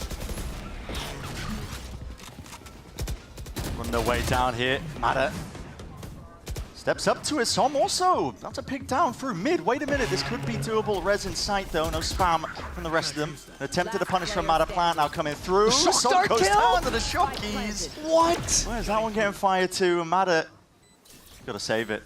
Only 350 in the bank. It's possible there could have been a snake bite thrown in there as well. I'm not quite sure, but now with the smoke going down, well, Mada's gonna get the kill on the way out, and that's important. He's holding on to the operator, and if you look at the money, NRG can't buy back in. If they're gonna stop KRU from getting 12, it's gonna have to be Mada keeping this op alive. Yeah. For any chance of it here, I don't think it's a coincidence though. As soon as Kesnet gets off that attack side operator, they can speed it up and find another round under their belt. This will be 11 now. It's always just felt like KRU have had that slightest of advantages. It really has, and also, like, look, playing the defensive side of Abyss is no easy matter, but it's shocking how consistently A main has been an issue for NRG. Yeah. They've been trying to just do about it. Yeah, they've been dropping down this Omen smoke and just playing right behind it. I almost wonder if more aggressive a look is the play, or just get out of that space. You got to choose one or the other, because the way it's been going, they've just been getting cleared every time by this KO. Very, very difficult for them. Timeout. Second one here for NRG to be taken. Yapping away, trying to come up with some sort of solution.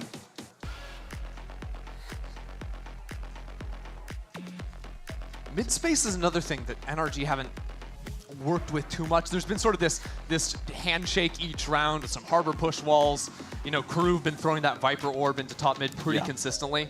But apart from that one round where KRU just sort of, you know, dive bombed all the way forward with Kesnet to find that pick and get out, I don't think NRG have really tested that space too much. That's a good point. I mean, listen, the harbor wall, it affords you that luxury that you can just put a deeper wall all the way down through mid. You can control a lot of the angles. You can take control deep. I mean, Leviathan were doing that pretty consistently last year in Americas when they were running the harbor on this map.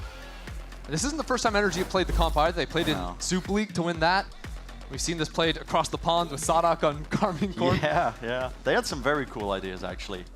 The way they were opting into it. It was always fighting through those walls, right? And I think because NRG have shown a lot of those harbor walls and they haven't had that aggressive look with it, maybe KRU are a little bit on their back foot. Maybe they're not expecting it so much.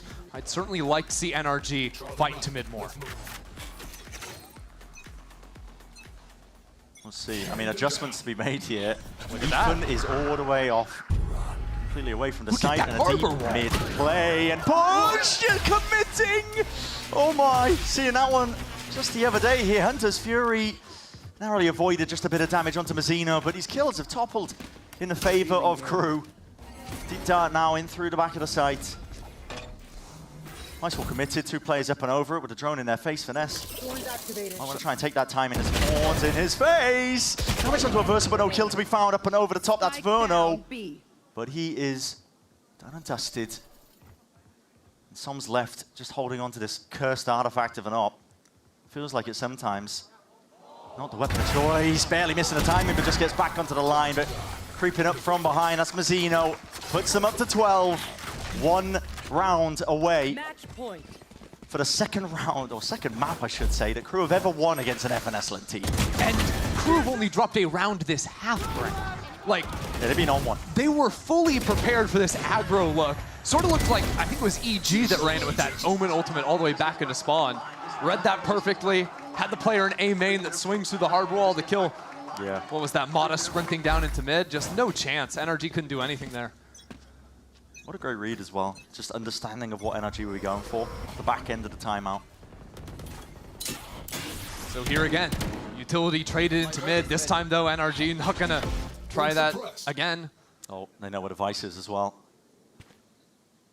Good news is NRG have this walk-up. Maybe they can do something with this. It's their rifles. What? Ethan's been dropped. Mada is hyper-committed. The knives are out. Just catches the one and the second. Trade in sight, though, for Shy. Is it enough? Importantly, Som has already put down the harbor wall. He's being able to flood into this site. The rotates are being called in. And he's in front of this Astra. He's got a real chance to stay alive. He could definitely do something. Spell defeat here out for KRU, but they've cut noise entirely. They're just waiting for this wall to drop down. They're fully walking out with it. And dissipate. And now NRG are second-guessing themselves. Deep knife, getting the tag. They know that at least one player is in the surrounding areas. That's snappy again. Trade. Picture perfect from Shy. He's been on top of it. It's that more supportive player and roll. Deep drone into the back now. That is going to be a Steel Gardener, but a pit to play in gives you that peace of mind. Ollie out towards the back. Dart. Not seeing too much. Bit of random spam at play. But do you dare wade into this one? Shorty in hand. Creeping and crawling out through the back sections. Committing. Mazzino onto the plan. Finesse is walking a tightrope. Weaving in and out. Shy doesn't take that shot. Has a rifle to play with as well. Just trying to chase this guy down. Decay damage. Narrowly dropping. Shy seals it all up. It's a 4-piece. And a Red Bull clutch to finalize that map. This is KRU leading in the series. What a half from KRU. Just insanity. And here, having the presence of mind to slow things down with the Astral. So it's just Som left on site. That was nice. And then also, they've got 2 shorties to counter the Steel Garden because they have a Viper's Pit. So it doesn't even matter that that ult hit them. They're comfortable to play inside of that. Just a beautiful way to close out map 1. I hard agree. And listen, honestly, just the composition, the Viper just being inserted. Listen, Shy didn't drop the highest amount of numbers towards the end, but the Viper was the difference maker in my mind. I mean, it threw NRG for a loop massively. It was a combination of that Viper Wall on attack and even some of the rounds they were winning on defense, using that Viper Wall, the Astra Smokes to hard anchor into their sights, make it harder for NRG to scale on through. And really, it all started with those pistol rounds, right? Kesnet finding 3Ks in both pistols, snowballing that forward. NRG's strange force in round 2. Absolutely. Listen, it wouldn't be VCT if our expectations were just going a bit skew with upset in the process, of course. But brilliant display from KRU to open up things. It was their map pick. They did decide to go over to here. Next, moving over towards Haven as our second map. Bit of a playground, I suppose, as well for Finesse himself. We're going to be stepping away up next. GB and the analyst desk going to be breaking it all down, so do not go anywhere. You don't want to miss it.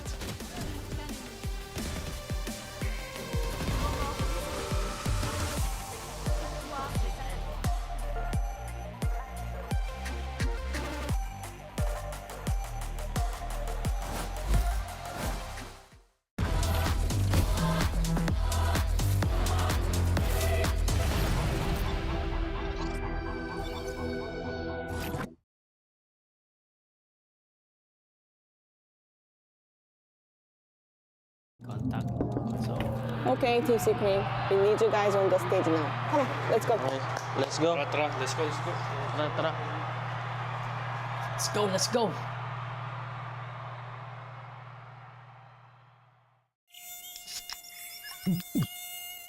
Oh.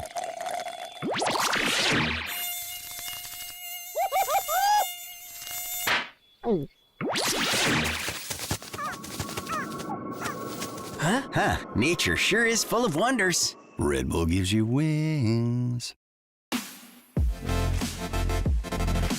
The new Red Bull Zero is here. 100% wings with monk fruit extract.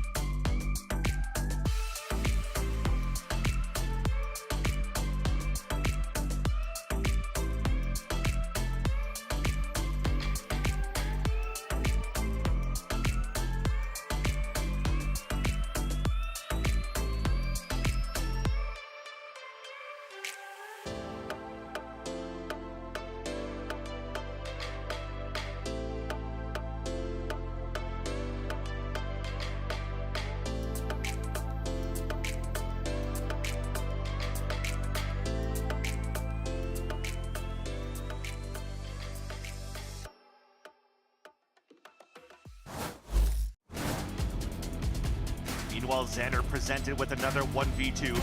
Oh, Vansili, he does it again! Los he matado los Spike y ahora 1 contra 1. Dale, papá, Mester de frente.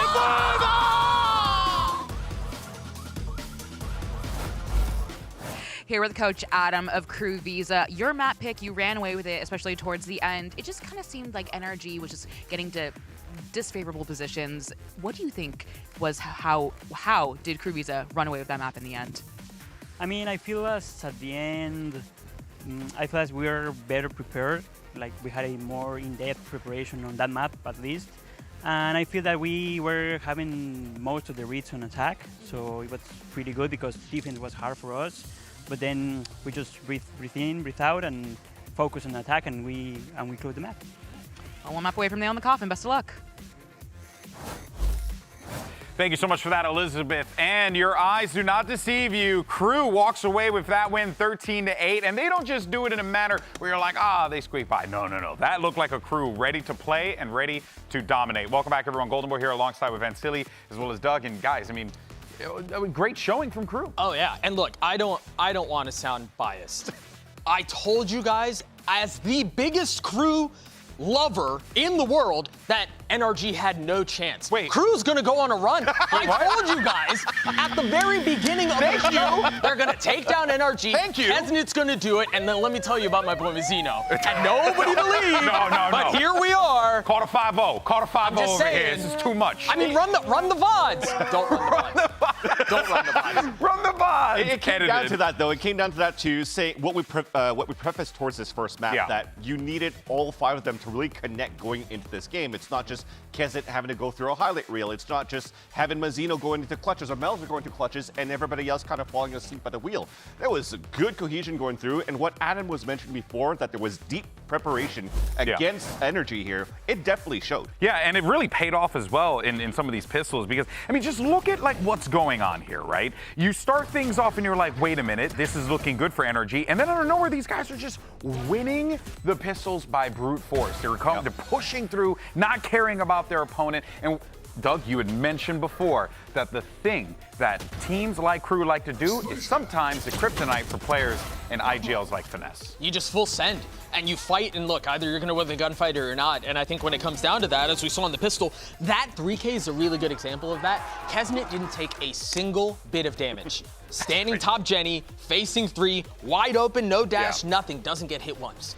Right? And I think they want to fight, and it worked. Full sending was something that was huge too, because if you're looking at how KRU got a lot of their rounds on defense, was a lot about these retakes and defuses after killing and everybody. Big part was Mazzino as well. They were so good going at that. And exactly, Mazzino was definitely one of the key components going to that because he was at double digits in terms of assists. I think 14 assists, 20 kills, but for him to initiate, engage, you have to give it the sight. Be so hard to hold here as an anchor on this map. So to work together for that was great. Yeah, it really was impressive to see KRU walk away with that win the way that they did. But now let's hear from Coach Bonker and how NRG is looking to bounce back.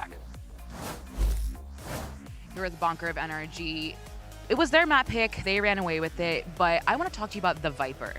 We seem to think that the Viper may have thrown you guys off a little bit. That wasn't what you prepared for. Was the Viper an issue for you guys moving into Abyss?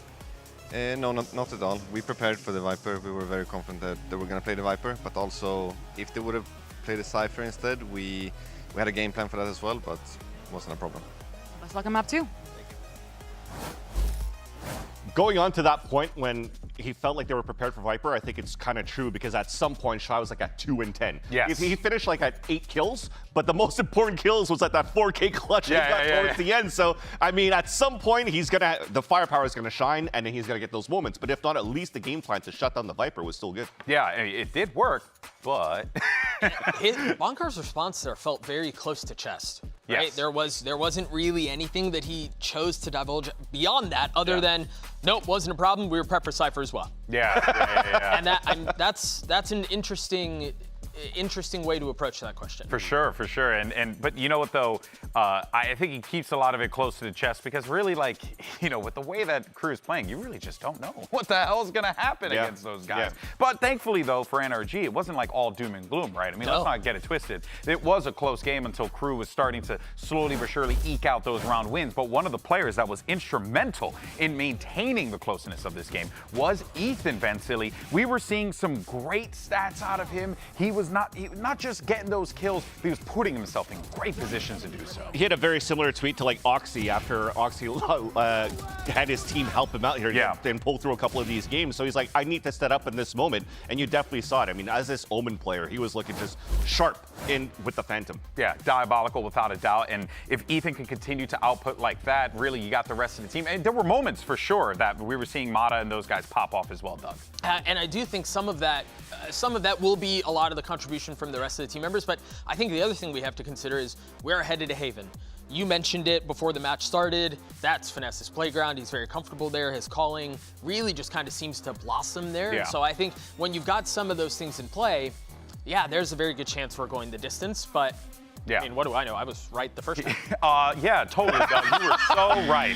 In any case, so everyone, let's get ready for map number 2. We're going to take a quick pause for the cause, and when we come back, we're going to Haven. See you in a few.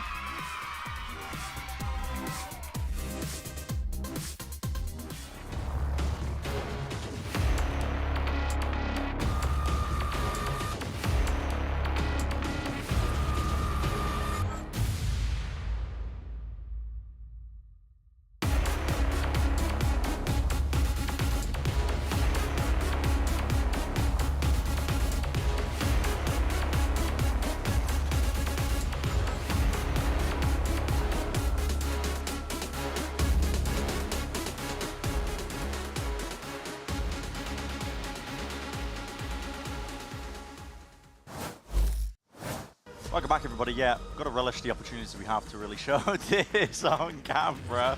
I did not know. Sorry, the stress of that first game, it's hair loss. Has it always been fake? No, it's not fake. Oh, no, sorry, I'm just experiencing male pattern, male baldness. It happens to us all. Eventually, it claims all. It just it's happening to my upper lip for some reason. Maybe we can fundraise a trip to Turkey or something. Yeah, potentially. sure. I mean, let's get an event back there. You know? Yeah, make the most of it. 2 birds, 1 stone type beat. Yeah, I wouldn't complain. We'll see. We're going into Haven. We're getting some glimpses as well. If you've got acute eyes, I don't. Mine are failing, but you might be able to catch a glimpse and a bit of a spoiler at some of the comps that we've been playing. But we can see them here now. Pretty standard stuff here for KRU on Haven. I feel like KRU have never changed their comp here on Haven. Yeah. It's put Kesnet on Jet, play all the standard stuff, and just open up as many opportunities as possible for this guy to dominate you. Yeah, definitely so. NRG's side of things here. Mata on the Neon. And listen, seen experimentation from this NRG team before on this map. No strangers to it. And I'm not sure. Listen, I'm frantically pulling up the previous times they've been playing this recently. Just to see if they have been playing the Neon as well, and it is a comp they've been running quite often. Yeah. And honestly, I'm still, even post Neon nerfs, I'm a big fan of the agent in general, and still on Haven. It is a bit unfortunate you don't have like the verticality you can dive into. You're less powerful with the operator, but in terms of running execs and also those fast rotates on defense, it can be very effective at flexing your spot around the map. Gives you the opportunity to really break some of those timings. But for NRG, they're going to have to pick up some of the pieces because they're coming off the back of a map 1 defeat. This is going to be their territory. They chose to come here.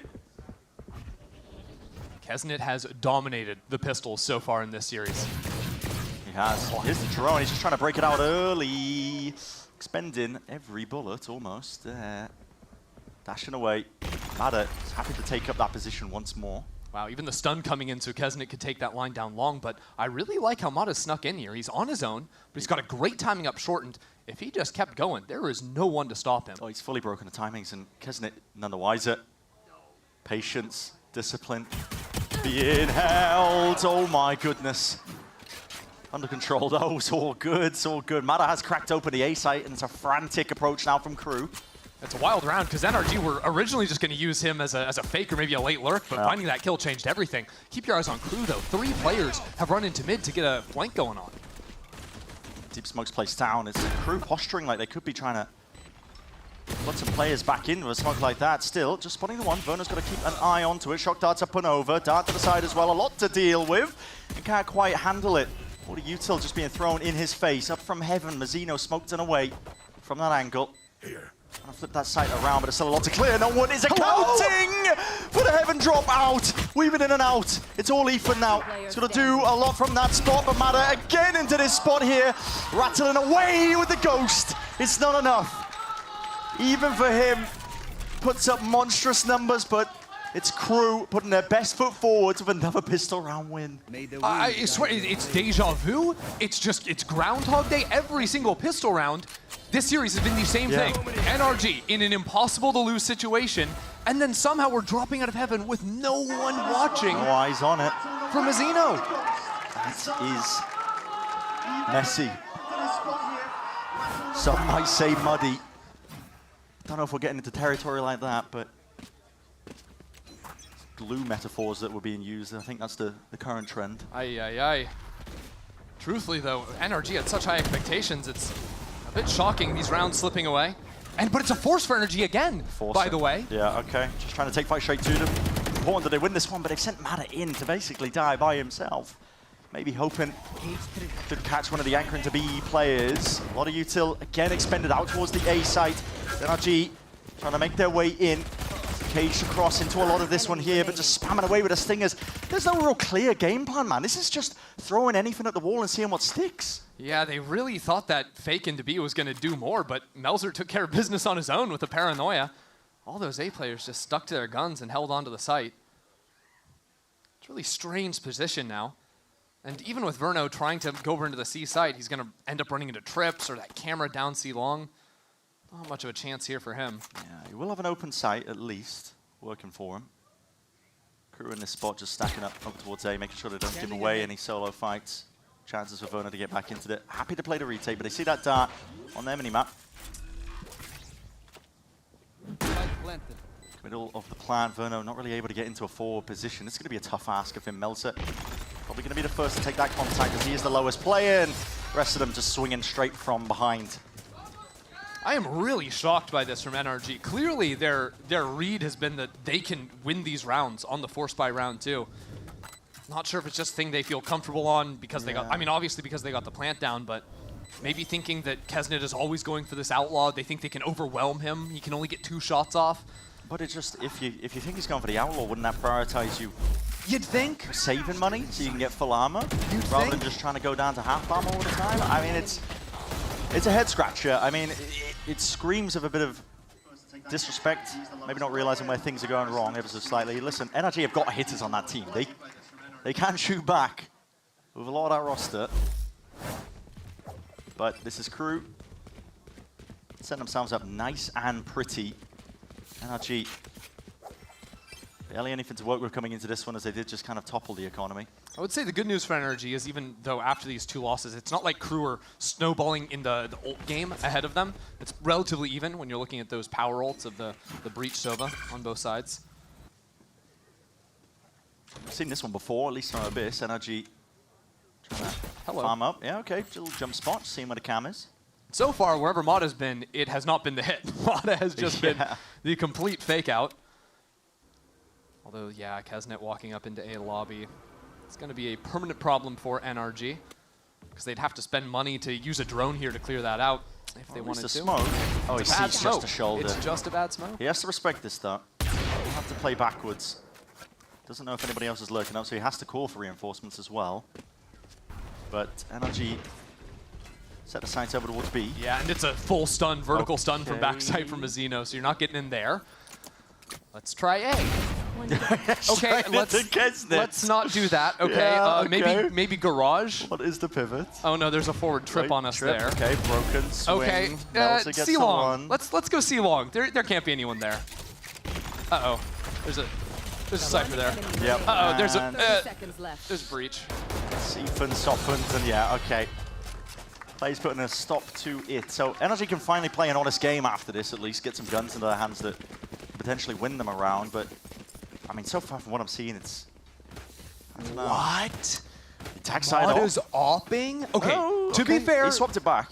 Okay, I was going to say, to be fair, he is only 1 off of the ultimate, which gives them some better options. That's and he true. knows that Kesnet, I believe, still has that outlaw in hand, so... Not They're so pinging bad going out for the on the fight. minimap right now as well, the unbreakable trip position.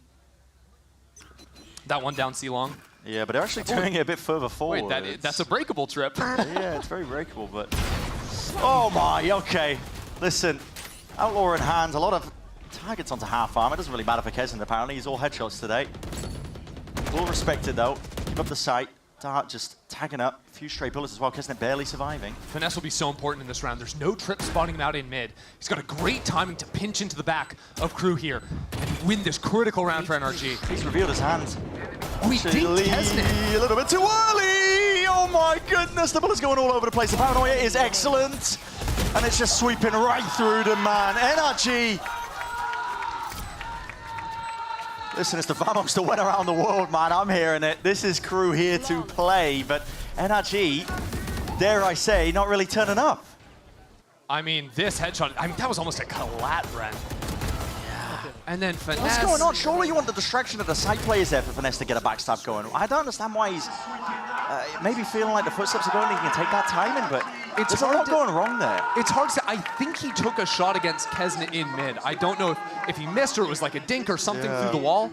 Didn't quite see his HP, but yeah. Timeout called. I mean, clearly. You also have a situation where on site, there's 3 players in a line default getting triple paranoid. Bro, NRG haven't played an honest round yet. They played like a pistol, they forced, they lost it, an eco. That was the last round they played. They haven't got a lot to work with. This is a timeout taken for not tactical reasons, I don't think. Yeah. I mean, maybe some adjustments because they have been working the map. They know, roughly where, the setup's going to be in terms of where you're putting the cypher trips, I guess. But yeah, it's a rough one for NRG. It really is. Yeah, honestly, if I'm looking at from NRG's perspective coming to this timeout, you are looking for tactics. What I've noticed so far from KRU is their A side has been relatively light. Thus far, it's been the Jet up there mostly. Yeah. And they've shown some util early, but then they've moved and been stacking 2 players on B, a couple towards Garage in those rounds. So I think NRG may be thinking back to the pistol round, to the round 3, where they got players all the way up into sewers. Might want to start challenging that area of the map again. They might be onto something as well, by the looks of it. And normally, back side of NRG's timeouts, KRU have had a good adjustment or a good read, I think. Yeah. In terms of what to do to put a stop to. We saw it on an Abyss. Here, just a fault line. But they potentially also, a dart as well. They do have that Cypher trip on A long that we saw back in the pistol round 2. They dipped into. Mada breaks the timing though at a fault line, so he's going to get straight past the potential stun. Dart clears most of A long too. Still, as you mentioned, A long trip. Yeah, NRG are really expecting a refight into long right now. That's why they made so much noise and then froze and are playing in positions where Som wouldn't be hit by a flash, making sure multiple players can't be stunned at the same time. But KRU, contrary to NRG's expectations, have done nothing. They've just rotated a Sova over here and are waiting for someone to walk in. We're almost down to that minute mark. Drone was expended earlier from NRG, traded out now by KRU, get some a bit of information just to tag into it, but I really like that KRU are playing this slowly though, because I think sometimes NRG can work themselves out of rounds when the opponents don't give them clear info. Hunter's Fury, where's this one being offloaded? Just from the trip being broken, it's okay, just offload it, but you're not getting any tags of it. I don't really like the way that Diverso It's making KRU think that it's an A hit because surely Sova hits someone if it's a stack on C. What is occurring here? I mean, just jumping around, Mada's making all the noise into the world, and you're right. The KRU players have already ran over towards A. This is just chaotic, really, at its best. Mada to galvanize and all, but there's no targets to really try and fry. Kesnet is going to have this lurk. Now he can glide over the first trip, boost over the next. Look at Garage, though. They missed the timing. Hold on. Up into Garage fight, Ethan! yeah. Melza dropped in his place. Ethan and Verno just colliding and clashing straight into them. Kesnet, though, to bullet to the back of Som just when he was not expecting it. Deep up, tucked onto the side. Players on through main, need to try and defend them. Dodging, weaving this way and that. Verno can't survive for much longer, though. Still 2v2. Getting off onto the side here. Versus onto that forward angle, double swing in the face. And the play, finally. It's NRG winning a round out on this map. There we go. NRG on the board, and it comes off that Garage fight. Again, Ethan has been pretty stellar in a few of these rounds. Back on Abyss, he was the sole reason, I think, why that first half went so well for NRG. Here it's that walking back into the space. Those players sort of coming one by one out of window. And just getting in front of KRU's retake, I think, has been effective previously in this series. Grouped up, though. 5 players of NRG looking over towards C. It's a trip to deal with. They don't have anything for it, but Shock Dart might be able to deal with it. Flash into the face of Kesnet. That is a tag straight through the leg. Not a kill, unfortunately, to be claimed. Oh my. Trip wasn't dealt with. It's going to be chewing them all the way up, but they finally break it. And that's a breach shot to try and flood the way all the way in. KRU going to try and fight this one too and nail, but not going to be finding any targets. Sitting ducks potentially to the front of the site. It's a quick pivot from NRG. Yeah, NRG have to go into A because you can't stop and re-hit C because you just use so much util. Clearing out that op again would not be easy. That said, the rotates have already started coming in from KRU. Mazzino's going to have a stun online pretty soon as well. I don't know if NRG can full excel into this. Yeah, and the Verso smoking his face. He knows what's occurring. He has the stun again. It's already there. Stun swinging straight into it. It needs to be supplemented with a little bit more. There's damage done to a few of these players. The counter spam is good. Kesnet there with the knives. Smoke at his feet just to try and buy them a bit of safety. 3 versus 3. Plan has to be stuck here. How about Ethan? Front line back online for him. Can try and slow down this approach. The paranoia. Be traded out evenly for it. Smokes into the face of these KRU players. Going to be finding it hard to get damage done, but Kesnet, Sky, is a wrecking ball man, just absolutely lighting them all up. 5-1 being that scoreline. This is KRU. They're on an onslaught, man. Wouldn't have it any other way.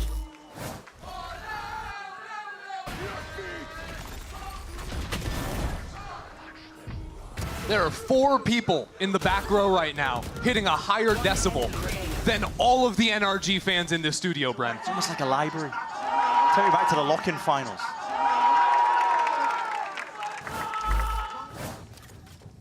But KRU, they got that confidence, man. The way that they're taking these fights, it's rapid as well, trying to flood defend in. They're being mobile. Always following the action. Go, go, go. It's a rifle in the hands of Mada, putting the hopes and dreams into just his hands, as the rest of the money just really isn't ideal for it. Dart gets the tag. Players are up. Adverso could be in a bit of trouble. Yeah, calling it a ton of breach utility just to get these players from KRU back on site. Players are on. They want to try and square up to it. Straight up into the smokers. What, Mazzino? God almighty, target-rich environment doesn't even sell it properly. God damn, Mazzino. Listen, we love a good eco ace. We do love a good eco ace. Unreal Mazzino, hero of the last round. Now he's coming away with the iBuyPower ace. Just gnarly. I mean, they're just running at him one by one. He's tracking them through the smokes, flashing them both himself too. Impressive work. You can follow iBuyPower on social media as well. Hashtag unlock your ace. Chance to win multiple prizes, and already the round's beginning. We are 4 seconds in.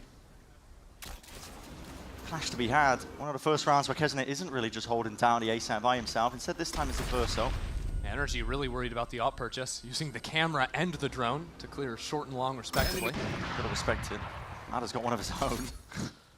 Tag side op to see if they can pull it all apart here. Deep cam in through short. Rest of the team creeping up behind it, up through a long Adverso. It's an off angle. I mean, if Finesse loses this, NRG can't take the site without short control. It's a straight up 1v1. Yeah, it's going to be really difficult for sure. Finesse's timing needs to be taken when the rest of his team can potentially get back up onto the site. Walls propped up, Aftershock to try and push them back and away. NRG are not committing. But they're going to have to. Deep anchor smoke, Paranoia now sweeping through, and this time with the util! Adverso, he's dominated the angle with that short control. The rest of his team, it gives them that peace of mind and safety to get straight back in and make this defense possible. They swarmed it now. Entirely up onto the site, reveals across the board. How the hell are you getting away with that, McCom? At least some, I should say. A lot to do into that spot. Not enough resources or firepower to do it. 7-1, man. 7-1. KRU have just scattered NRG. I mean, in this round, they get info 5 players over towards A lobby. So their Omens walked all the way down in C. KRU can stack into this site. winning that fight down short with Adverso too, just full running and gunning. Yeah. I mean, it's just disrespectful. But it makes the round straight up unplayable for NRG. It's going to be a short day, potentially. Listen at this rate. Who would have thought that? The way the maps are going. Timeout force from NRG. Second one? Yeah. Second one. And I'm sorry, but we are 8 rounds into the game, and Melzer has died 1 time. Yeah. He's on one. He's 9-1. This is more than adjustments that need to be made for NRG, I think, at this point, because rushing into a lot of these plays, they're just gaps, I think, in terms of what they're trying to go for overall. Yeah. Credit to KRU for capitalizing on it. Listen, takes still a good team, I think, to be able to jump on the opportunities when you are handed them. It seemed like NRG really thought that their straight-up side hits were going to be able to overwhelm KRU, and I think if you'd looked at some of KRU's VODs, okay, maybe you could see that where a certain piece of utility not being, you know, turned away from, or Soba darts being broken, maybe you think, yeah, we can get in there, it can be no problem, but they've been stalled out too early on, and again, it doesn't look like a real strategic shift. They probably want to send more players into short or have Mata end up re-clearing, wrapping around long back into short. Yeah. That has to change, even if it's going to be another full send. The attack side op has not worked for them this time. It's Rifles, half armor, Guardian in play, scrapping together a bite. Deep smoke Adverso, you really disrespecting this? You've lit up multiple players, man. You know that they're taking A lobby, he doesn't care. He's up 7-1, you know? It's working for him. He's not gonna pause. Yeah. Now, I do like the NRG show that heavy presence, but this time are working into mid. Problem is, Kesnet's been holding this op in mid the last couple of rounds. No one's been there, so they don't actually know that the op is lying in wait. They found my wire. Oh, no way. There's no way at all. Shy's right from behind. It's a dagger to the back for Verno. How do KRU just find every angle? It's crazy. The round NRG finally separate. KRU are just walking at them. Reading these adjustments to a degree as well, just understanding that NRG, okay, well, they haven't been breaking any of our Cypher util that we've had spread across the map. Out of the timeout, slower pace for NRG called. Probably going to make an attempt for it, and Shy just finds the gap. So now Finesse calls a freestyle round. Like, can I find something down C? Yeah, it's... Our Spike is going to group up with teammates back into mid. It's a Scooby-Doo round, that's how I like to call it. Everyone split up and just try and get anything done. Literally. Even throwing that front B smoke to be like, hey, maybe we could be lurking here. They're trying to both players, but KRU are not fooled. Well, they're going to go into the C split.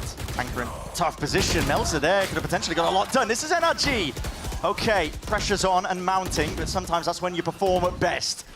These KRU players swept away, just like that. Spike planted. NRG set themselves up now into the 4v2 spot. Tagged up, Mazzino. Trying to get ahead of the time when he was tagged up by him. Maybe there was a chance for it. Adverso might still want to go for this. You've got the money. You want away from the ult. Might as well. Eco damage also pretty important, considering how much NRG have been against the ropes. But honestly, Lurk coming through, knife out. Nice and simple for Mata. 7-2. 7-2. Getting alive back in here. NRG, I mean, credit to them to find a way out of this round. Mata getting a couple of critical kills there. It is funny, though, the other round that NRG won also came down to a big garage fight. Yeah. That time was in a post plant. That area of the map is working out for them. Yeah, nice amount of ults as well. War chest is filled up for NRG. If there's a chance to start stringing together a few more rounds where that came from, it's here and now. First look at an op down short, though. Kesnet's got that. Pushed back, and no one to break the dart. A heavy emphasis by KRU being placed over towards A as well. Normally playing with just one player here, but NRG are nowhere near. Yeah, remember, KRU have never shown the refight into A just yet, so this time seeing that drone, NRG quickly accelerating into garage. Melzer right in the corner, Melzer's and he gets it! Ethan's there, quick on the trigger, just trying to trade this one out. TP through into the back of the site. And Verno supplementing with a bit of extra firepower. This is the C site now cracked open. It's garage. That's what's been working for NRG. And again, Finesse is waiting there. He's got a trip in window. Now the ult to push players off the spike. Hunter's Fury. Doesn't get too much. It's not comboed up with a fault line just to try and slow a player down. It's a bit instinctual from KRU, but that leaves openings if the discipline isn't quite there, and NRG are just trying to hold this one down. It needs to be a little bit of coverage surely for Verno to try and at least stick this one. You're losing gunfights up onto long. The players are already into the site. Oh my! The Rolling Thunder just adds insult to injury, man. KRU just seizing a timing. They just barely dodged away from a paranoia and instantly started shift walking out from spawn off the back of it. Caught NRG sort of in transition. They were trying to retreat back into long, get the spike down at the same time, because they thought they had 3 extra seconds. They absolutely did not. Just losing these critical fights. The overall game plan to start around, I mean, listen, reel your mind back, but it started similar to how NRG won that prior. Trying to go for the slow play, a bit of A presence, and then moving back over towards Garage, breaking some of the util as well, trying to force these fights out. I'm sorry, Brent. KRU won 63% of 4v5s they had last map. Is that correct? That's what it said. Something's going wrong there for NRG. All right, spike out in front B. Here is a tempo increase. Oh no. Oh no. TP4s by Som, just trying to cut up these angles as well. Anything to try and close that gap matter. Okay, this team needed that. Hold on, there's a flanking window. Kesnet pushed all the way out into long and has an op. Still, the smoke not going to be dissipating. Doesn't look like any time soon. The rest of his team, NRG, happy to play up close and personal now onto the side. But he's giving good information for the rest of his team. They're going to know that they're playing this one aggressively at first, so you can see patience with the play that he's playing. This is all just from Kesnet, taking this forward position. Util out into the hands, Mada. He's already got 2 for the troubles. Can he make it a little bit better here? NRG, aggro, the aggression, kills toppled here, and damage done to the final few players. It's Verno to close that one out, so 8-3. There's one more chance. Potentially round out the scoreline here for NRG. It's been a whole lot more competitive after that second half. That second timeout, rather. Even with Som TPing up there. Mata with a good flash comboed into backside. Sliding out there with the zappy hands. Kills toppled here.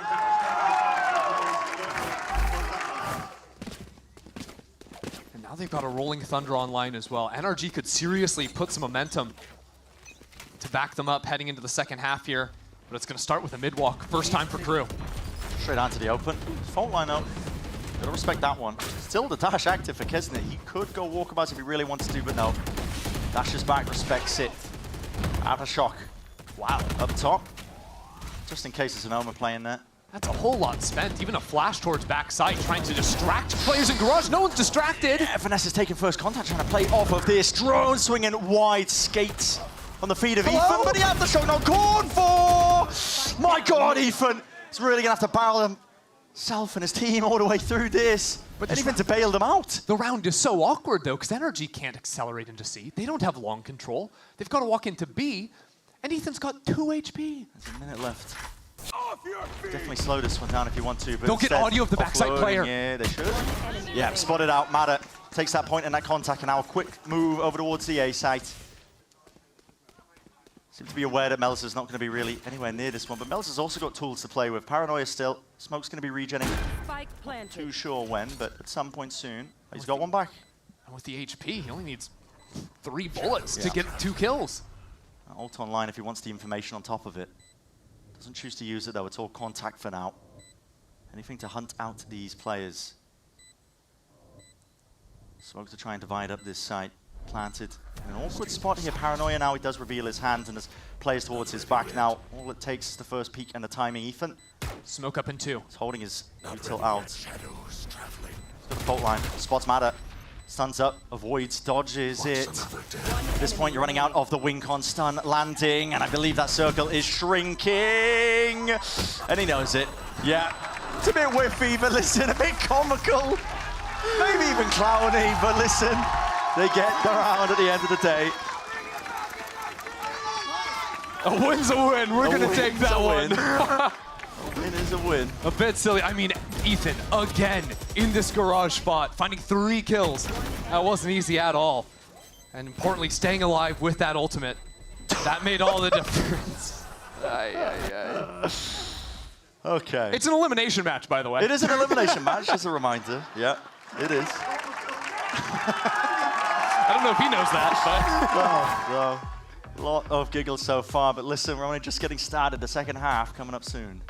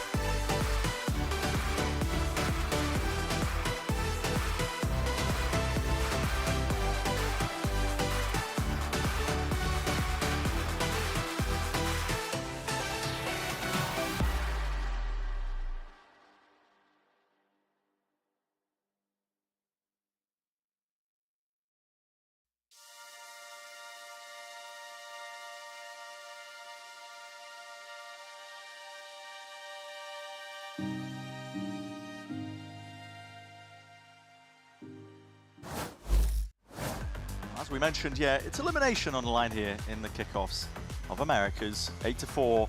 This is KRU leading by a map already in this series. They have the advantage for now, but for NRG to claw their way back begins here with a pistol, round 13. And so far this series, it's 0 for 3 for NRG on their pistols, and very often coming out of winning positions, Kesnet finding 3 kills miraculously and winning the round. And now NRG are coming into this round against a Kesnet who's been dropped to Ghost. He's got the light armor. This guy is full-on raid boss on the attacking side. It'll be very important for NRG to shut him down, and really it's Mata that would likely be fighting him solo towards the A side. It's an almost identical setup to what KRU themselves are running. Just a trip to try and hold off over towards A long. No exploration by Mata. Yeah, good news is, from garage window, there could be a breach stun that helps Mata out all the way across that corner, stunning up all of short. Oh, now the util though. Tripping their face. They weren't aware of this one. Stunned? Yeah, gets the tag and the stun. Follows up through, off to the sides. Mata. Gotta respect this now as well. Plays himself back and away. There's a smoke. Potentially if he wanted to just try and take another peek, but no. Plays his life now for that retake. Wow, Finesse caught a pretty killer timing in mid. There was only a camera, and Cypher was not clicked into it. So him on the flank is going to be somewhat unexpected. It didn't pull the paranoia though out of Mel's hands. He's got this one for the retake, but it looks like a lot of players out through heaven. Mata's already picked off the one. Rotations to be made. That means no one to watch the flank, so Finesse's timing here is going to be immaculate. Yeah, he's looked his way all the way back. This could be the pistol round that they needed. Util used. Trying to bait the Diversos not into this corner, and it's worked ever so slightly. Colliding and clashing. Finesse going to do a lot into that spot. Verno off from the side. And they got it done. Some said it was impossible. But a pistol round for NRG, 8-5. They made it happen. And straight up, the two major things there. Again, Cypher camera in mid. As the sight hit is going down, that's when Finesse chooses that timing to make the mid lurk happen. So he sneaks past that. And then second, I think it's Verno, or sorry, it was Mata that gets the kill on the sole flank watch down on long to let him get in there. Even then, it came down to be close because KRU were trying to fight towards spawn, but really Finesse finding that walk-up opportunity paved the way.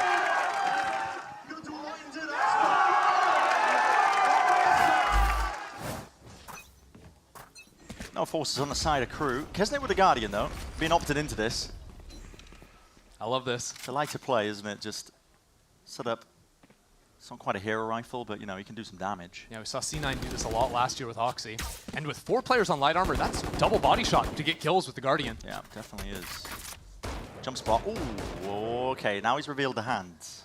Aw. Drop down from Mata. I do like that Mata's going for this boost, jumping out of heaven onto default over to triple. Sometimes you can disregard that ability when you're not playing against a gen on the other team, but he's already conditioning KRU that he likes to play up there. It's a lot of pings down over towards short. Looks like just calling out that Ethan can fault line it and re-clear it if they need. KRU are taking this one slowly, steadily. It's good information on the eco as well. You can try and poke and prod and see where the defensive setup is. Gives you information to work with in later rounds. KRU are so patient here. They don't want to finish into B. They're trying to catch over rotations. This is going to be rough, though. Ooh, or not. Okay. Very awkward, because right now Shy is down short. Mata's pushed up into lobby. Mata would have no idea, but there's also no reason for Shy to really turn around. Yeah. It's a weird one.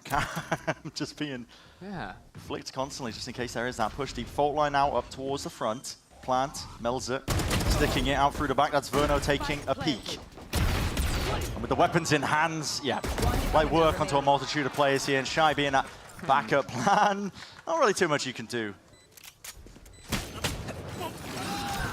Yeah, Shy was spending most of the round taking picks for the gram in mid. Not too influential in that one. But that's important. I mean, NRG having a flawless round there. Finesse, I don't know. Did Finesse actually shoot the judge? I don't remember if I even heard that come in, so it's not necessarily given away. Yeah, I think he just held his ground in Garage the entire time. Didn't indicate that he had that weapon. It's going to be a very nice bonus round here for NRG. At least in terms of the money, which has been a rarity so far. For sure. Wow, look at KRU, by the way. They're on a Guardian and a Stinger because they know there's an Outlaw on the other side, so they're low buying to make sure they have the heavy armor. Yeah. It's definitely putting KRU into a pinch. Smokes are going out here. Cam dealt with. Whoa, taking a peek. Yeah. It's danger. Oh, it's no. Definitely danger there, too. Stinger through the spam wall. into Garage. Silly. From that distance. And by the way, trap setup, there's a camera Finesse is looking through. And also can just shoot you with the judge in that corner. It's definitely going to be favored. Players start walking straight back into him, judge in hand. I mean, Som could also send a Paranoia to help him out after his first shot. There's a lot of ideas for NRG. John's going to surely tag. Yeah, they've seen it. Okay. Well, those ideas were good on paper. Yeah, that's nice. It's nice, Mata! Okay, where'd that come from? Catching everybody unaware. So the thing is, Finesse, he's more of a big picture guy. Yeah. Mata handles the day-to-day. The day-to-day. Yeah, the that's heavy what lifting. he's in charge of. Yeah. The pistol round aces, potentially. Yeah. The Guardian 3Ks, winning the bonus, yeah. You can count on the guy. Up to 140 for Kesnet. Still lands that shot. Now, this is a 2v3. NRG are not out of the danger zone just yet, but another kill might be enough to do it. Listen, ult earned, and why not? Kesnet's low enough. They stand their ground, but you're just going to be cleaved down. Bonus converted. And at this point, NRG might just be right back into it. Mata getting back involved. Yeah. Mata with another iBuyPower ace in this game. Man's on fire. Wasn't going to allow Mizzino to have the only one. He wanted to chance himself, and he really did that all on his own. That's an iBuyPower ace. There you go. Hedge. Oh, a little collide action. Line up for that. Another headshot, and then woo, smooth with it.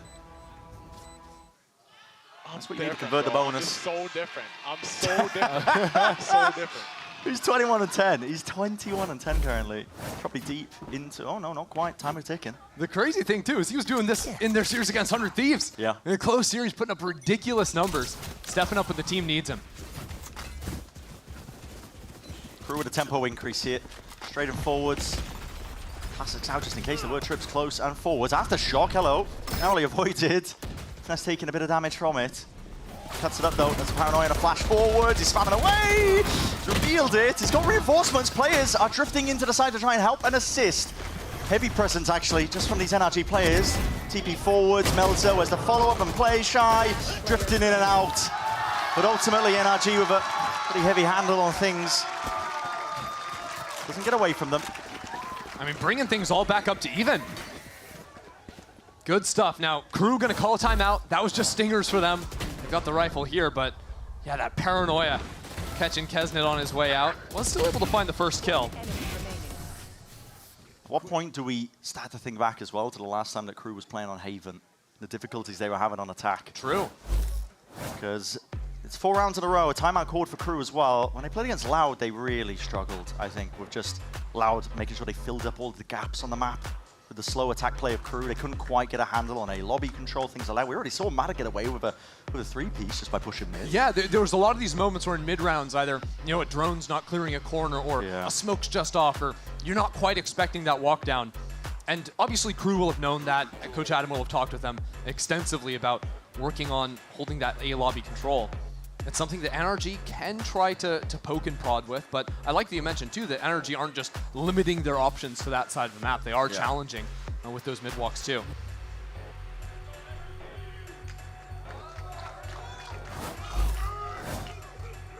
I mean, just taking a gander at that scoreboard. Listen, it's a heavy-handed performance by Madder. Finesse and Som sitting just near the bottom, but again, doesn't really matter about the scoreboard at the end of the day. What matters is that you win the maps. I think finding a way for Kesnet to get involved here early as well. Hasn't been having his typical blistering performance on the attack side. Yeah. Protect our homeland. But it's going to be a big fight for A lobby here. I mean, NRG are fully stacked, 4 players ready to go. You're going to see that clash. The bar for bar here. Fault line, but just holding. This is going to be a re-clear protocol by NRG. That's going to be put away, though. Drone offered up instead, just catching onto Kesnet. Really patient. Yeah. And Ethan's held the stun this whole time. Waiting. It's going to be disrupted. Both teams just playing a game of chicken, honestly. Just seeing for signs of life to see if they can go for this refight play. And NRG have missed their moment. Patience by KRU. Yeah. And now, moving into Garage, Finesse with the judge. Oh, he didn't clear the corner again. Clear the corner! Oh my, but he doesn't even respect it. Finesse is just out of there. Adversa did the same thing in their game versus Loud, and KRU lost a round for it. This time not punished, though. Whew. Moment of relief. Deep breath. Because now the round state's kind of miserable for NRG. They have no Garage control, no B control. They've got a stack on A. Luckily for them, that's where KRU are going, but it's really uncomfortable to play this round out now. It's a fantastic read, though. Stacking a lot of their players up and forward. So they have players ready, though, to deal with a lot of this. Double That stun is lovely. Yes, they do. Dad has immediately dealt with Ethan. Lovely pre-aim as well, just anticipating the movement and the positionings of Kesnet. Hunter's Fury. Nothing to be found with it. Just going to be throwing almost anything into this fight here, but already one step ahead is NRG. He's going to take that raw gunplay in hand. They're not even aware of the fact that Som was cutting up these angles. And now NRG, one round ahead. I don't know who made that call, but maybe Finesse himself as well. I think just reading that the drone was coming through and they didn't end up killing him. That's fake pressure. I mean, truthfully, I think this is the way you beat KRU. You have to find those little angles because when they're bursting into the sight. He didn't even see Finesse there that entire time, but he backed away. Yeah. I genuinely think it was that. The fact that they didn't end up chasing down Finesse and killing him, going into like a C split, a C execute or whatever, but yeah. It's just an instantaneous read. Okay, they gave us A pressure at the beginning. They've taken A control this entire time. We weren't able to root them out. It's a good call. And now KRU forced down onto Sheriff, just getting absolutely slaughtered down long. He's going to need heroics. Just peeking around here, there's Cage at the feet of Shy. Kind of cuts it up though. I'm anticipating that. It's a stun to potentially save you, but okay.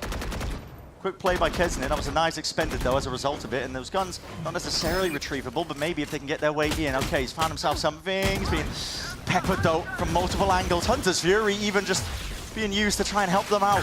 Push back the attackers. First, are still finding one in the chaos. A bit shocking. And now that front beak smoke, again, makes it very hard because you can't guarantee which side a player could have lurked on out from that. So NRG have to stay grouped up around mid, cover all their bases. That's going to let KRU get this walk down over onto the C site. Yeah, 38 seconds to play with.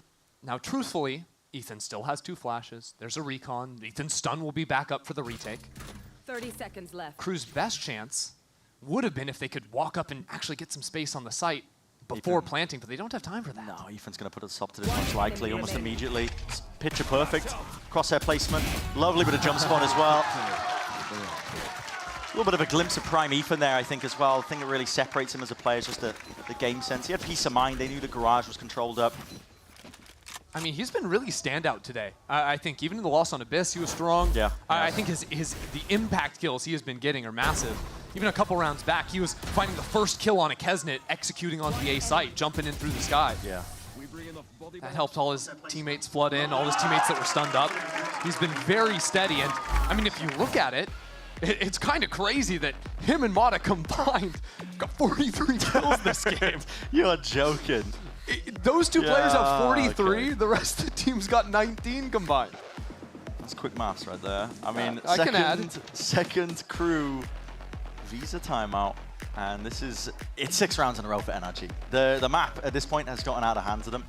And it's the same difficulties with just the overall slow play that crew are just trying to embody on their attack side. Work the map a little bit. It's getting away with them. It's kind of always been the crew story, at least to me on their attacking side, where I think crew succeed when their lurk players are feeling very good finding their windows, you know?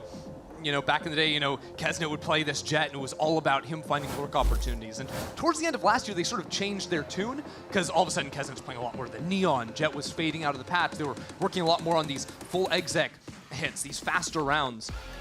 But they've kind of slid away from that, going back into these Jet ideas, and it just hasn't quite worked. In those details of their side hits, that's where NRG are finding the pockets where they can play and not be spotted out. Interesting stat about Ethan. Believable, to be honest. I mean, he's definitely one of the smartest players that we got in the Americas League, for sure, just in terms of his game sense. I really like how he positions himself on sites. But crew, this will be a big one for them. Down to nothing on the money.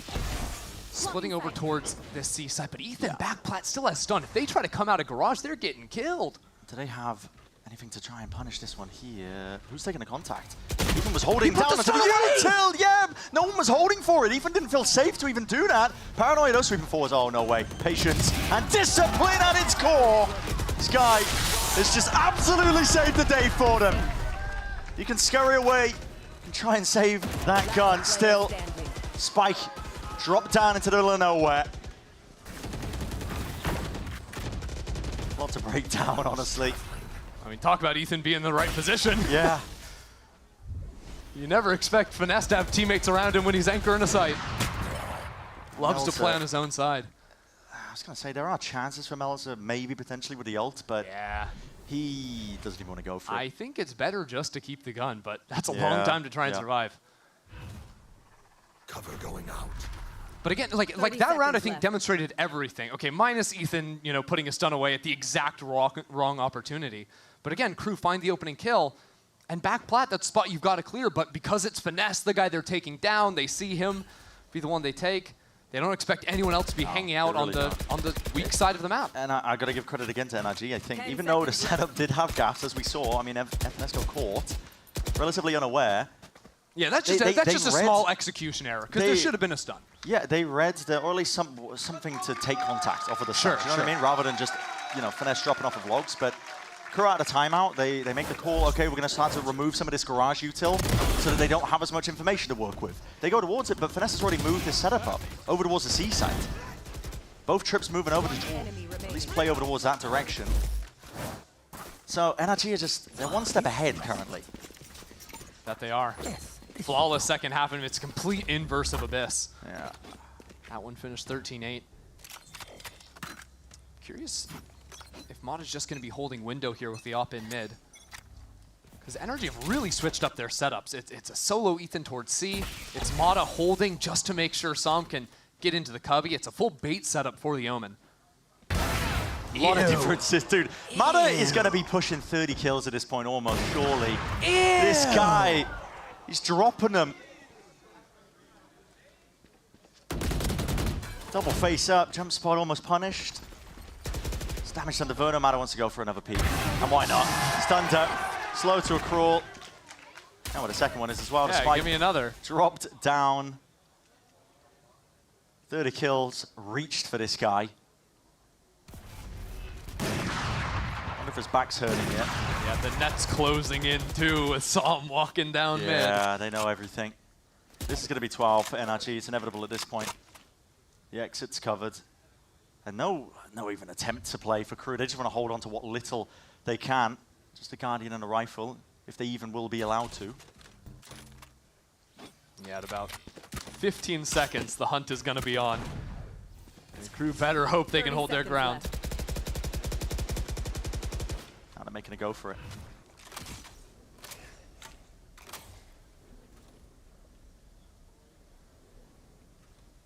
(17 seconds). They know how important these guns are. NRG.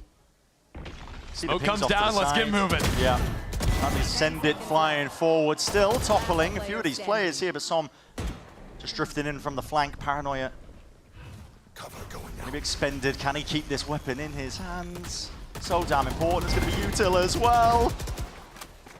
Shorty in play. Oh! Yeah, it's a tight timing. You might be wondering, was that worth it for NRG? Throwing that many bodies away? Yeah. Melzer, genuinely, Melzer already had the ult, so it's NRG that are stacking orbs.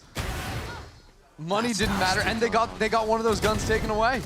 Mada is just, he's brutalizing. Yeah, the op headshots really just adding insult to injury. But this is it, NRG up to 12. It's not just a string of rounds, man, it's a whole collection of them so far. The defensive half has been all NRG. KRU have had no answer. The macro play and adjustments they've tried to make, NRG have always been one step ahead. Yeah, once again, a weird setup. It's Mada and Psalm playing mid together, Ethan playing real deep. I can't tell if he's in heaven or in hell with that breach. Yeah, he's boosted up. So again, ready to get a pretty nasty stun line into long and counter this out. Breach on. A lot of players playing towards the one side, but they couldn't be caught by this one still. That stun did connect onto Verno, and he was isolated on a bit of an island. No Util to try and help him out there. A few taps. Up onto the spike now. Finally a committal. NRG are going to take their time. They don't have, a look on the op. And Finesse has just broken the trip on the other side. So now KRU feel those walls closing in. It's shy to try and find FNS here. And he catches him without a gun out! Yeah, just not quite expecting that one still. NRG could make a play towards this one. But now the flank is no longer a worry for these KRU players. Dart up and over. Paranoia on top of it. Som just trying to create an opening. Crack open the site from many different angles. A lot of openings still ready to be claimed, Ethan from the high ground, but he's just one man at this point. 1v2 scenario and damage done to him. Does he really want to try and play for this? Exit still valuable when the money is being stretched thin. Playing to your outs even at this point of the game, but KRU, I was going to say breathing a sigh of relief. Maybe not at this point, to be honest, because it's still sketchy. I think the money will still be a little bit awkward for them. Yeah. But at least they get a round win and at least they're still alive. Yeah. And honestly, it's another situation where I think if Ethan had maybe used his stun from here to block those players out long, because he wasn't hit by the breach ult on the other side, might have been able to keep Verno alive on site. Hard to say. So KRU come into another one here. Couple light armors, a Guardian on Mazzino. Yeah. Problem is the ults are not working for them. Not yet anyways. Verso's still a couple off. They play out towards a lobby. Take flight. Verno he's kind of hard committed onto the angle here, just droning this out. A There's a lot of danger. Yeah, they're almost spamming him, almost like they knew. It's weird too, because the Cypher util is all stacked on this A side. I think they want to play spam off those trips from heaven. Yeah. And have options to fight into mid in the mid round. You can even see Psalm has crept into C long for the time being. Yeah, deep tuck position, a lot of mid-round information. NRG can play with that. Good awareness and understanding. There's a minute mark here, and this is KRU just holding. They're hoping they're going to see that re-clear, because honestly, they've only seen this over. What they're expecting, I don't think they're be feeling out that they could be the Cypher setup. But now the stun is back up. They're going to exit. Start missed. Oh my god, it collided straight into the bricks up and over the top. They're going to be dodging most of these trips coming your way. But let's get spammed up in heaven. Oh dear. Still. It's not done and dusted just yet for NRG. Potentially still get back into this one, but it's going to be a bit harder when your Cypher setup was dismantled. Oh, Mada's going for the flank. He's gotten up now, but he's going to pop that ultimate and speed up this flank. Not too long from now. Heaven entirely open. No smoke available for it. Pre-aiming. Okay, keeping at the back of their minds the possibility of the darts in play. Unless they're calling to save the 4v5. Wow, okay. I don't hate it. Okay. I don't hate it at all, actually. Is it just that they don't want to give away ults? They don't want to give away ults. They also, I think in order to make this round win, they would have needed Mada to use his ultimate on that flank. And they weren't in a good enough position to rely on that. He was walking into a tripwire. At the end of the day, what they can also do, NRG, is they know they have 2 rounds to play with. Ethan's 3 orbs away from his ultimate. So they're going to make sure that he has that online at least in round 24. This also guarantees their bye. They should have a bye in both 23 and 24, carrying it through to the end of the half. Well, 2 more chances for NRG. The Setup was, I mean, they put some thought into it, I guess. You know, as you mentioned, they're trying to play spam off the trips from heaven, but it was Finesse who was the one who ended up going down instead. Yeah, I don't know if he had a Vandal and just got counter spammed or just straight up got counter spammed even without the bullet tracers. Yeah. That was this tough. time, heavy play from NRG, grouped up, it's 3 players, making a go of things. And remember what NRG showed last time? It was the drone and then nothing else. I was thinking maybe Ethan would hold the stun, but instead he wanted to get that orb. Remember I was saying that he needs to get that orb this round, and that should guarantee him the ult in round 24. Breaking the drone 2. Flash connects, Ethan. There's a lot of util being expended here, but they want to hold this one with at least a few more of their players. Drone out into mid from Verno's not going to see anything. He could stack A off of that. I think that's the right call. Yeah. Now you're hearing it. It's a cacophony of footsteps dashing forwards as well as a stun in place at his feet. Oh, it's awkward. Dart over towards the back this time. It is going to be dealt with. Players trying to flood their way straight back in. Verno's there, alive, with the rifle in hand, tapping away, crouched up inside the smoke is how they seal that one up, 13-10. They just needed a 1 at the end of the day. Okay, and NRG take it one step further. We will be going to bind. That is a fantastic fight back from NRG in the second half. Put together an absolute string of rounds, and it is led by the champion Mada. 30 kills to 14 deaths. Ethan not too far behind them. I mean, it's an absolute gulf between those two top performing players in NRG and the rest of their team. But at the end of the day, as I said many, many times during that map, it's the map win that matters. Elimination game here. These teams are not done just yet. Remember this map was 7-1 at one point? Yep. For KRU? Definitely do. Ridiculous. I think Ethan really got some momentum back towards the end of the half, winning out a couple critical rounds in Garage. Yeah. And then from Mada's pistol to the ace, unstoppable. Just a whole, I mean, a string of rounds on the defensive side here, of course. We're going to be going to a quick break on the other side of things. We will be going to bind. A lot of teams been floating that as an option. And 100 Thieves, they were looking mighty good on it with Mada on the raise. We'll see if there's a continuation of that form on map 3 in this elimination match, the Americas Kickoffs.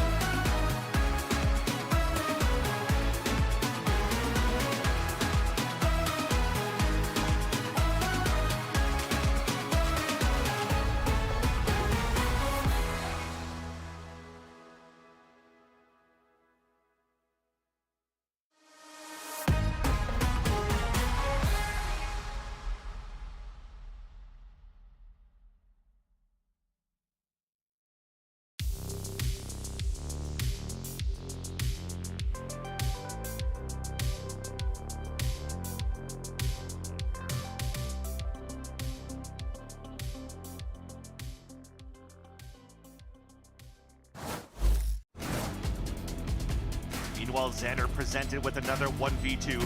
Oh, Vansili, he does it again! Los he matado los Spike y ahora 1 contra 1. Dale papá, Mester de frente,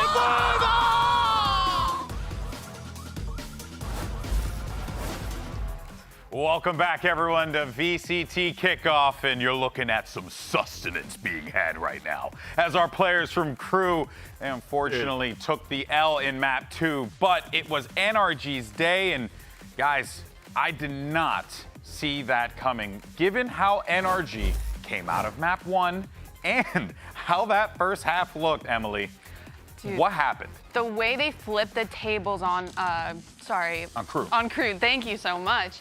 I was not expecting that at all, but if any team were to do it, it would be the team NRG with Mata there. Like, he can literally change the script of any game, and we just saw that live. This is just normal, right? NRG, slow start, Bonkar says it, Finesse says it, Mata said it. It's just Z's at this point.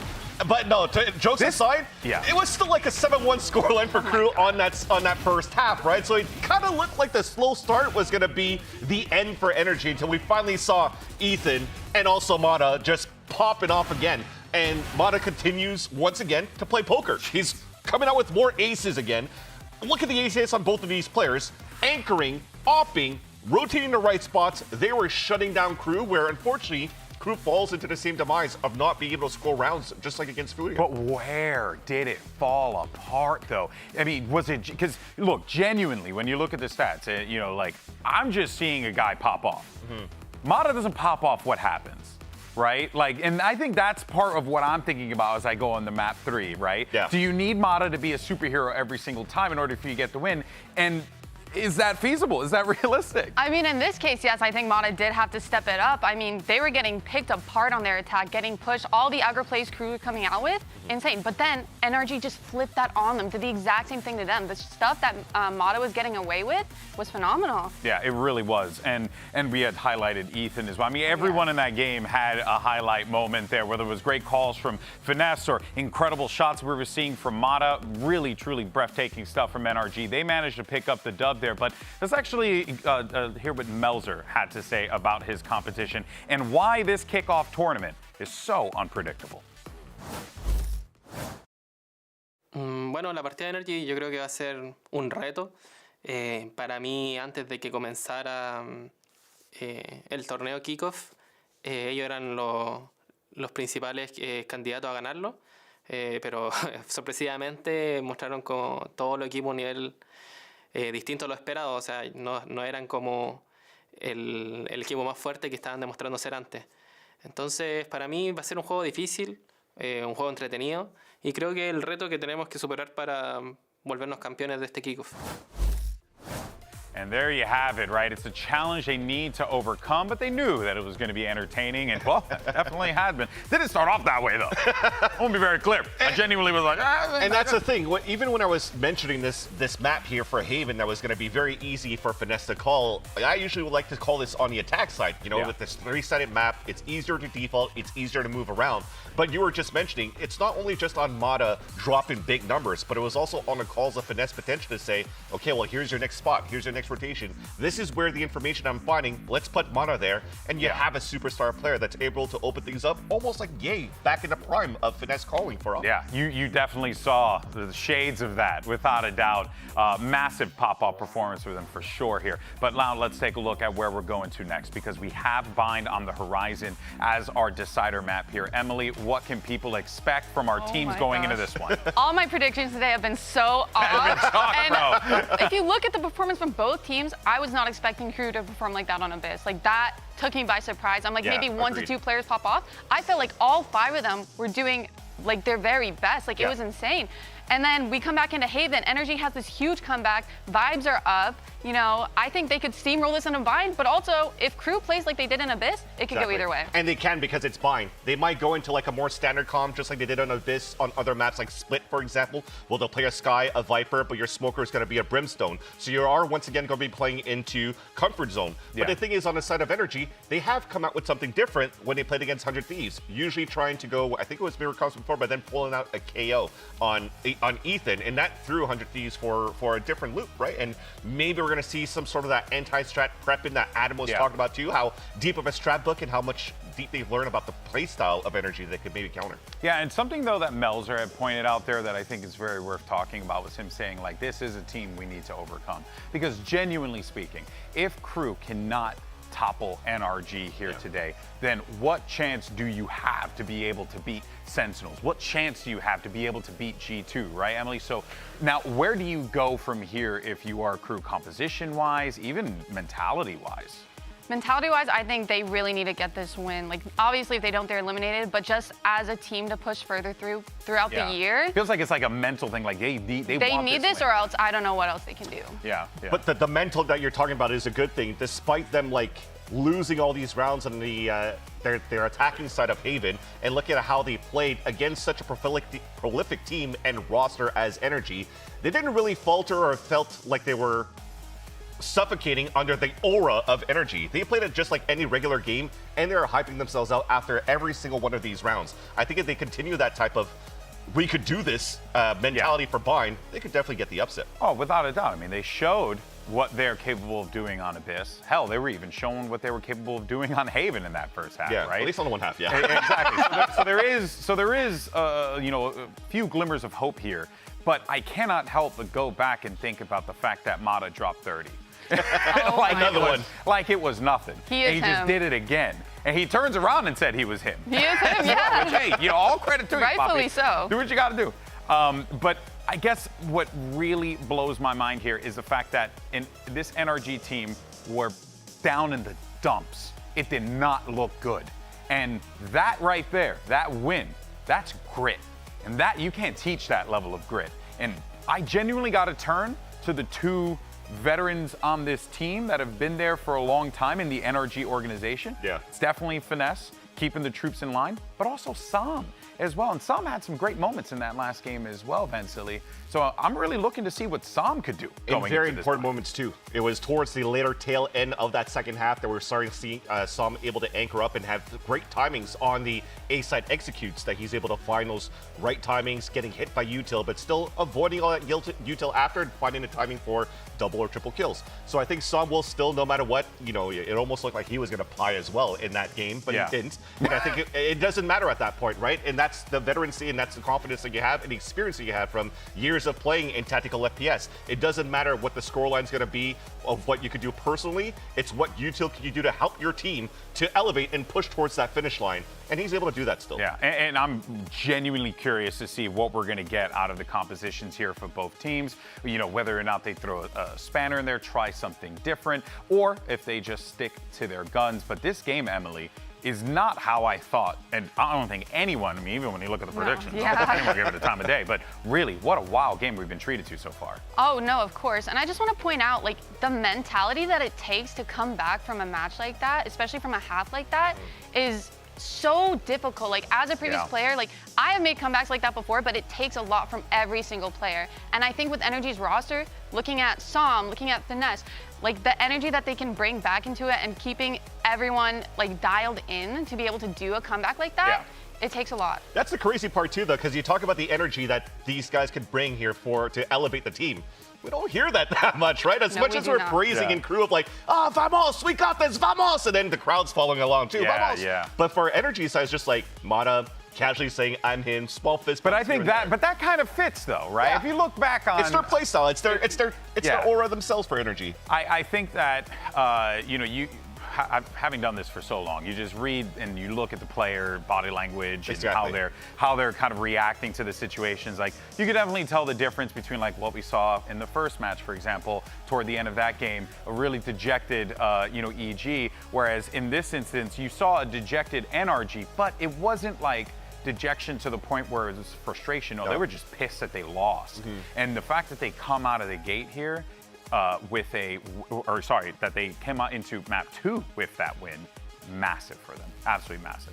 But in any case, so folks, we're gonna take a quick break. And when we come back, it's map 3 and only one team can move forward. Is it Crew or is it gonna be NRG? We'll find out after this break.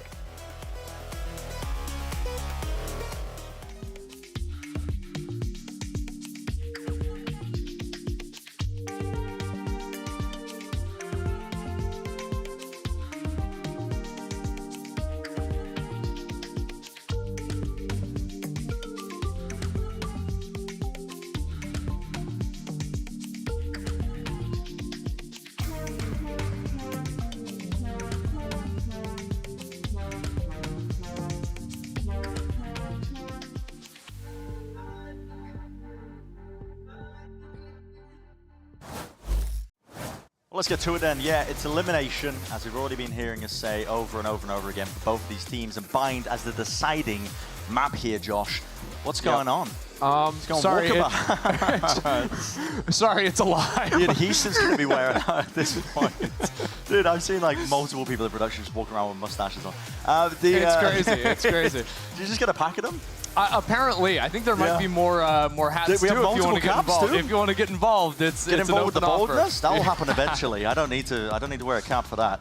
Enjoy it while you've got it. Will do it. Yeah. This is okay. A bit of a mix-up here in terms of the agent select. KRU going for the almost the 2022 approach to almost the most boring option. Yes, but they've got Vice. They've gone for Vice. Yeah, and KRU did play a bit of Bind at the Shinya Invitational. They played up against 2G, the same comp with the Cypher in it that they won pretty handily themselves. And this NRG has been what they've been running so far in 2025. And honestly, not a lot of teams play the KO on this map. Like Foot play it over in EMEA because Cracks only plays KO. Yep.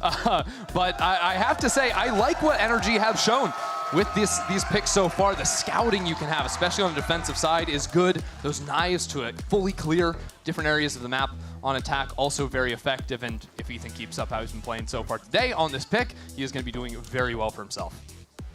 Well, let's get to it then. Opening pistol round. The majority of them not going the way of NRG, but they may have turned the tide of things. Second half of Haven. It's definitely what got them back into at least that map, and set our sights towards it. It's a deep flash as well. Set play occurring here by KRU onto their pistol. They want to take quick control over towards Showers and even further than that. And options for quick flanks as well. NRG are going to all jump through this at the same time or over it. Some's left alone, but hey, it's fine. Yeah, not a huge fan of that Vice wall. Spike planted. Well, the counterplay, but I think it's just potentially to stop in case there is a Viper lurking up behind it. Look at NRG though, getting ready to flip into back sight. Trying to get active, trying to get mobile. Smokes in the face of multiple players here. Full 5v5 retake, but already giving up the at least feel of this round here. Placing the backs as well towards the Classics. In hand for KRU. Flipping it. 3 versus 3. Anti-flash here. Vanessa, no clearance into the corner, but the trade in sight at least for Shy. Backing away now. Mada wants to play time with the rest of his team. It's a difficult one at that. Nade rebounding this way and to the side. KRU scattered them to the wind, and they just get onto it in time, I believe. Ooh, I don't think so. That's so close. 0.09. Oh. I mean, man, Shy gets the 3K on that one, but it's just not enough. Oh, boy. Yeah, the time. The time's getting away from that nade. I mean, that's celebration's a little bit too early. It genuinely looked like the circle was shrinking.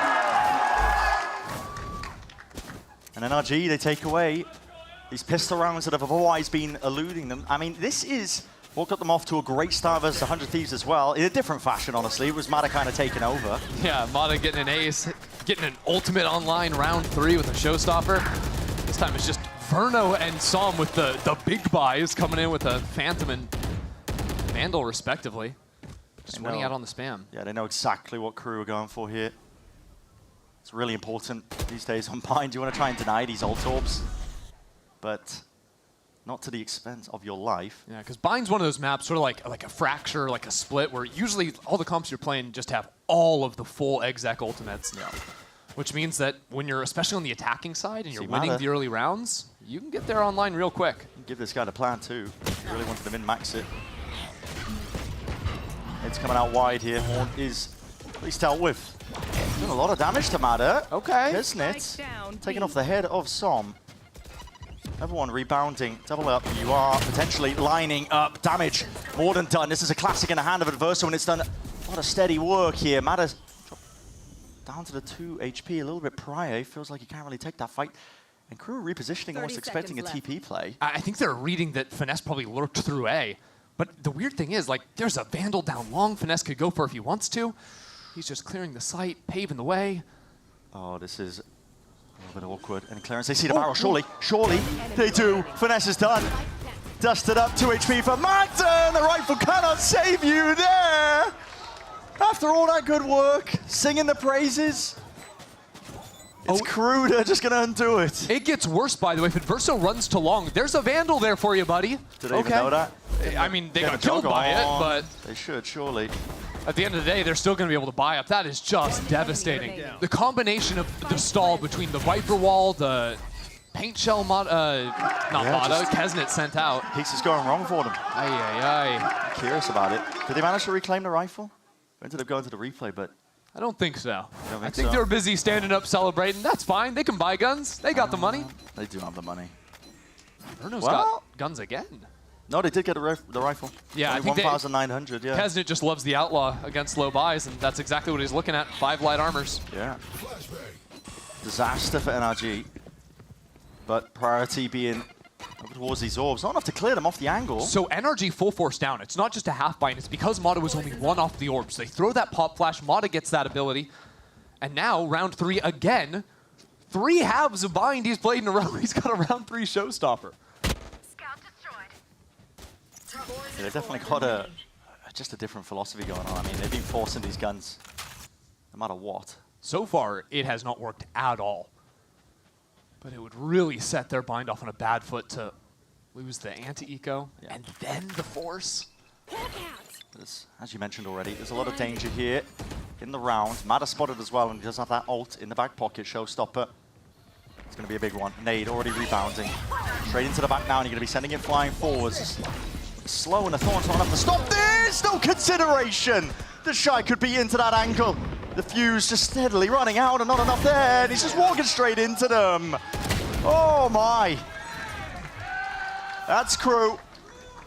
Add another one to the tally for him. That's 4 players surviving. The weaponary's looking clean, and they get the ult out of NRG. Everything that could go wrong did go wrong. I mean, first of all, Shy just ratting up in that smoke. Then no one playing elbow, so the ultimate just ends up timing out. And there's no way Ethan can get out along. He's relying on those players in Hook to be able to jump out with a flash from support. I mean, you could just see it on the face of the people here in the crowd. It's just heartbreaking for NRG round after round to see it slip away like that. Not back down again. NRG just going back to that flow chart of fighting for orb control, see if they can farm up the ults onto the attack side here. But KRU, steady hands. You're on land, so you can hold these pixel angles. And they're baiting out the wall as well. This Vice setup going to be used early here by Shy. And this is probably a good preview for future rounds of NRGs, where it is going to be a little bit more about finding where that Vice utility is going to be, baiting it out, regrouping for your recycle of your KO knife, your info from the Fade as well, to get those rehits going. I think their actual B execs with the knife have looked pretty good so far. I mean, they didn't get out last time, but the knife's been clearing everything. KRU haven't been breaking it. It's just unfortunate positioning that KRU has been able to find to punish. He's might have gone a bit too far back there. Flashes up and over the top to try and at least help this push going out. Ethan lays down a nade, and it is good util at that. Okay, the spam is going to be helping it out, but you do anything to stop these bullets. It's walls in your faces, and it's just instinctual adverso. Running rings around them. 30 seconds left. Som left to do the most here. Spots the barrel out, hits the head too through the wall, but narrowly escaping. A bit of spam going his way. But the spike is dropped down with 18 seconds left. You don't want to save the Sheriff into the next. And we won't. KRU are now getting so much closer to these ultimates. Even themselves, even a rifle being picked up and saved here by Kesnet towards the end. Still with the money being stretched so thin, it's half armor, looks like, at least from that preview. I'm pretty sure this round that's coming up is going to be the make or break for this half, because like you're saying, those ultimates for probably 6 players in the server right now are just 1 or 2 off. Yep. It's also going to be a swing round in terms of the money for NRG, so look, if KRU win this, or if KRU lose this, it's not the end of the world for them. But if NRG lose this, they are in desperate straits for the next few rounds. Deep flash again. Hearing the footsteps, jumping around here, and attack side up. Game plan called. This is the Punisher jump spot. Mazzino has been trying to get the information there, but it's a level of awareness from him this time. He's not going for the jump spot. NRG might be looking for, you know, sort of a fake attempt into this B site. Move back into A with the Viper wall. Very dangerous from Mazzino. It's in a forward position. There's a minute left onto the clock. Seeker's popped off.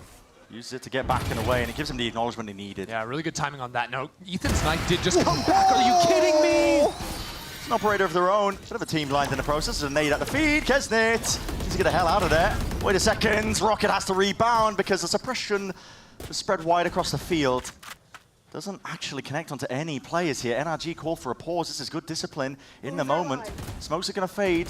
Wall going down. Time to strike is nigh, but do they choose to take it? Contact plays potentially there. Sees in the hands of one of the players. Out through the back now and out onto the site. NRG going to try and make a good go at this, but the spike has been dropped down into the laps of these players. KRU have got it on full lockdown. And the options down to absolutely nothing. You the just money can't has to be play saved. Nope. Got to get out of there. I mean, honestly, the way KRU have been staggering their utility over towards the B side is exactly what they need. First of all, you got Adverso playing on the A side of the map, so he's playing on the opposite side of his wall. So that even though... They're trying to take away the gun! Crazy. He's playing on the other side, so even though this KO knife keeps hitting 3 players on site, their wall never goes down. So first of all, we get that kill coming in. Then the Viper wall goes up to counter out the knife coming in. At the same time that the wall comes down, you've got a Brim Molly going down on Octagon. You've got Ray's paint shells going down there too. So yeah, NRG can try to walk out because they have no more utility to actually exec into the site anymore.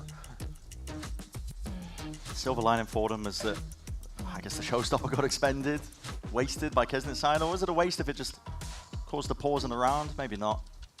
Still, timeout is called here for NRG because they're not really getting the same lightning start that they were hoping for, like they did on the second half of Haven. Winning that pistol round and just turning it into a string of rounds where they were basically uninterrupted until the tail end of that map. This is a little bit different. Timeout has to be called here to get some interjection from Bonka.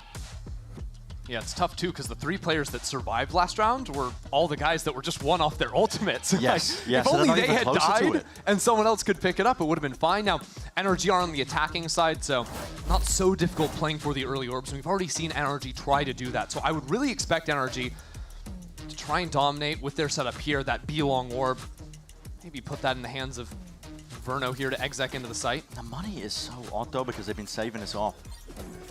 Because do you want to force around or do you want to save? They're deliberating about it, but they're just forcing up into it. So it means the buy is a little bit all over the place.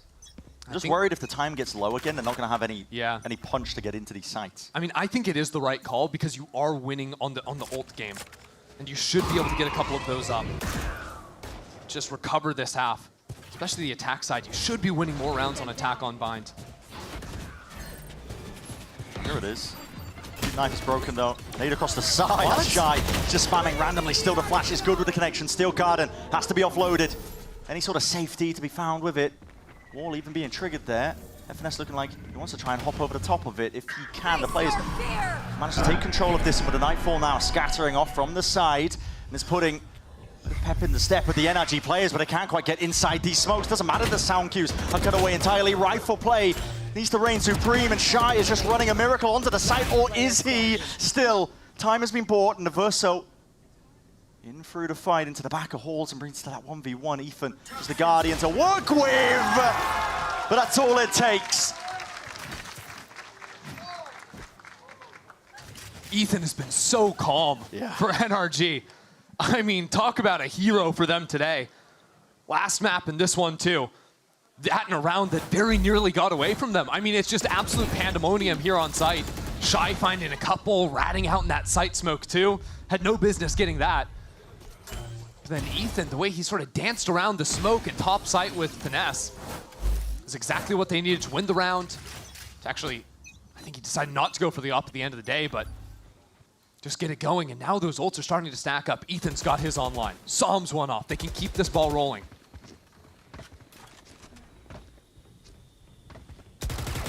Just trying to punish this look. Plays up with Verso. Okay, TP to just about escape. The pace change out of this timeout is pretty impressive. NRG last round, the fast B hit. This time the lurk into again, setting up for a B pop. You're crazy for that. Oh my God, Shy. He's taking a peek. The back of God knows what. Flash also getting that connection and a bit of random spam again. Said it earlier, but it is just purely instinctual. He just knows the timings to take. rattling away with the bullets. On Abyss, this guy was on Pie Watch, and now he is just farming NRG. Yeah. The Viper's Pit gives you no options to lurk through. It's an avenue that you cannot take. The only option is to go over towards B. Players are stacking.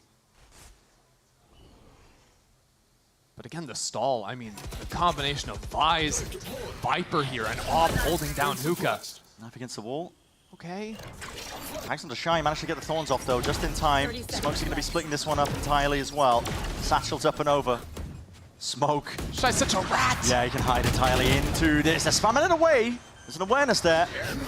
Grimult in for the back now. Orbital strike. Is that going to be enough to push them into the fight? Yes, it is. They're spamming the potential pockets of safety that KRU were just trying to cower inside. It's brought them down, and it's brought it to a 2 versus 3 now. NRG with control of the site. And FNS trying to teach them a lesson of himself. Adverso, though, quick, rapid for the approach. 36 health for Adverso. This is all locked down by NRG. Surely it is. Surely they anticipate something of this line. What is that? Not even close. Oh, yeah, not even close. All right, Psalm. Light work. Okay. The quick little flick there. Okay. Just crazy. His ultimate too, right? Into back sight, and then both him and Finesse are spamming the only pocket players can be swinging them in. It's very smart. The only possible places where they could survive. That's it. With this. Oh! Yeah, that's nice. Yeah. That's nice. Yeah, that's nice. My honest reaction.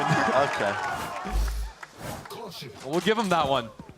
Straight into it. Hello. Straight into it. We're not slowing down. He's still hitting Verno with those shots, by the way. Oh my goodness. Verno dropped down just to 56. Look, play up through short. You have the Thorns to pop off, and there you go. You've been given the timing that you needed. Aid rebounding at the back, but this is a dire start for NRG to the round. Sky flashed through the teleporter, saw no one there, so KRU are fully ready for the walk into A short. Also, I mean, I don't know what he's trying to spot with this one, but still, players have looked up onto the line, and Adverso is ready to cut them up. Rifle in hand, Melzer at his back. Flawless. But at the beginning of that, I mean, listen, we missed the setup, but clear game plans here. Yeah, I want to watch Kesnet spam people down through smokes again. It just seems to be the name of the play for KRU. Again, just fighting over the extremities. Be long, deep smoke like this. Try and fight for the orb, try and get it early. A bit of spam to protect, just in case. Yeah, so it's not like NRG were spamming through with Odins and Outlaws and things that you could trade. They were walking. Yeah. And he just shot them anyways. Cool. It happens sometimes. Game be like that. Tough. Another fast play though from NRG. Wait a second. Thorns! Oh my goodness, okay. Just about wrangled that one. Hello. Again? Goes the angle! They're slow to a crawl. They are slow to a bloody crawl. I just don't even know what to say. You're trying to speed up the round after that one. Still to jiggle, almost punish Adverso. Barely there. Uh-oh. It's a thread of life remaining. Mazzino on the look. These guys might not even look at each other. The timing, there's potential then. There's fights occurring on all sides of the map. There's no way. Finesse has somehow gotten all the way past him. I mean, honestly, if he gets into B, they could jump back into teleporter. NRG could play this round out with a Viper's Pit. Oh, okay, the shot is not going to rally there. Some even sprays down to 2 of them. Spike's been dropped down into the open with Verno dying. It's on the wrong side of the wall, that Spike. And this is, oh God. Okay. Now we're left to watch the FNS POV. I'm not quite sure what I'm watching, Brent. No, I don't know either. Because the last 2 rounds have just been people getting killed through smoke, and then people walking directly past each other without ever seeing the other one. Yeah. Like, when was the last time you saw 2 players that saw each other and exchanged honest gunfire? It hasn't been for a while. Yeah. I'll be honest, it hasn't been for a while. And this is, of course, going to be a save for Finesse. He can't go for anything here. Maybe, like you mentioned, like he got that B long control, lurking his way up. He was just trying to buy options. And I mean, genuinely, if that Spike is on the left-hand side of the Viper wall, Som gets it, jumps in the TP. There's a chance. And you're playing inside a Viper's Pit in a 2v3. Yeah. It's winnable. It's getting rough, though, but overall, liking the game plans from KRU, even though it does seem like it's boiling down to a bit of spam into the smokes. But to be honest, I mean, NRG were not hiding their intent with that. No, it wasn't like they were walking up behind the smoke. They were throwing util for an exec. Yeah. And they didn't break the Thorns. The Thorns have been there for many rounds in a row. But it's interesting because the majority of rounds, NRG have really been playing heavy into B-Long, into Hookah. Yeah. So yeah, I think they do know those vines are there, but maybe not as focused on it. They've been spending a lot of utility towards showers when they have been testing out that space to play for an orb, and just kind of got lost against them in the chaos of some of these rounds. Splitting the players up. Zeno's deep flash. Was that for the TP? I'm not too sure. Believe so, yeah. So, just a jump spot. We're trying to bake Hesn in here a little bit. Spammed up into the corner. He knows his players are pushed up and away. Satchel, just making it awkward to try and take that fair fight. Finesto covers, at least from the back, and that TP has to be committed. But Kesnit needs a bit of a bailout. They pushed him into these players. Check out Adverso, though. Walked all the way down into A short. Oh, this is going to get clowning. I can feel it. I mean, it's so clowning. He doesn't need a bailout. He's going to pull himself up. Yeah, all right. Sure. Sprays down the two of them. That's a spike again. In their laps. The WinCons are just spelling themselves out. Adverso, he's trying to lurk and hunt down one of the players. Oh, he hits the footsteps. Matt has just missed him. Matt has just missed him. Poor Finesse again. Wandering into the rainforest moment, but Adverso hunting him, rooting him out of the caves. In case you're wondering, that's the defense side Viper that is between two attackers in their own spawn. Yeah. That's the situation that just unfolded on our screen. Yeah. And it's not like this comp of KRU is lacking mid-round information. It's not concrete, but you have Sky Flashes, you have Vice Flashes. You can use them proactively if you want to get information of where players are. You don't necessarily have to go for contact pushes, but why not? Adverso is finding the gaps. I think KRU have also been able to find like the information on where these players from NRG are, and when they see them separated, punish them. Here, Viper's Pit down into short. And KRU wanted to accelerate in, but I'm not so sure. Because if the showstopper was on A short, yeah, maybe you can rocket into the pit, but with Mata playing outside showers, they've really got to take their time. Yeah, and I really like this deep wall by Shy. He shifted it for showers control. It gives him an option and a flash as well to play off of this as well, just when it gets triggered, in case it is real. Ends up deading the flash anyway, just for the acknowledgement that they could be there. Meanwhile, in the pit, it's been a real problem, I think. Sticking point for NRG, because when you don't have this threat of the lurk, I guess, with a Viper wall, they just seem to be stationary. NRG need to act pretty quickly, and it's going to be showing presence into B, I'd imagine, and then teleporting back in towards Mata on this A site with the rocket. Yeah. 45 seconds left when you're doing this. Yeah, and KRU are kind of fighting up in their face a little bit. Especially in Hookah. This is a real problem, man. This is a real problem. They don't even feel comfortable enough to push forward down B-long because there's still a flash on Mazino. They don't even think they can get to the TP. There's a pit in short, there's Thorns in short. They have an orbital strike to deny plan. That's what I mean. The time is getting away from them because the options are just limited. And Adverso, this guy, oh, he's embodying the rat right now. Players lit up and the fire and spam from Ethan. Whips it around to try and at least save them, but the Thorns bring him down. He had the spike, he was carrying it, man. He had to make a play. There's 10 seconds remaining. This is, I mean, I'm just gonna call it how it is. It's tragic. Just slipping away. They want to hunt this one down. But it doesn't matter. Yeah. NRG trailing 5. Round in the half. Well, he'll take the wins where he can find them, but that's just a disaster there. Again, NRG had the idea, right? I'm pretty sure it was to sell that fake into the B site, but as soon as KRU showed the presence of the Sky Flash, they got so squeamish. And I'll shoot them a little bit of bail. This is a hard meta to try and work the map and get rid of all the possible, deep positions. Like you think about Shy's deep wall in showers and the pit down into short. I mean, you have to bait out the wall. You have to try and pull out some of the util, at least to even stand a chance. It's hard in this current meta to not get ruined by the clock if you're trying to slow play around like that. But you also can't fast play too often into the amount of stall that a lot of these teams have. Pixel angle. Just breaking the Prowler. The knife does connect here. This one, a bit more oomph behind it. The horn's going to be broken, though. At least deals with the one side of it. Sees up and around. That's a showstopper going forwards. Missing the angle. Up onto Mata. Mazzino popping out and through. And he needed to do something. He did just that. taken over towards the site, and it's a pit layer down just for that extra bit of safety, but it does allow KRU to get back in. Mata might have woken up, but the best players this map for KRU are still in it. Adverso's been on a heater. Shorty in hand too. Oh my goodness, there's no shot. Spam into the corner, Som is barely alive. It's on the cusp of it. Orbital strike as well into his hands, but of course, it's not going to come into play whatsoever. Spamming away with the shotguns in their hands. Just the slightest of pockets for Nesto. Snappy, and there's the orbital strike. It's an insurance policy, which clears out through most of it, time ticking. Pit in their face as well. And it's inevitable at this point. This will be the 4th round for NRG. Right when they needed it. Familiar scenes to Haven, and for NRG's sake, they're going to be hoping that they can keep it going. Almost a repeat. Look, NRG got the ball rolling towards the end of the first half of Haven, and then streaked to close that one out for a win. Getting a little bit back there, Mata with the 4K. I mean, this guy trying to wake up for NRG. When you think about that insanely close series, NRG beat 100 Thieves on this map to win it all. Mata was unbelievable. He's going to need to continue to be if NRG are going to fight back again in another second half comeback. They absolutely are, and we're going to be seeing on the other side of it if they've got it in them.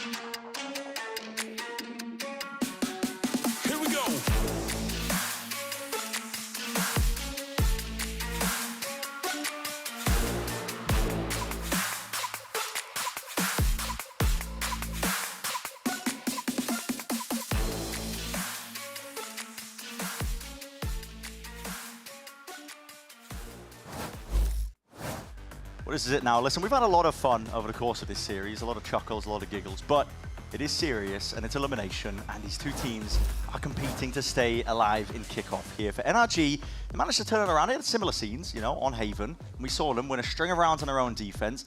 Maybe they can do it all again here, but a tough ask, honestly, with your back up against the wall. Absolutely. Both these teams coming into kickoff with relatively high expectations. NRGs were kind of sky high after what they did had them as, you know, in the offseason. Potentially the second best team. Yeah, I mean, look, they dominated the most competitive offseason tournament. Everyone was saying did it impressively well, but now fighting for their lives here. All starts with a pistol round. Yeah. They clutched up in the first pistol in this game, but it slipped away in the second. They've got to start off clean here on the second half of Bind before it gets out of control. Utah's already going to be flying up and overhead. And a pack of players from NRG all playing into spawns so they can quickly respond to the sound cues indeed. Thorns in through the back, not detted in time here. Trying to save themselves with the satchels in play, and Som just dominating that position. He's locked down lamps this entire time for his team to have that as a potential option. Two players already down and out. Do you dare step in to his lair? Som is still alive, here with a shorty. Oversteps himself, feeling the pressure and the heat, but he might have just done enough for him. Wait a minute. Shy is cooking, Mazzino by his side, and just like that, 4v2 turned to a 2v2. Repositions as well. It's excellent from KRU, trying to take these peeks into these players. The snake pipe pushing them out into the open. The vulnerable applies. Mazzino, countdown of time, and it is ticking indeed for these players. They realize it. Ethan's got off of it. As great a player as you've been, it's too much to overcome. Shy has just absolutely taken over. Who is this guy? Another 4K in a pistol round? He's 17 and 5 right now. I mean, I swear, watching these KRU pistol rounds, it's like watching a good heist movie. I mean, every single one, it's robbery in broad daylight. And the overall idea of NRG, I like it. You know, you listen, you're playing with a pack of players in spawn, you're following where potentially the sound cues are. Som's playing in lamps. You don't really expect that, you know, potentially the shorty to be played on a pistol round in there. It's a cool idea overall from NRG to play onto the pistol, and they just let it slip in a player advantage situation. Credit to Shy, though. The ghost out of him looking insane. Saw him just trying to grab the orb and TP over to the other side. Full-on orb maxing. He's going to be 3 off after this round. Less after he gets killed. Toxins going up. Finesse is alone. Here's the rumbling of the footsteps, scuttling across the sand, isn't he? You know, KRU smoked it off too. They're fully aware someone can be here. And Verso's the one to take the risk here because he's only got the ghost. Doesn't really care about giving it away. Just wants to get the information and the kill as well. Here it is. NRG players. This is a great round for Shy to go on the hunt. Get those ults going for himself too, so expect him in the front lines. Som himself will probably make a go of things considering how close he is to the ult. The rest of his team, they're probably going to try and go down. This was also a true FPX buy for KRU in terms of like they had 2 ghosts coming into this. Yeah, they did. I would not be surprised if they invested a little bit more and won a couple rifles. I mean, up 10-4, you win the bonus round, that's just lights out. It's a dangerous looking bonus of that. Zeno, he's hopping around, spotting out these players.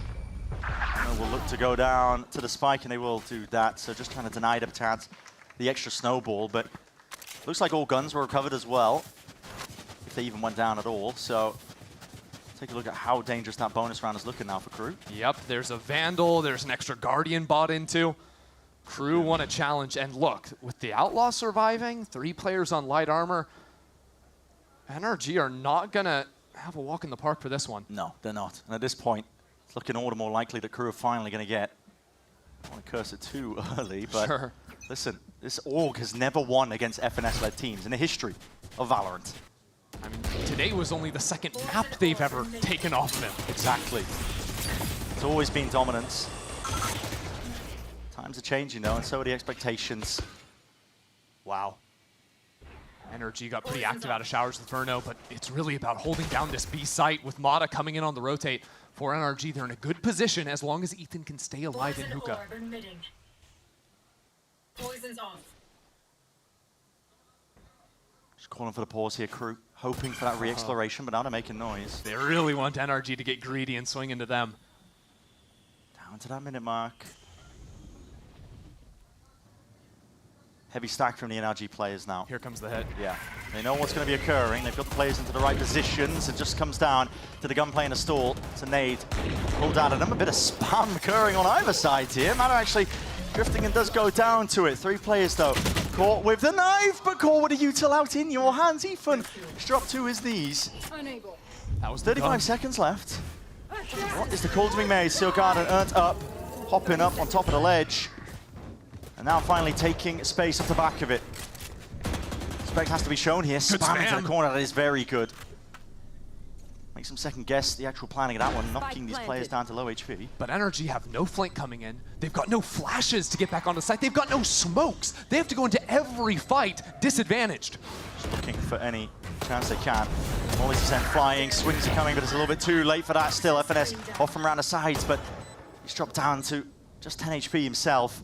Distraction needs to be made, but the players have just got their watchful eyes on every single possible angle. They want to take this gun away too. At that, there is no remorse in sight from KRU. And this is just a stellar start. I wondered if it was going to be a repeat of what we saw onto Haven, but this is the complete opposite. Pistol rounds, the bonus conversion at this point, it doesn't even matter about like the buffer room that they bought for themselves. There's 2 more rounds that stands between KRU and taking the series and staying alive and knocking NRG out. And Shy, the man of the hour, right? He's the guy that buys the Vandal this round. He's the one that finds the opener on Ethan. Keeps getting those kills, which unlocks the ultimate, which gives them the site for free, forces all those players off to retake flashless, smokeless. It's his individual play that has made these rounds so simple for KRU to move forward in. What do you even need at this point in terms of timeouts for NRG? I mean, truthfully, every single game that NRG have played in Kickoff, they have had one guy. It's a different guy every time, but it's been Mata coming up, dropping 30. It's been Ethan dropping 30. Even Som, when they lost against Cloud9 on Fracture, dropping 30. This is the first time you're seeing NRG without a guy. They've got no guy in this game today. Yeah, it's parity at the bottom. No one's being able to like pick up the pieces and give them that miracle round that they might need to really get started. And listen, start of day, I was getting interrogated up here on this desk. Now you're getting vindicated. I'm getting vindicated to a degree, and I did say, maybe I didn't believe it, but I did say, what happens if Mada, Ethan, Verno, and Som all don't hit? We might be seeing it. Not to boil it all down, just the gunplay. But sometimes it is the gunplay that can bail you out of tough rounds. Yeah. And you look at that, that's what KRU been finding consistently. They have won so many 4v5s, and now they get a chance to win a 5v4. That's a brutal beginning. Vanessa's just peeking for info there. Head off the shoulders. He has to watch from the spectator seat. And it sort of forces NRG to go for this walk into short to get some info back to say, hey, we could be lurking up against you. Yeah. Pulls KRU back into this space to find any players that have crept up. Going for that reclear. Wall was triggered. Wow, it's a full read from NRG. Ethan's moved up into heaven. Verno peeked out, Sand sees nothing. So the stack into showers could be what NRG need to hold on. And it's a risky play by Verno, but honestly, as you mentioned, it's kind of sorely needed. He's just going to pause there in Sand, because maybe KRU have to teleport back into him. Here's the dog, though, and he wants to go for it. Feels like an exec. They're trying to make moves over towards it. The backstab is coming. He Still missed the window! TP! You can't do that! Not only avoided him, but they're going to be looking. Oh, wait a minute. That's a spike drop down. His chances here for him, but no. Okay, stolen. Straight away. Som going for the swing. Bit of Ferrari speed off the back of that one. 30 seconds. Shy's not going to know what hit him. Mazzino's still going to be sticking this one, and Verno taking these fights, isolating the angles, winning it out. Getting the confidence back here for NRG and a massive player advantage. Verno calling for reinforcements. Superkez is fighting forward! Forced out, though, wide into the open with the nade itself, and that... It's a wishful thinking with a peak like that still. NRG find an angle and they take it. Turns out Verno's going to be the guy that round. Yes. And look, it doesn't have to be the same guy every time, but even though that timing window just barely slipped him by, the fact he gets back in time, punches down the op, or the spike rather. Wow, that's a nice shot. That's what I mean. You see that step up from the players. Really, I mean, it is individualistic, right? They're just taking the timings. But when you get the information of heavy stacks of teams, especially when the attacking team is showing you where they are, Bind just has too many lanes to be able to walk up. You've got to look for those sometimes risky timings, but more often than not, very calculated. Stim beacon here. Right here. Right here. With the flash, at least from Shy early on, just to make sure that nobody was contesting over towards showers. Verno's got to respect that. Need to try and flush him out with a boombot on the side as well. Kesnet just a lot of pressure being sent out by him alone. Shy even with the deep wall. I actually love this position here. What? Finesse? Hello? I think just caught the jump peek of Melzer. Give it a jump peek or maybe just a bit of spam with the wall going up. Certainly possible. It's a nice opener though. Yeah, KRU definitely thinking about moving all the way over into the B site, but with Ethan anchoring this down, I didn't see the timing of his knife, but should not be very long. Yeah, his knife just came back up, so very easy for NRG to keep this stalled by cycling the wall. Once that goes down, Ethan pops the knife. Still have a seize to make sure players can't get out of Octo. Very good stall util in the hands of these NRG players. Beautiful. Game gets slowed down just like this. Seize combo! Seize as well to follow it up. Oh, into the corner. There is no surviving that. Is that a flash through on top of it? I'm not too sure, but either way, that's going to more than get the job done. 30 seconds left. Just a little bit of everything there. This comp can be so versatile. Comboing different abilities. That's a round that'll, bring the spirits up a little bit. And listen, that's what it takes, one round at a time. NRG know this. They've got that veteran presence. They've been in spots like this before. They're not the type of team to necessarily get rattled, even though they do have a lot of new additions. And I'd say NRG's defensive side Bind, what has impressed me the most, I really like the way Ethan and Finesse are usually playing on this side of the map. This time it was Ethan and Verno. But even though they're usually on the weaker side, the way they cycle their util, it's very hard to find that window to get in against them. That opening kill with Finesse, just when the wall goes up. Anticipating that the low timing could be taken. I like it. Okay, that was the most half-committed fist bump I've ever seen! You gotta put some oomph into it. You gotta believe, come on. You gotta believe. Finesse is like that, though, It's all good. If he's finding the openers, I don't care how he fist bumps. Exactly. And they know it's the case, 1 round at a time here for KRU. The money has taken a bit of a tumble, so rifles that they were able to save from that prior round, but not too much else to go alongside it. There's options for KRU, I think, as well. You know, maybe if they can play for an orb, maybe get a kill. Kesnet ults online in one with a showstopper. That's for sure more than enough to crack open most rounds. They're going to be wary because last round, KRU got swung by someone over in U-Haul. This time prepared for it. That same vine sent backside. Really good. Yeah. Molly as well to stall this one out, and the Haunt is perfect. I mean, the C's on top of it. It's good util from Verno. Isolates the fight. That's one of your rifle players on KRU as well. That's going to be dropped to the side. KRU feeling like they are picked 2 pieces. The round is unraveling step by step here. Shy does well to at least return the fire and maybe get the trade off, but it's a 2 versus 4, and the spike is hard committed. There's only 38 seconds left. You're running out of options, and at this point, listen, I don't want to say it. It's 11 rounds up for KRU, but I'm starting to get worried about the way that they're playing. Their attack sides are just... It could be just another one-sided game. It looks closer because they won the pistol and the bonus, but... Yeah. It's a weird spot to be in for them now because you realize, okay, if we tried to run these fast execs, we're just going to get stalled out by utility. We're going to get either pummeled by the Vise on one side, or sorry, not the Vise, the Viper on one side, and just stalled out by that, or the combination of KO and Fade utility. But if we slow play, well, now we know Mata's got an op, and that could be anywhere. And we're not really playing a comp that's so well versed at dealing with the ops because they've got the Sky. Really not. A lot of ults close to coming online here for NRG on top of that.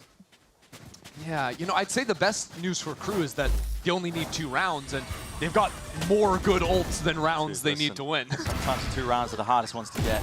That's even true. a final one on top of it, man. I mean, they're not even there. It's 12 yet. Oh, the replay. I mean, look at that. Yeah, that's half-hearted. That's a reverse turkey, we call it. Don't worry, we'll go over that. The reverse turkey. Yeah.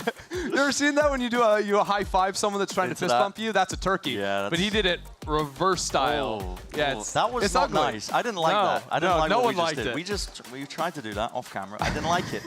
I didn't like it. Just felt off. Timeout taken here by KRU. They're popping off because there's a lot of adjustment that needs to be made, but it's hard to do it. I mean, I was making mention of it, man. We are in, I guess the modern era of VALORANT currently right now is quite defensive-sided. You need to think about so many different variables, util you need to pull out. Sure. And every single agent that NRG are running with this composition can stall you out. Snake bites, mollies, nades, everything.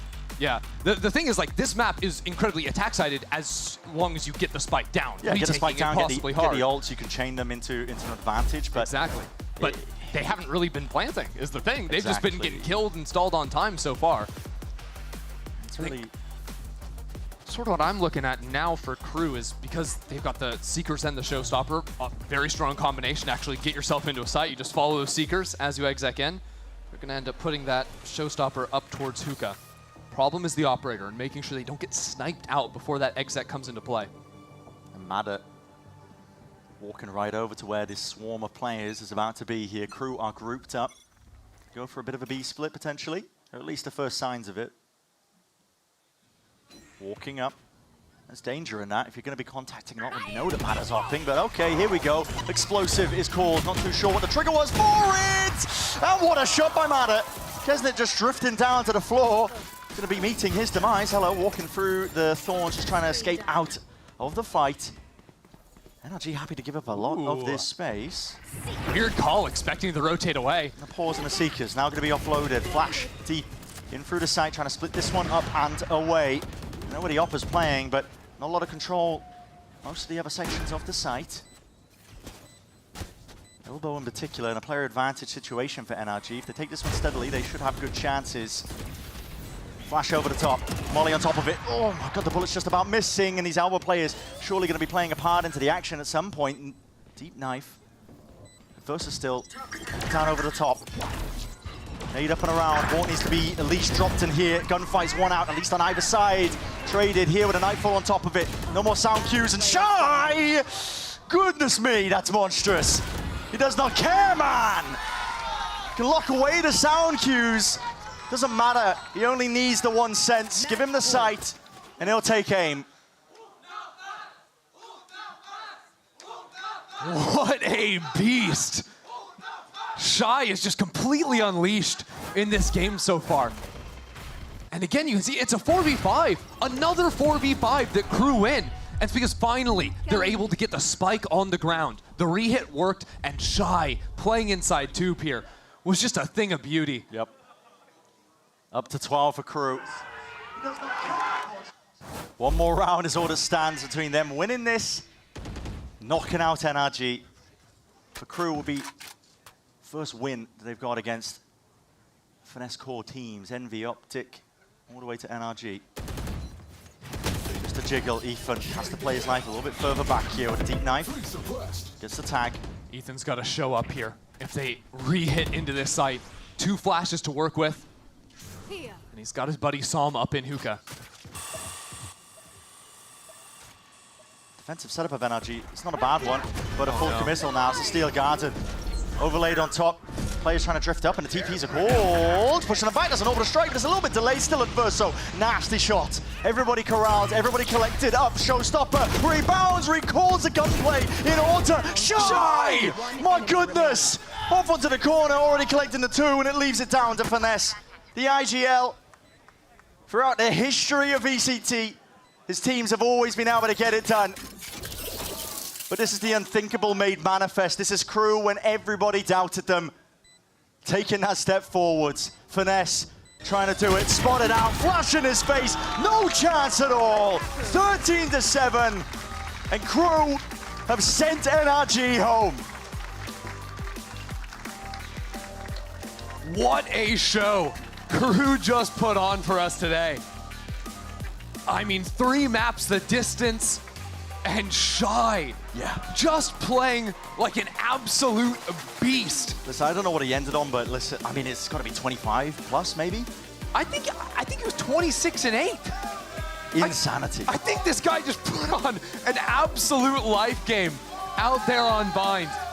And in those critical rounds in the end, right, it started slowing down for KRU. NRG started tapping in to that momentum they felt back on Haven in the second half. Shy showed up, said absolutely no way. And momentum is the key word there that you're using, because so much off the back of, listen, a pistol round win into the bonus conversion here for KRU in the second half of Bind here. Makes a difference, right? Gives them enough of that buffer room, and all they needed was a few more rounds to just bring them over the edge. 2-1 is the scoreline here. KRU are surviving. I don't want to claim they're going to be going on a run. Listen, I don't want to even just try and even bring that energy into it here, but they've definitely turned up here today. I'm just excited to see some of these players really stepping up in a massive way. I was singing the praises of Shy, but this final map of Adverso, especially on the defensive side, was just so beautiful to watch. His anchoring on the Viper, just gorgeous. And it came all, you remember back this pistol round? Yeah. Where NRG, again, were up in numbers, but it just did not matter because of what Shy was able to do consistently. And yeah, we got a bit wacky at times, listen, a bit of spam into the smokes, but genuinely, players were hitting on either side, but for KRU, they really did turn up, the confidence was there. I had questions at the beginning of this series, you know, wondering, okay, listen, you battered 2G, they're looking, you know, they're looking like they can barely even get a handle in terms of the play currently in VCT Americas. And we didn't really know where the level, I guess, was in terms of that tier gap.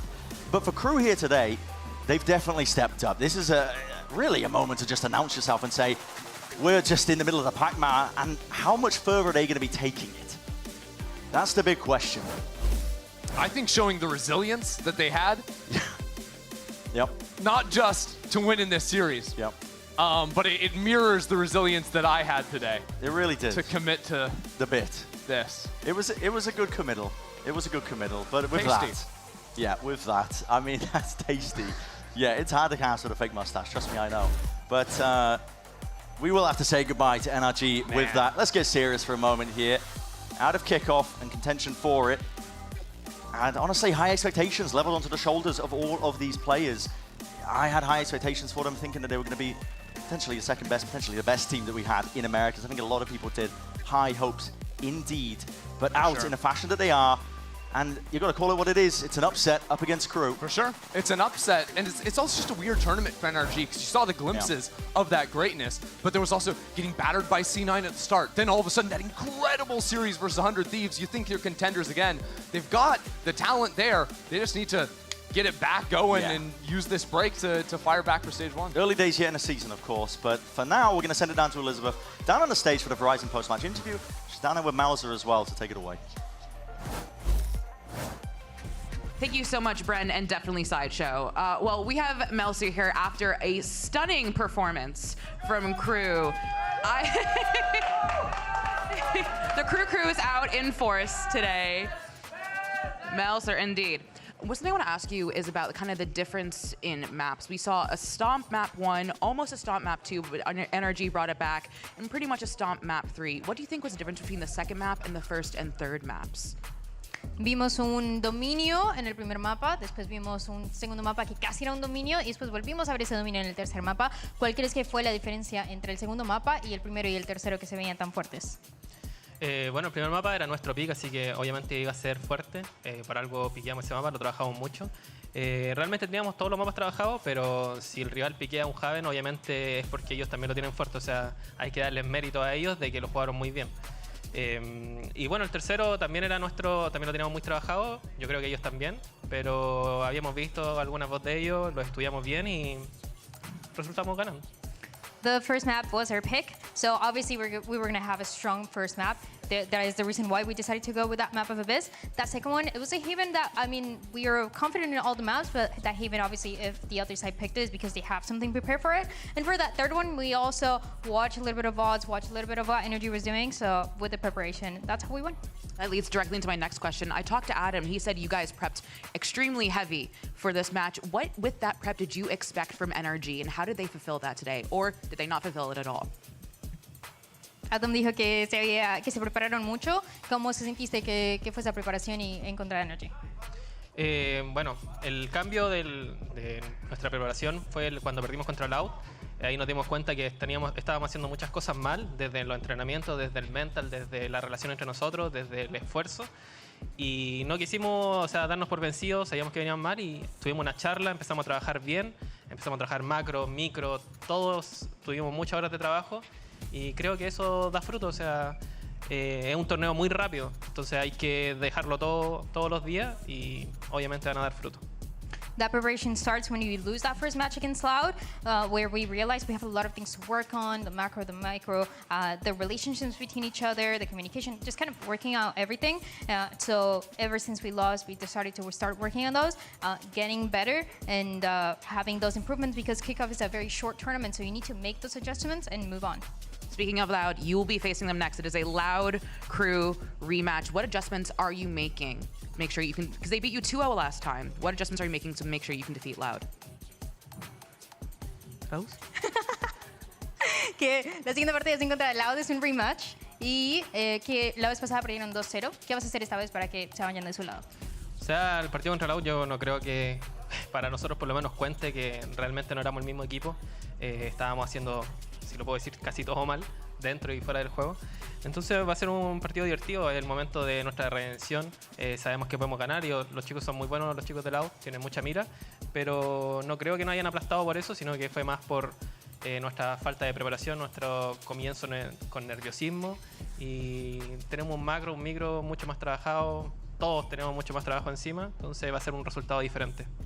The first match that we played against Loud, it's not that it wasn't us, but it was a very different team to what we have right now with the work that we put on. And Loud is a very good team. Individually, they're really good. They have a lot of aim, but the work, the macro, the micro that we've put on the work in is going to show a different team for the next match. Right, well, thank you so much, Melcer. Now we're going to send it over to Match Point, where we have Mizzino and Kesnet standing by for our post show.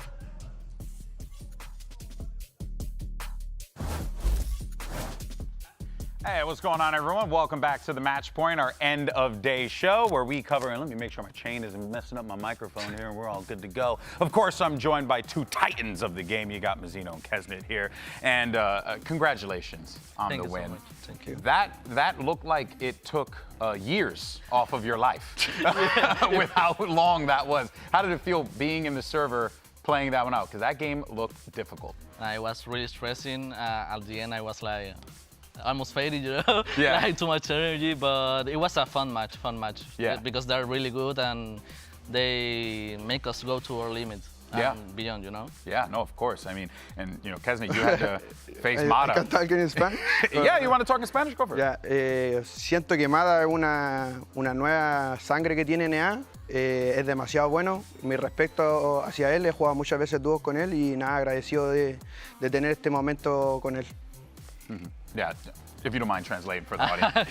He's saying that Mata is insane and he played duo with him, so he knows like he's the new prodigy. Yeah. And yeah, it was like a nice moment for them too. Yeah, it was amazing to Yeah. see the both of you play. It was really against one hard. Yeah, it was. I cannot even imagine. Yeah. He was pulling off 4Ks out of his butt. Yeah, all the time. The guy Out was of madness. nowhere, yeah. Absolute talented. But you guys picked up the win, so congratulations. You move Thank on you. in the tournament. Now, on match point, I like to have some fun, okay? Because if you guys know me, I'm a clown, okay? So I like to do some fun stuff. So because, you know, it's been a long road, right, for the VCT stage, and we're gonna, you know, take a look back at some important moments along the way. So this is your first, my first. It's a fun one. If you've actually seen this on before on like YouTube and stuff like that, it's kind of a similar concept, right? I'm gonna reveal a milestone on the board here, and then you guys are gonna fill in the blanks. So you're gonna tell me about it. So you get to pick whichever one you want. Pick 1 through 5. Yeah, do. The second. Okay, here we go. My first signed team. My first signed team. Who was the first team that you signed for as a pro player? It was a team that is already dead. Like it disappeared. Millions Gaming was the name. Millions Gaming. Yeah, it was like my first like team, really contract, and I got paid. What game? So it was Valorant. Okay. Yeah. Okay. yeah. Nice. I started like fully on Valorant, and yeah, it was like a few months before joining KRU. So, yeah. Wow. That's crazy, right? How all that process. What about for you guys? Mi primer equipo, my first team was Team Reapers on CS. Okay. Yeah, and was Brazilian organization, and it was really good and new experience. Yeah. But I get depression because I like to be with my family so much, and I don't know, just feeling like that, but it was really good.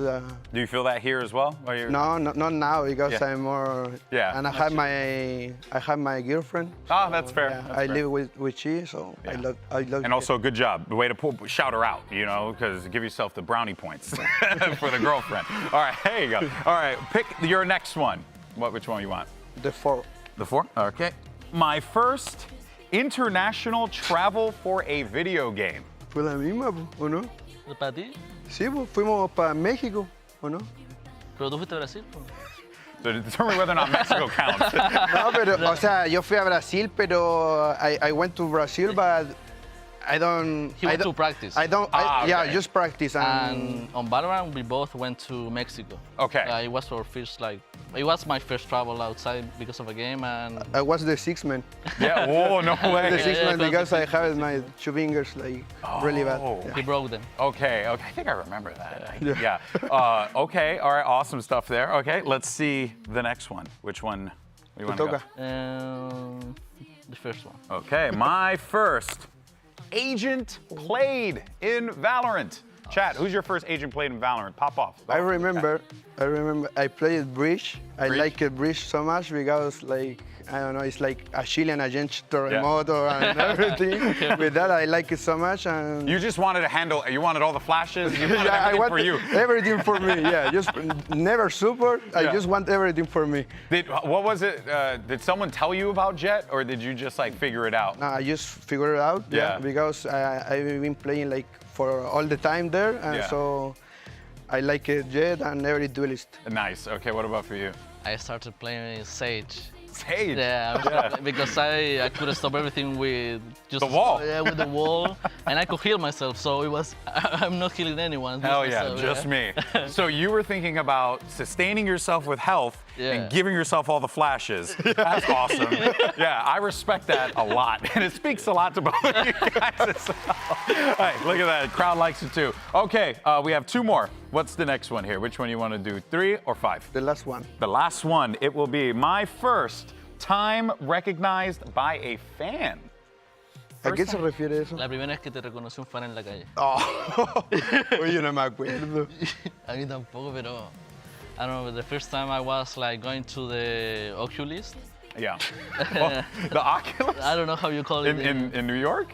Or No, the oh, doctor for the eye. Oh, the eye doctor. Yeah. Yes. Oh, sorry. No, because there is a place in New York called the Oculus. So I was like, wait, you were there? He went to Oculus. Okay. No, go on though. And I was just walking on the street and I found recognized like it was a huge group of like kids from the school, you know. How did it make you feel in that moment?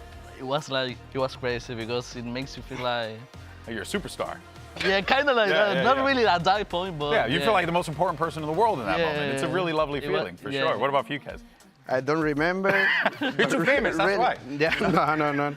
I don't remember, but I don't know. Maybe it was a long time ago because I stream all the time. Yeah. So, but I don't remember. Yeah, you've been in the game for a while, so yeah. I hear you. But I like it so much, and I still like it. Like the people help us, and yeah.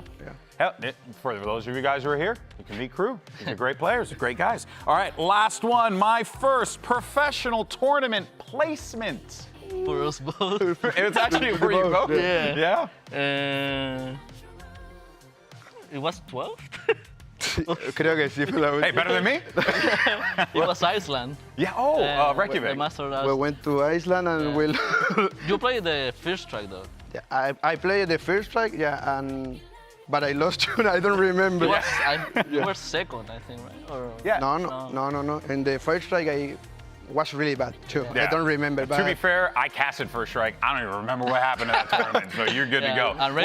There you go, guys. That's my first awesome stuff there. Thank you, guys. I appreciate that. Thank you for acknowledging and dealing with our silliness. Now, of course, with day 8 coming to a close, now we are down to our final 6 teams here in Kickoff.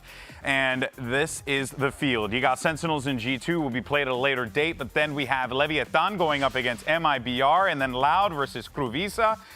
Fellas, these are tough games. This is, and also pretty nuts too to have Leviathan, MIBR, like all the South American organizations down there as well, which is wild. What do you think of this? How do you think this plays out? And most importantly, who from Lev and MIBR you want to play? What? Sorry? Who do you want to play from Lev or MIBR if you beat Loud? I don't really care who I play, but of course it's gonna be fun playing against Lev.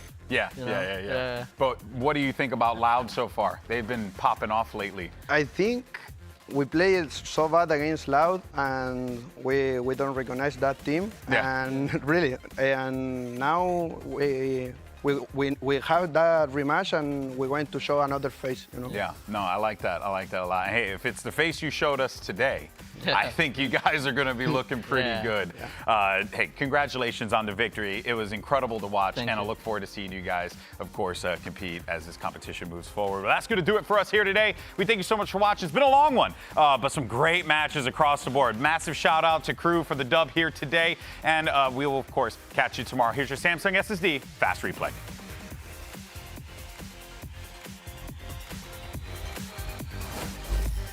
Teams are ready to go. It's elimination day, baby. You got Evil Geniuses versus MIBR. Let's get this party started, baby. That's a really nice paranoia. They got Flood in behind it, though. 1 kill found, another one traded. Aspas still healthy, and then keep an eye on that flank we were talking about because they've been able to deal with everything that's in front of him. And Shenum's playing his cards beautifully. So patient, so diligent. Pistol away of the Brazilians. Much easier contemplated than completed here. Yay! What an off angle on the Aspas. He's got to be careful. You've got Ye close by.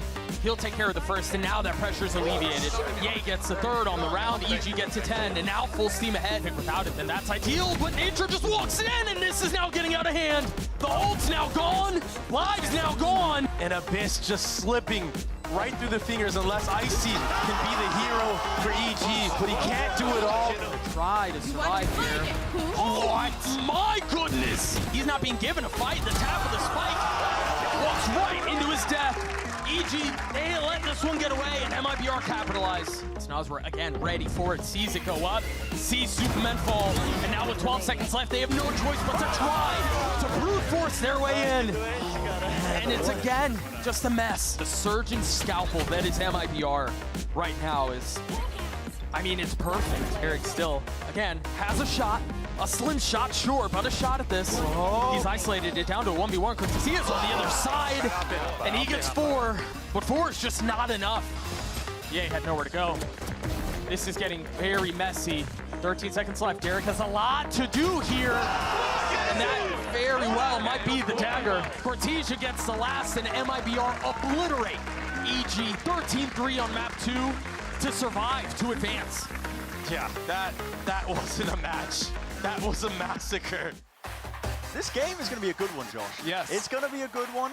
NRG crew elimination on the line between these two teams. Ethan needs to be careful here, but the angle he's playing, there is safety, surely. It should be... What? This player is waiting and walking right into the bullets and a reset enough to get that third. Yeah, okay. Snappy. Fast, bro. That's a recall star. Mel's just trying to bait some players out into the open! When they're swinging right onto him, rifle picked up, flash up and around, to the side!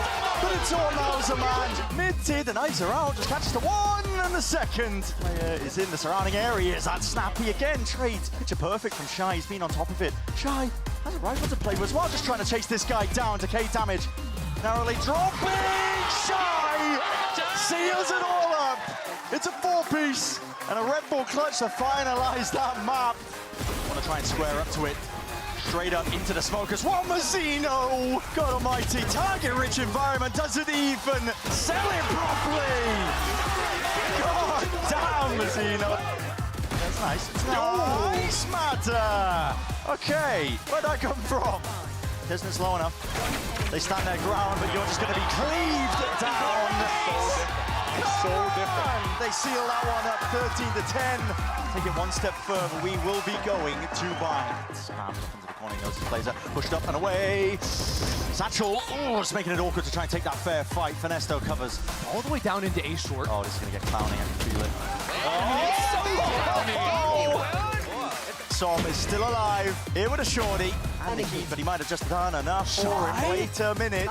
Shy is cooking Mazzino by his side. Out of time, and it is ticking indeed, but these players, they realize it. Ethan's got off of it.